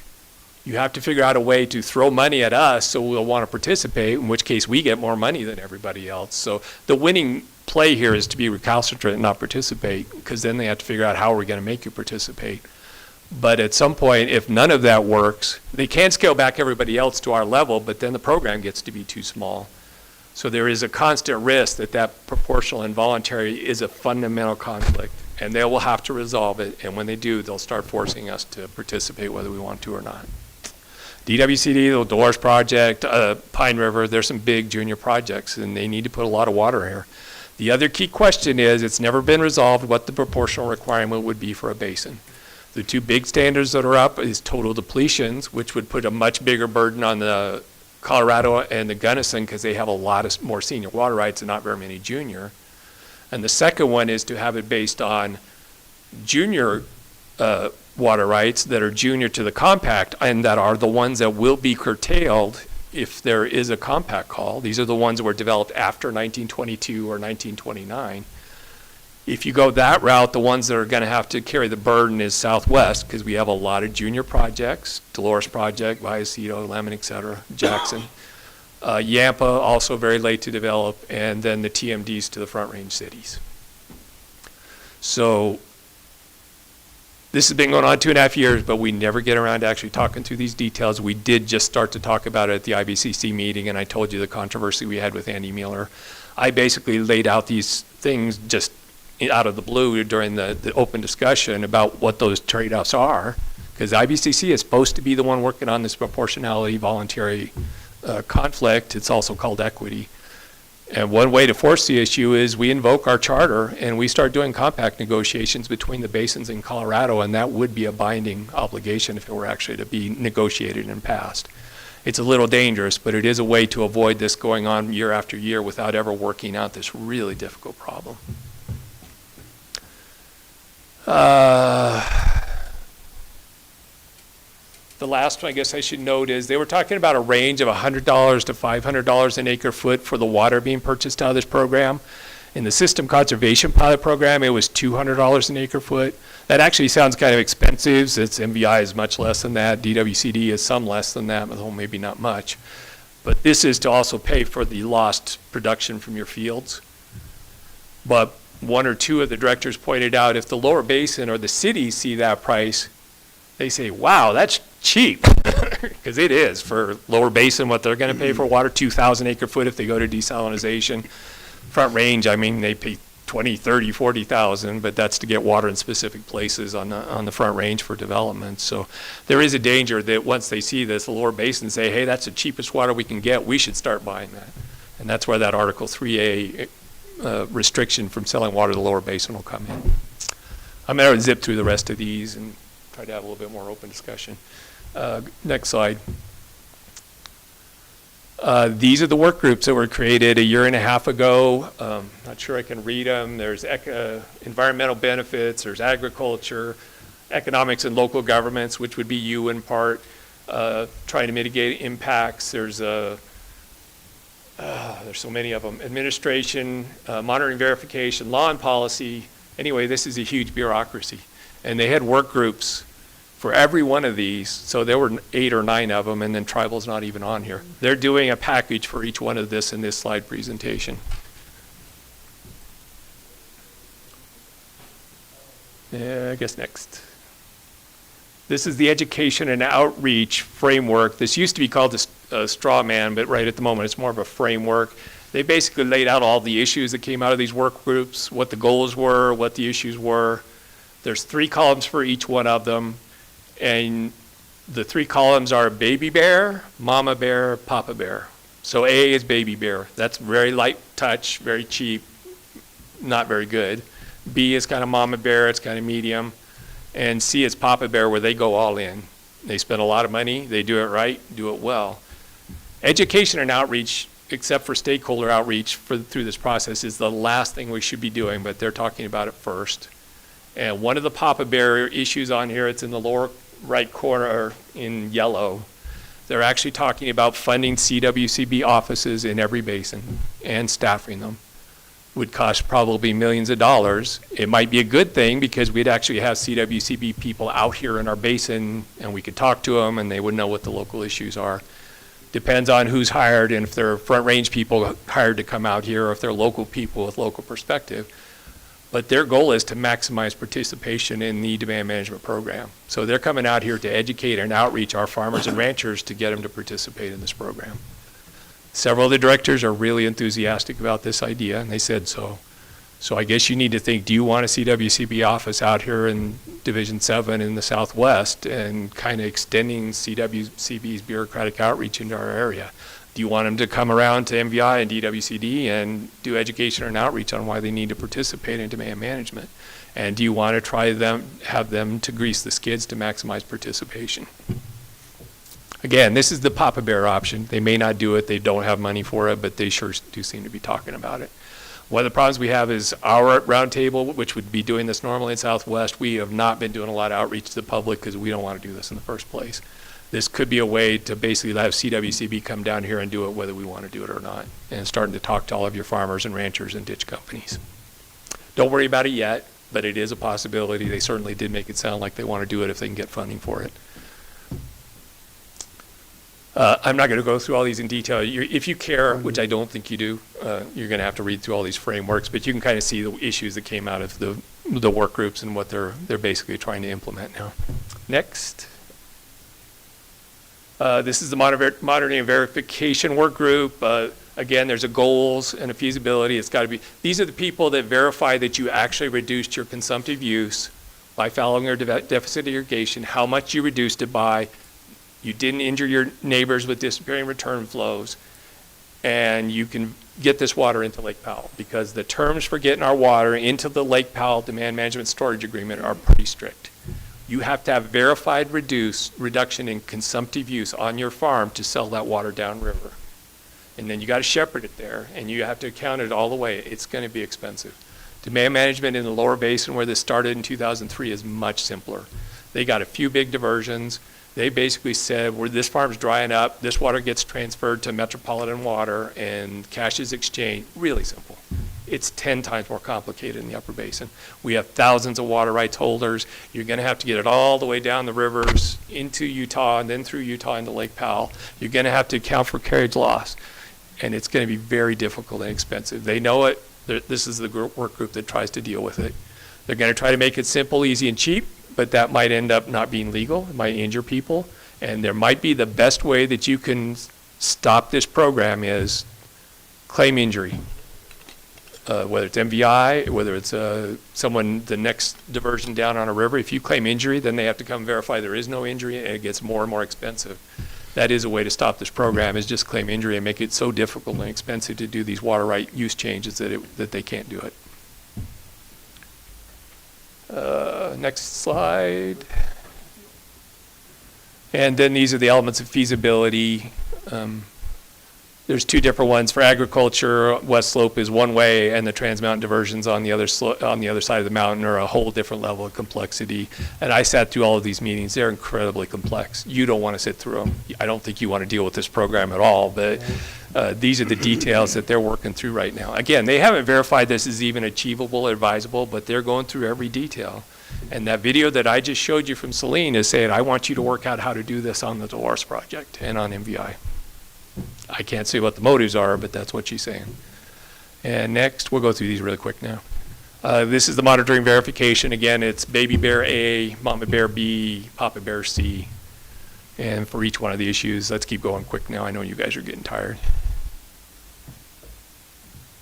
Environmental, this is a little bit important. These are all the NGOs who are in this work group. They basically want to figure out if you demand manage our water out of our farms and ranches, you're going to put more water in the river. In our case, it's going to be in the lower Dolores. There's going to be environmental benefits of this. They want to at least not do any harm because you are also drying up meadows up in the mountains, and you're going to have less habitat for birds and wildlife up there. You're maybe going to dry up wetlands, which you're not supposed to do. But you do need to be aware that every NGO in the Southwest is looking to get water out of this program. And this work group is sitting out there to figure out how to quantify those benefits, how to maximize them. And the one for our area is they would put a bunch of water into the McPhee project, and then they would release it at times appropriate to help the native fish or to help rafting. So that's this group's purpose. And it's also there to guarantee that there's no harm from any of these as well. They want to do it lightweight and simple, kind of informal. But if you end up with people complaining that you're injuring the environment, you could end up with the whole NEPA process, and you know how painful that would be. But, I mean, you're changing the environment when you do this on a large scale. So there's a lot of edge to this group. And again, they're looking for getting water out of ours. As climate change, if you believe it or not, temperatures increase, there are going to be gaps in the rivers. There's going to be less water, and we're in that now. And they're going to be looking to offset those declining flows with environmental benefits, and the way they do it is demand manage agriculture, put more water in the rivers, and that's benefit for the fish and the environment riparian areas. They won't say that the purpose of this program is for environmental benefits, but it's obvious that it is there underneath. Okay, I guess we can go even more faster. I did want to bring that one to your attention. Yeah, you can figure all this stuff out, look at it yourself. Keep going. Keep going. We'll just, yeah. This one is local governments. When you do demand management, you're going to have farmers that aren't farming anymore. They're not going to be buying tractors or seed or employing people. The secondary impacts are going to hit you guys and us and our communities because you're going to lose. I mean, it's already happened in Palo Verde and places in California. When you start doing this, you have less economic activity.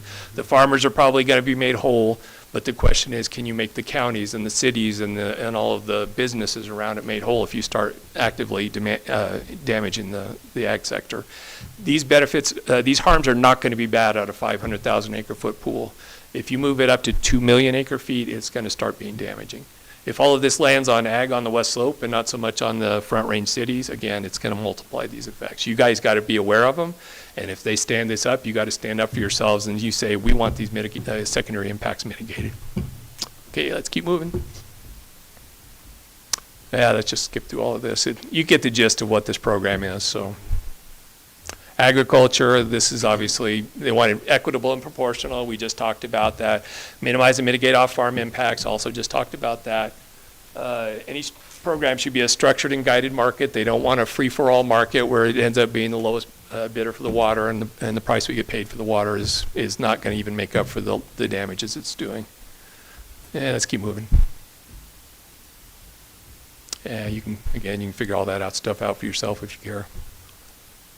These are some really pretty slides. These are the kind of stuff that bureaucrats excel at. Good thing about it, I mean, bureaucrats and bean counters, politicians, they love this stuff. I mean, they can understand it. So, do you care about this stuff? No. It matters, but it's our job to tell you what matters and what doesn't. We'll come to you when we can. Okay, let's keep moving.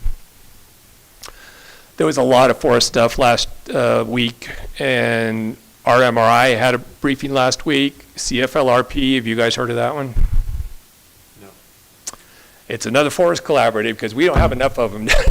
This is a, I can't remember, forest landscape restoration project. Let's go to the next slide. I think you have one that tells you what it is. What is CLFRP? It's authorized by Congress. They had one in Upper Gunnison and Uncompahgre for 10 years. They had one on the Front Range called Colorado River Roundtable for 10 years.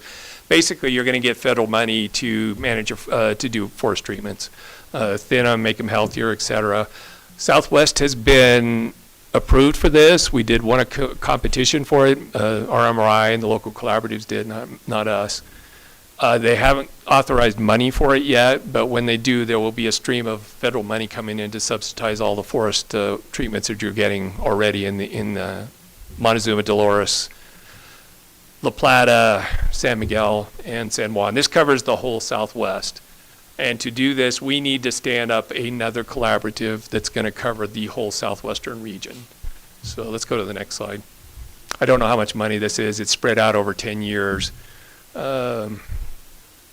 Once this is stood up, I was in a meeting last week with the facilitator for 2 half-day sessions. They're getting ready to stand up this collaborative, how it's going to be structured. We have to do this to get the money.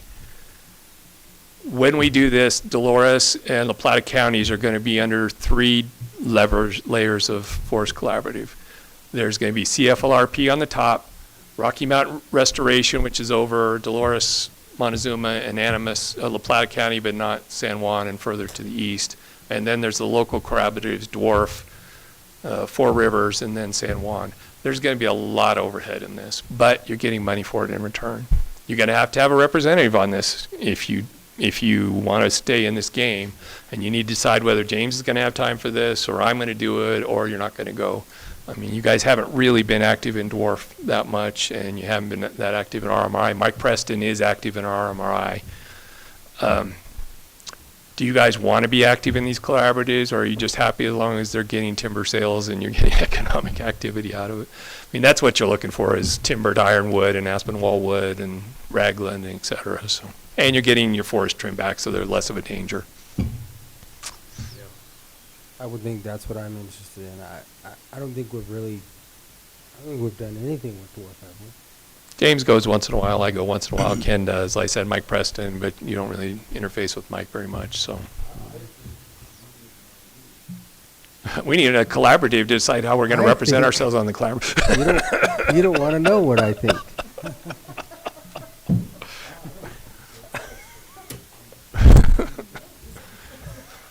You don't have to be active in these things. I mean, they're pretty tedious, but it is a necessary part of the NEPA process. They're doing an environmental assessment on the Salter Y, which you've seen a lot of. I mean, this is where it's happened. And the key thing about these collaboratives you have to realize is there are a bunch of environmental and recreational interests at the table. There's industry interests. They're just basically looking to get timber sales through as quickly as they can, and they have to do this to get through the NEPA process. That's why the Forest Service is doing it. But the one downside is you have a bunch of environmental recreational groups come. They're going to be part of the collaborative process. They're going to say, well, don't do this. It'll interfere with biking or Nordic skiing in this area, or it'll interfere with fish or wildlife here. And you can work with them, but you always run the risk. There's going to always be one environmental NGO that's going to sit at the table until you do something they don't like, and then they're going to leave the table. They're going to go into court. They're going to sue you, and they're going to veto the whole process. We never have that veto, but they do. I guess let's go on and talk about one of the outcomes of that. These are the 4 values for RMI. We just rated a bunch of these timber pods. There are a bunch of pods that they laid out. These are the values that you have in this rating process. There's communities, which is wilderness-urban interface. It's not very much in our county except around Dolores. It is huge over in Durango and around Durango because they have a huge WUI interface. Clean water. This is about 30% of the value rating. This is water quantity, they said. At numerous meetings at Water Congress, there's water quality, which is if you have a fire and you get a bunch of ash and lead and a bunch of nitrates, it'll damage your water quality after a wildfire. Forest and wildlife is also nearly a third, and then recreation, it looks equal here, but it was supposed to only be weighted like 8 or 10%, but it actually tends to dominate many of these conversations. The one that you never hear about talked about at the collaboratives is water. And in RMI, it's 30+%. It is the biggest weighting, but they never talk about it. And it's a complex political situation, but that was what I was doing most of last week, is why do you keep saying that you're dealing with water values? And then you look at what they're actually doing on the ground. They're not doing anything with water. Let's go on to the next slide. These are the Rocky Mountain Restoration Initiative pods. These are the areas that they're ranking where they're going to do timber sales. And they have to have this collaborative process where every stakeholder rates which ones they want to work in, and which one is important for water, which one's important for recreation, which one's important for wildlife. This is what came out of the all voters where they want to work.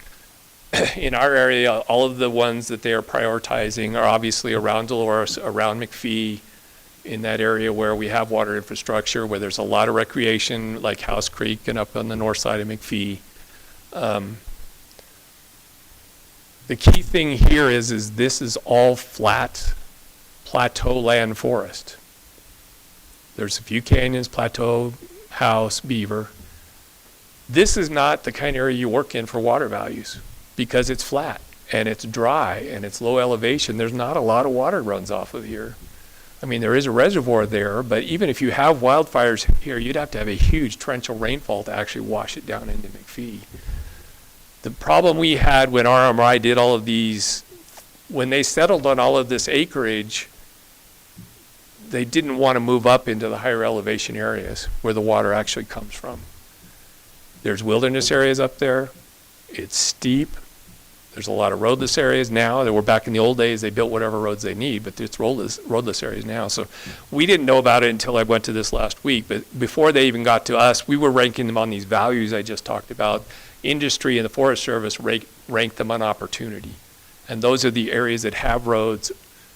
NGOs don't care about loggers working in them that much. And so that's where all of these came from.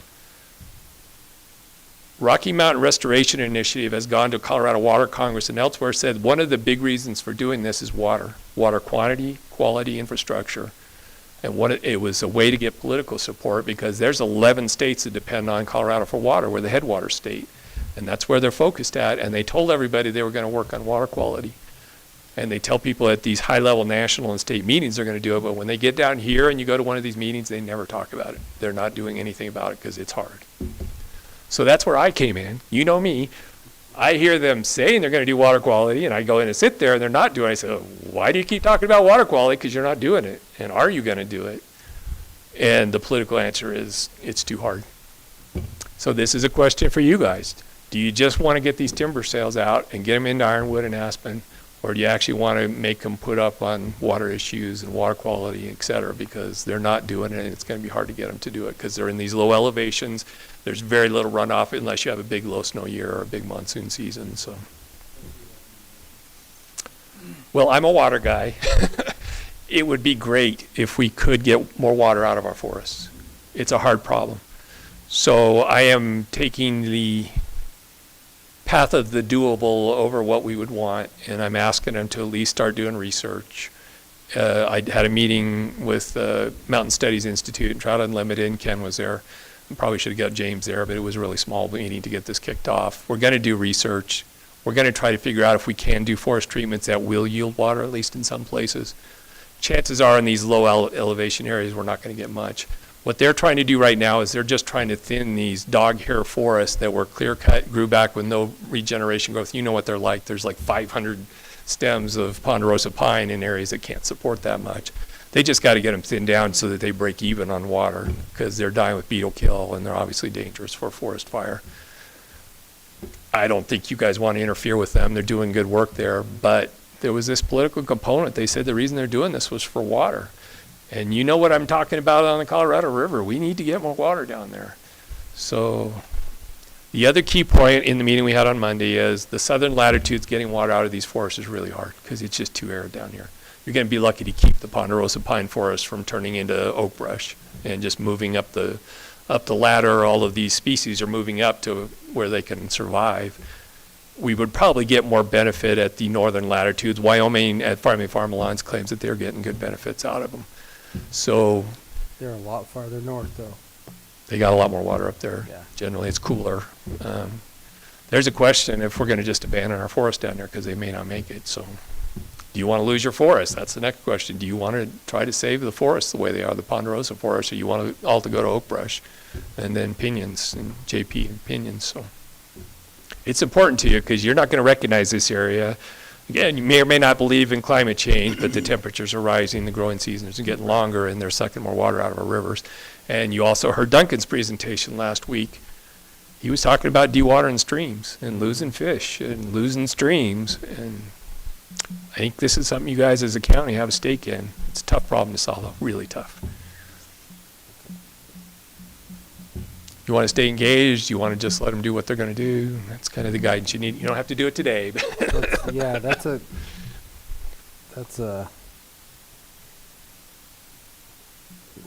large question.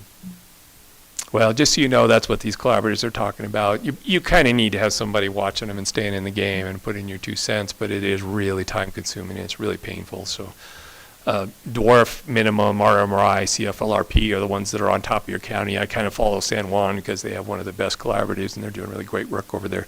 The other thing that you have is the feds are throwing huge amounts of money. And I think you do want that in your areas because it kind of stimulates jobs in the economy. So Senator Bennett is putting out another bill and Nagoose is putting out another bill. Do you want to try to get some of this money in this area to work on your forests and generate jobs? Free marketeers would probably say no. People, well, there's money, there's government money there. Do you want to get your share of it? Mountain Studies Institute, do you know who they are? Okay, they're based in Durango. They're one of the principals in this. Forest Service, obviously, and the counties and the NGOs and industry. My dad, if you don't know, he used to run the Colorado Timber Industry Association back in the 90s. They are still here. Molly Pitts is their representative now. So my family certainly had a big stake trying to save the forest industry back in the day. My dad did keep it alive on life support. And all of those loggers and timbermen are basically gone. They're all 70s and 80s, and you got to try to get some young people to pick up the slack. I mean, you're getting ironwood in from California, and Sinton kind of took up the baton for my dad's mill. He built the Aspen Wallwood back in the day too. So is timber important to you? Is this important to you? And then is the water forest question a big one too?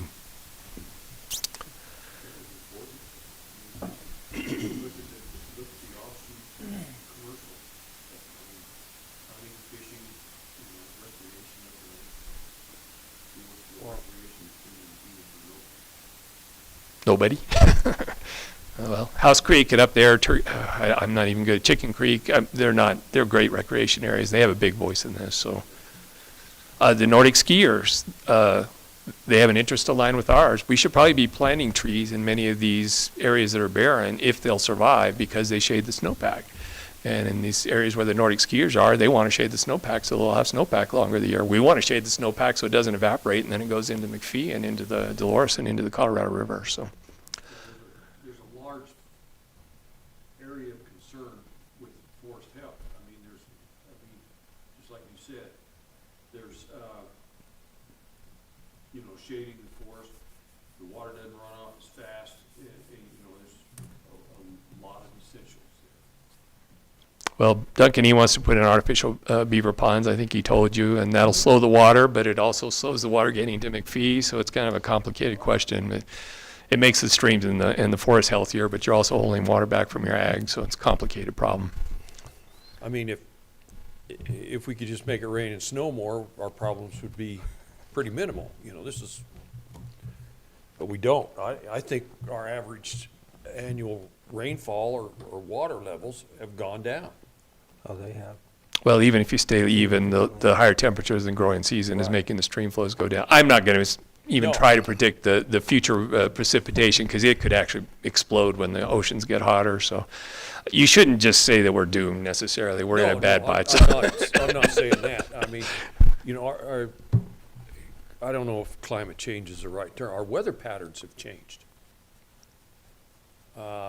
Temperature is definitely changing. Precipitation is totally unpredictable, and anybody that tells you they can is a charlatan. So the temperatures are increasing. You can't avoid it. You go through these dramatic changes. I mean, as kids, we took the classes from Mesa Verde when they cut down the tree rings and said, we had droughts for this many years and had a lot of rainfall this many years. And So it's cyclical.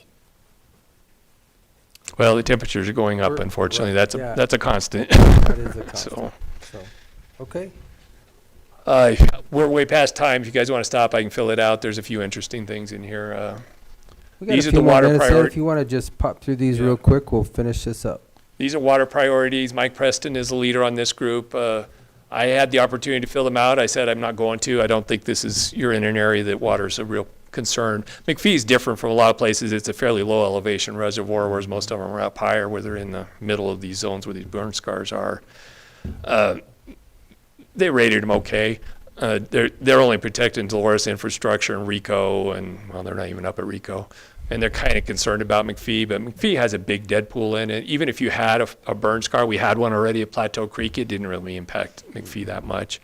So again, I don't think, if you go over to the La Plata County, those big red areas over there, that's like Missionary Ridge and stuff. They've had some disastrous consequences from fires over there. So those rated quite a bit higher. Let's keep moving. This is a chart on the x-axis is combined opportunity score. On the right axis is values. The bubble on the left in the orange are areas that are difficult to work in, low opportunity. That means they don't have roads or steeper terrain, but they have high values. So those are being kind of put on the schedule for planning, but they're going to be hard to do because it's difficult to get in there. But there would be a big benefit if you did get into them. The green bubble, those are going straight to the top of the list right now. They have high opportunity, they're easy to get into, roads, et cetera, not too steep terrain. And they have fairly high values, so those are the ones, the areas, the pods that got rated that they're going to prioritize for the next round. And then there's a couple down there that have very high opportunity values. It's a really good place to log, but their values are a little bit lower, so they're also kind of in the planning stage. Next.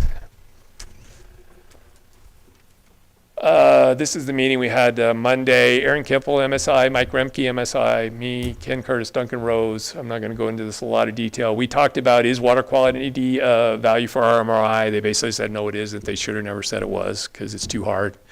There's too many political barriers, wilderness areas, working in roadless areas, getting up in the higher elevations. You're going to get NGO and recreation pushback. Getting roads up there is very hard. There's science and engineering barriers. Again, steep slope. You need to shade south slopes. You need to thin north slopes because if you thin south slopes, you're going to get more evaporation and disappearance in snowpack. You have to almost design a treatment for every little piece of ground, and they're going to be all different. It's going to be different lower latitudes versus higher.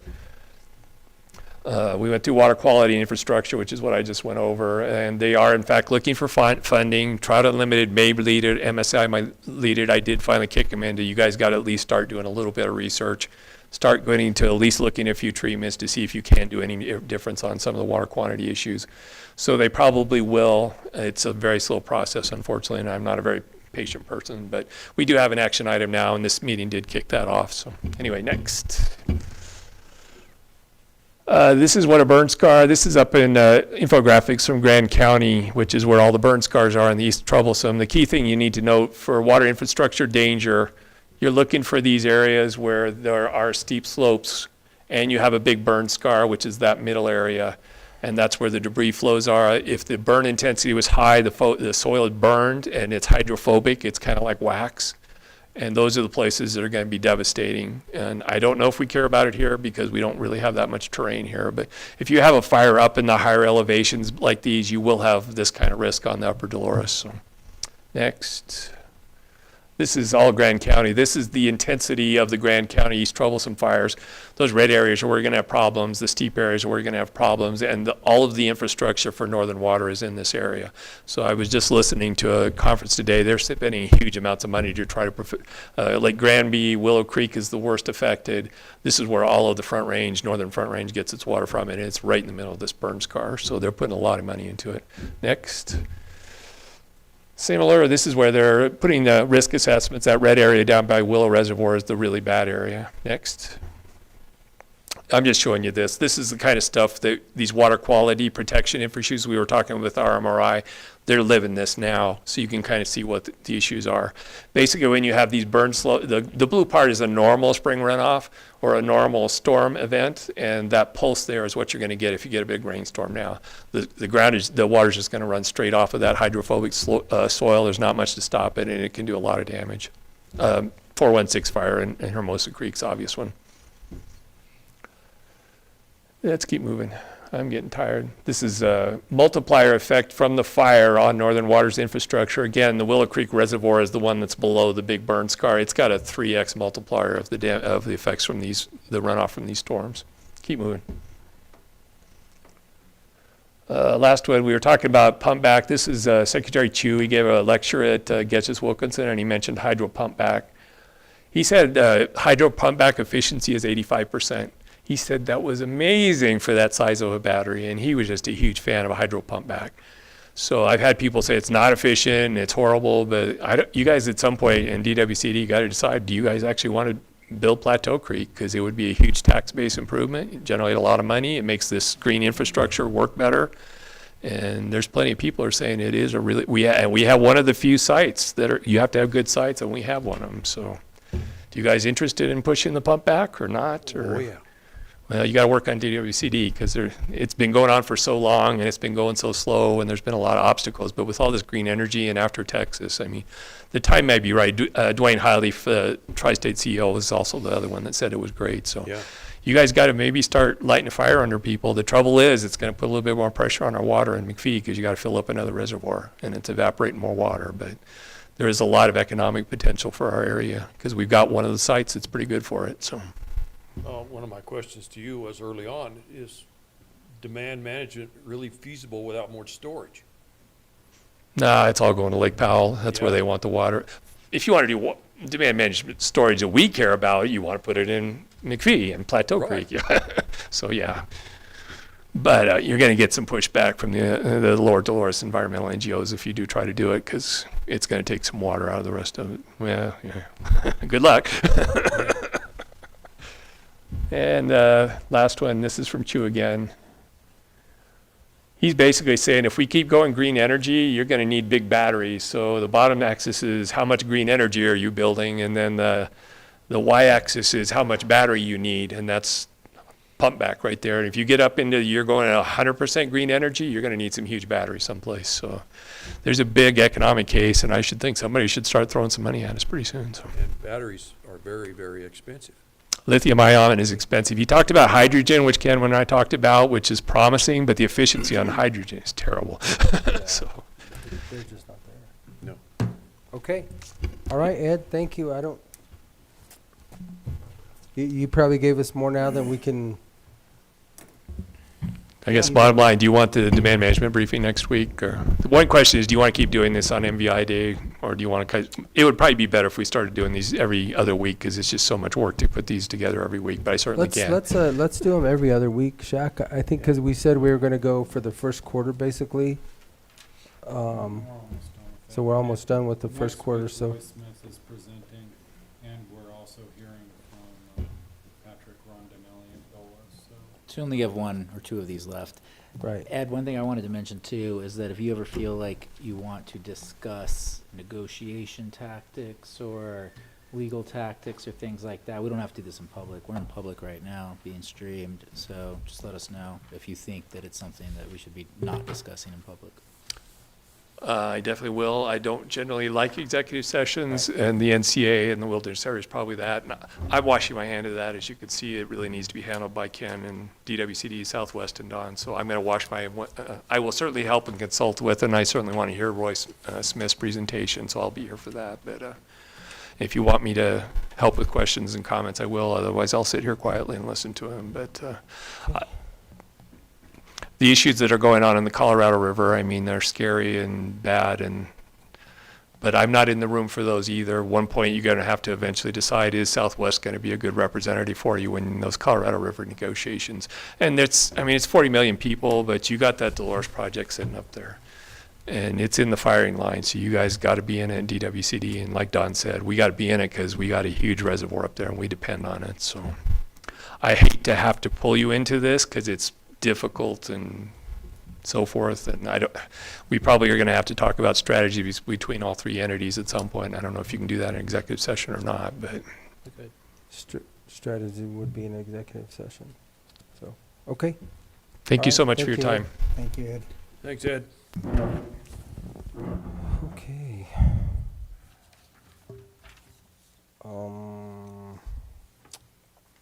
Anything else? No. Having passed through our regular order of business, I move we adjourn. Do you guys want to handle drive bids? Oh, Did we get an email? put a hold on that.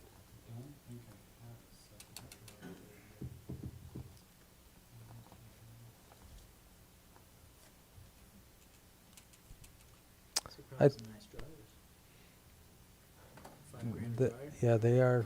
They're big commercial. My wife looked at Have She all just that happened to laundry look at dried one up the good so they can flush them down to grind them one up. at the store the other day. It's, $1,200, $1,500. So in the fire service, obviously we'd have to have Extractors. extractor washers and dryers to go with them. Yeah. And they're Oh, they're more than this. stupid expensive. Really? Oh, Oh. yeah. To comply with NFPA? Yeah. And then, I don't know, it's probably been, what, 10 years ago? You had to have an additional set so that so that you could launder one and still respond to calls. So So the one it's bid super we expensive. already have is under 10,000, which is in my purview. So assuming the other one doesn't come in over 10,000, I can just handle it right away. I think that would be the best thing to There you do. go. He might have not had a chance to do that, so, Well, okay. he's looking, he said he's waiting, but. Sure. I don't know, I mean, we It- could sit here and tell jokes for those. No, I think it's, I'll I think second the you- motion on the floor. I was gonna say, it's been moved and seconded to adjourn this meeting. All those in favor? Aye. Aye. All right, I got a- gentlemen, thank you. I got a letter from Michelle.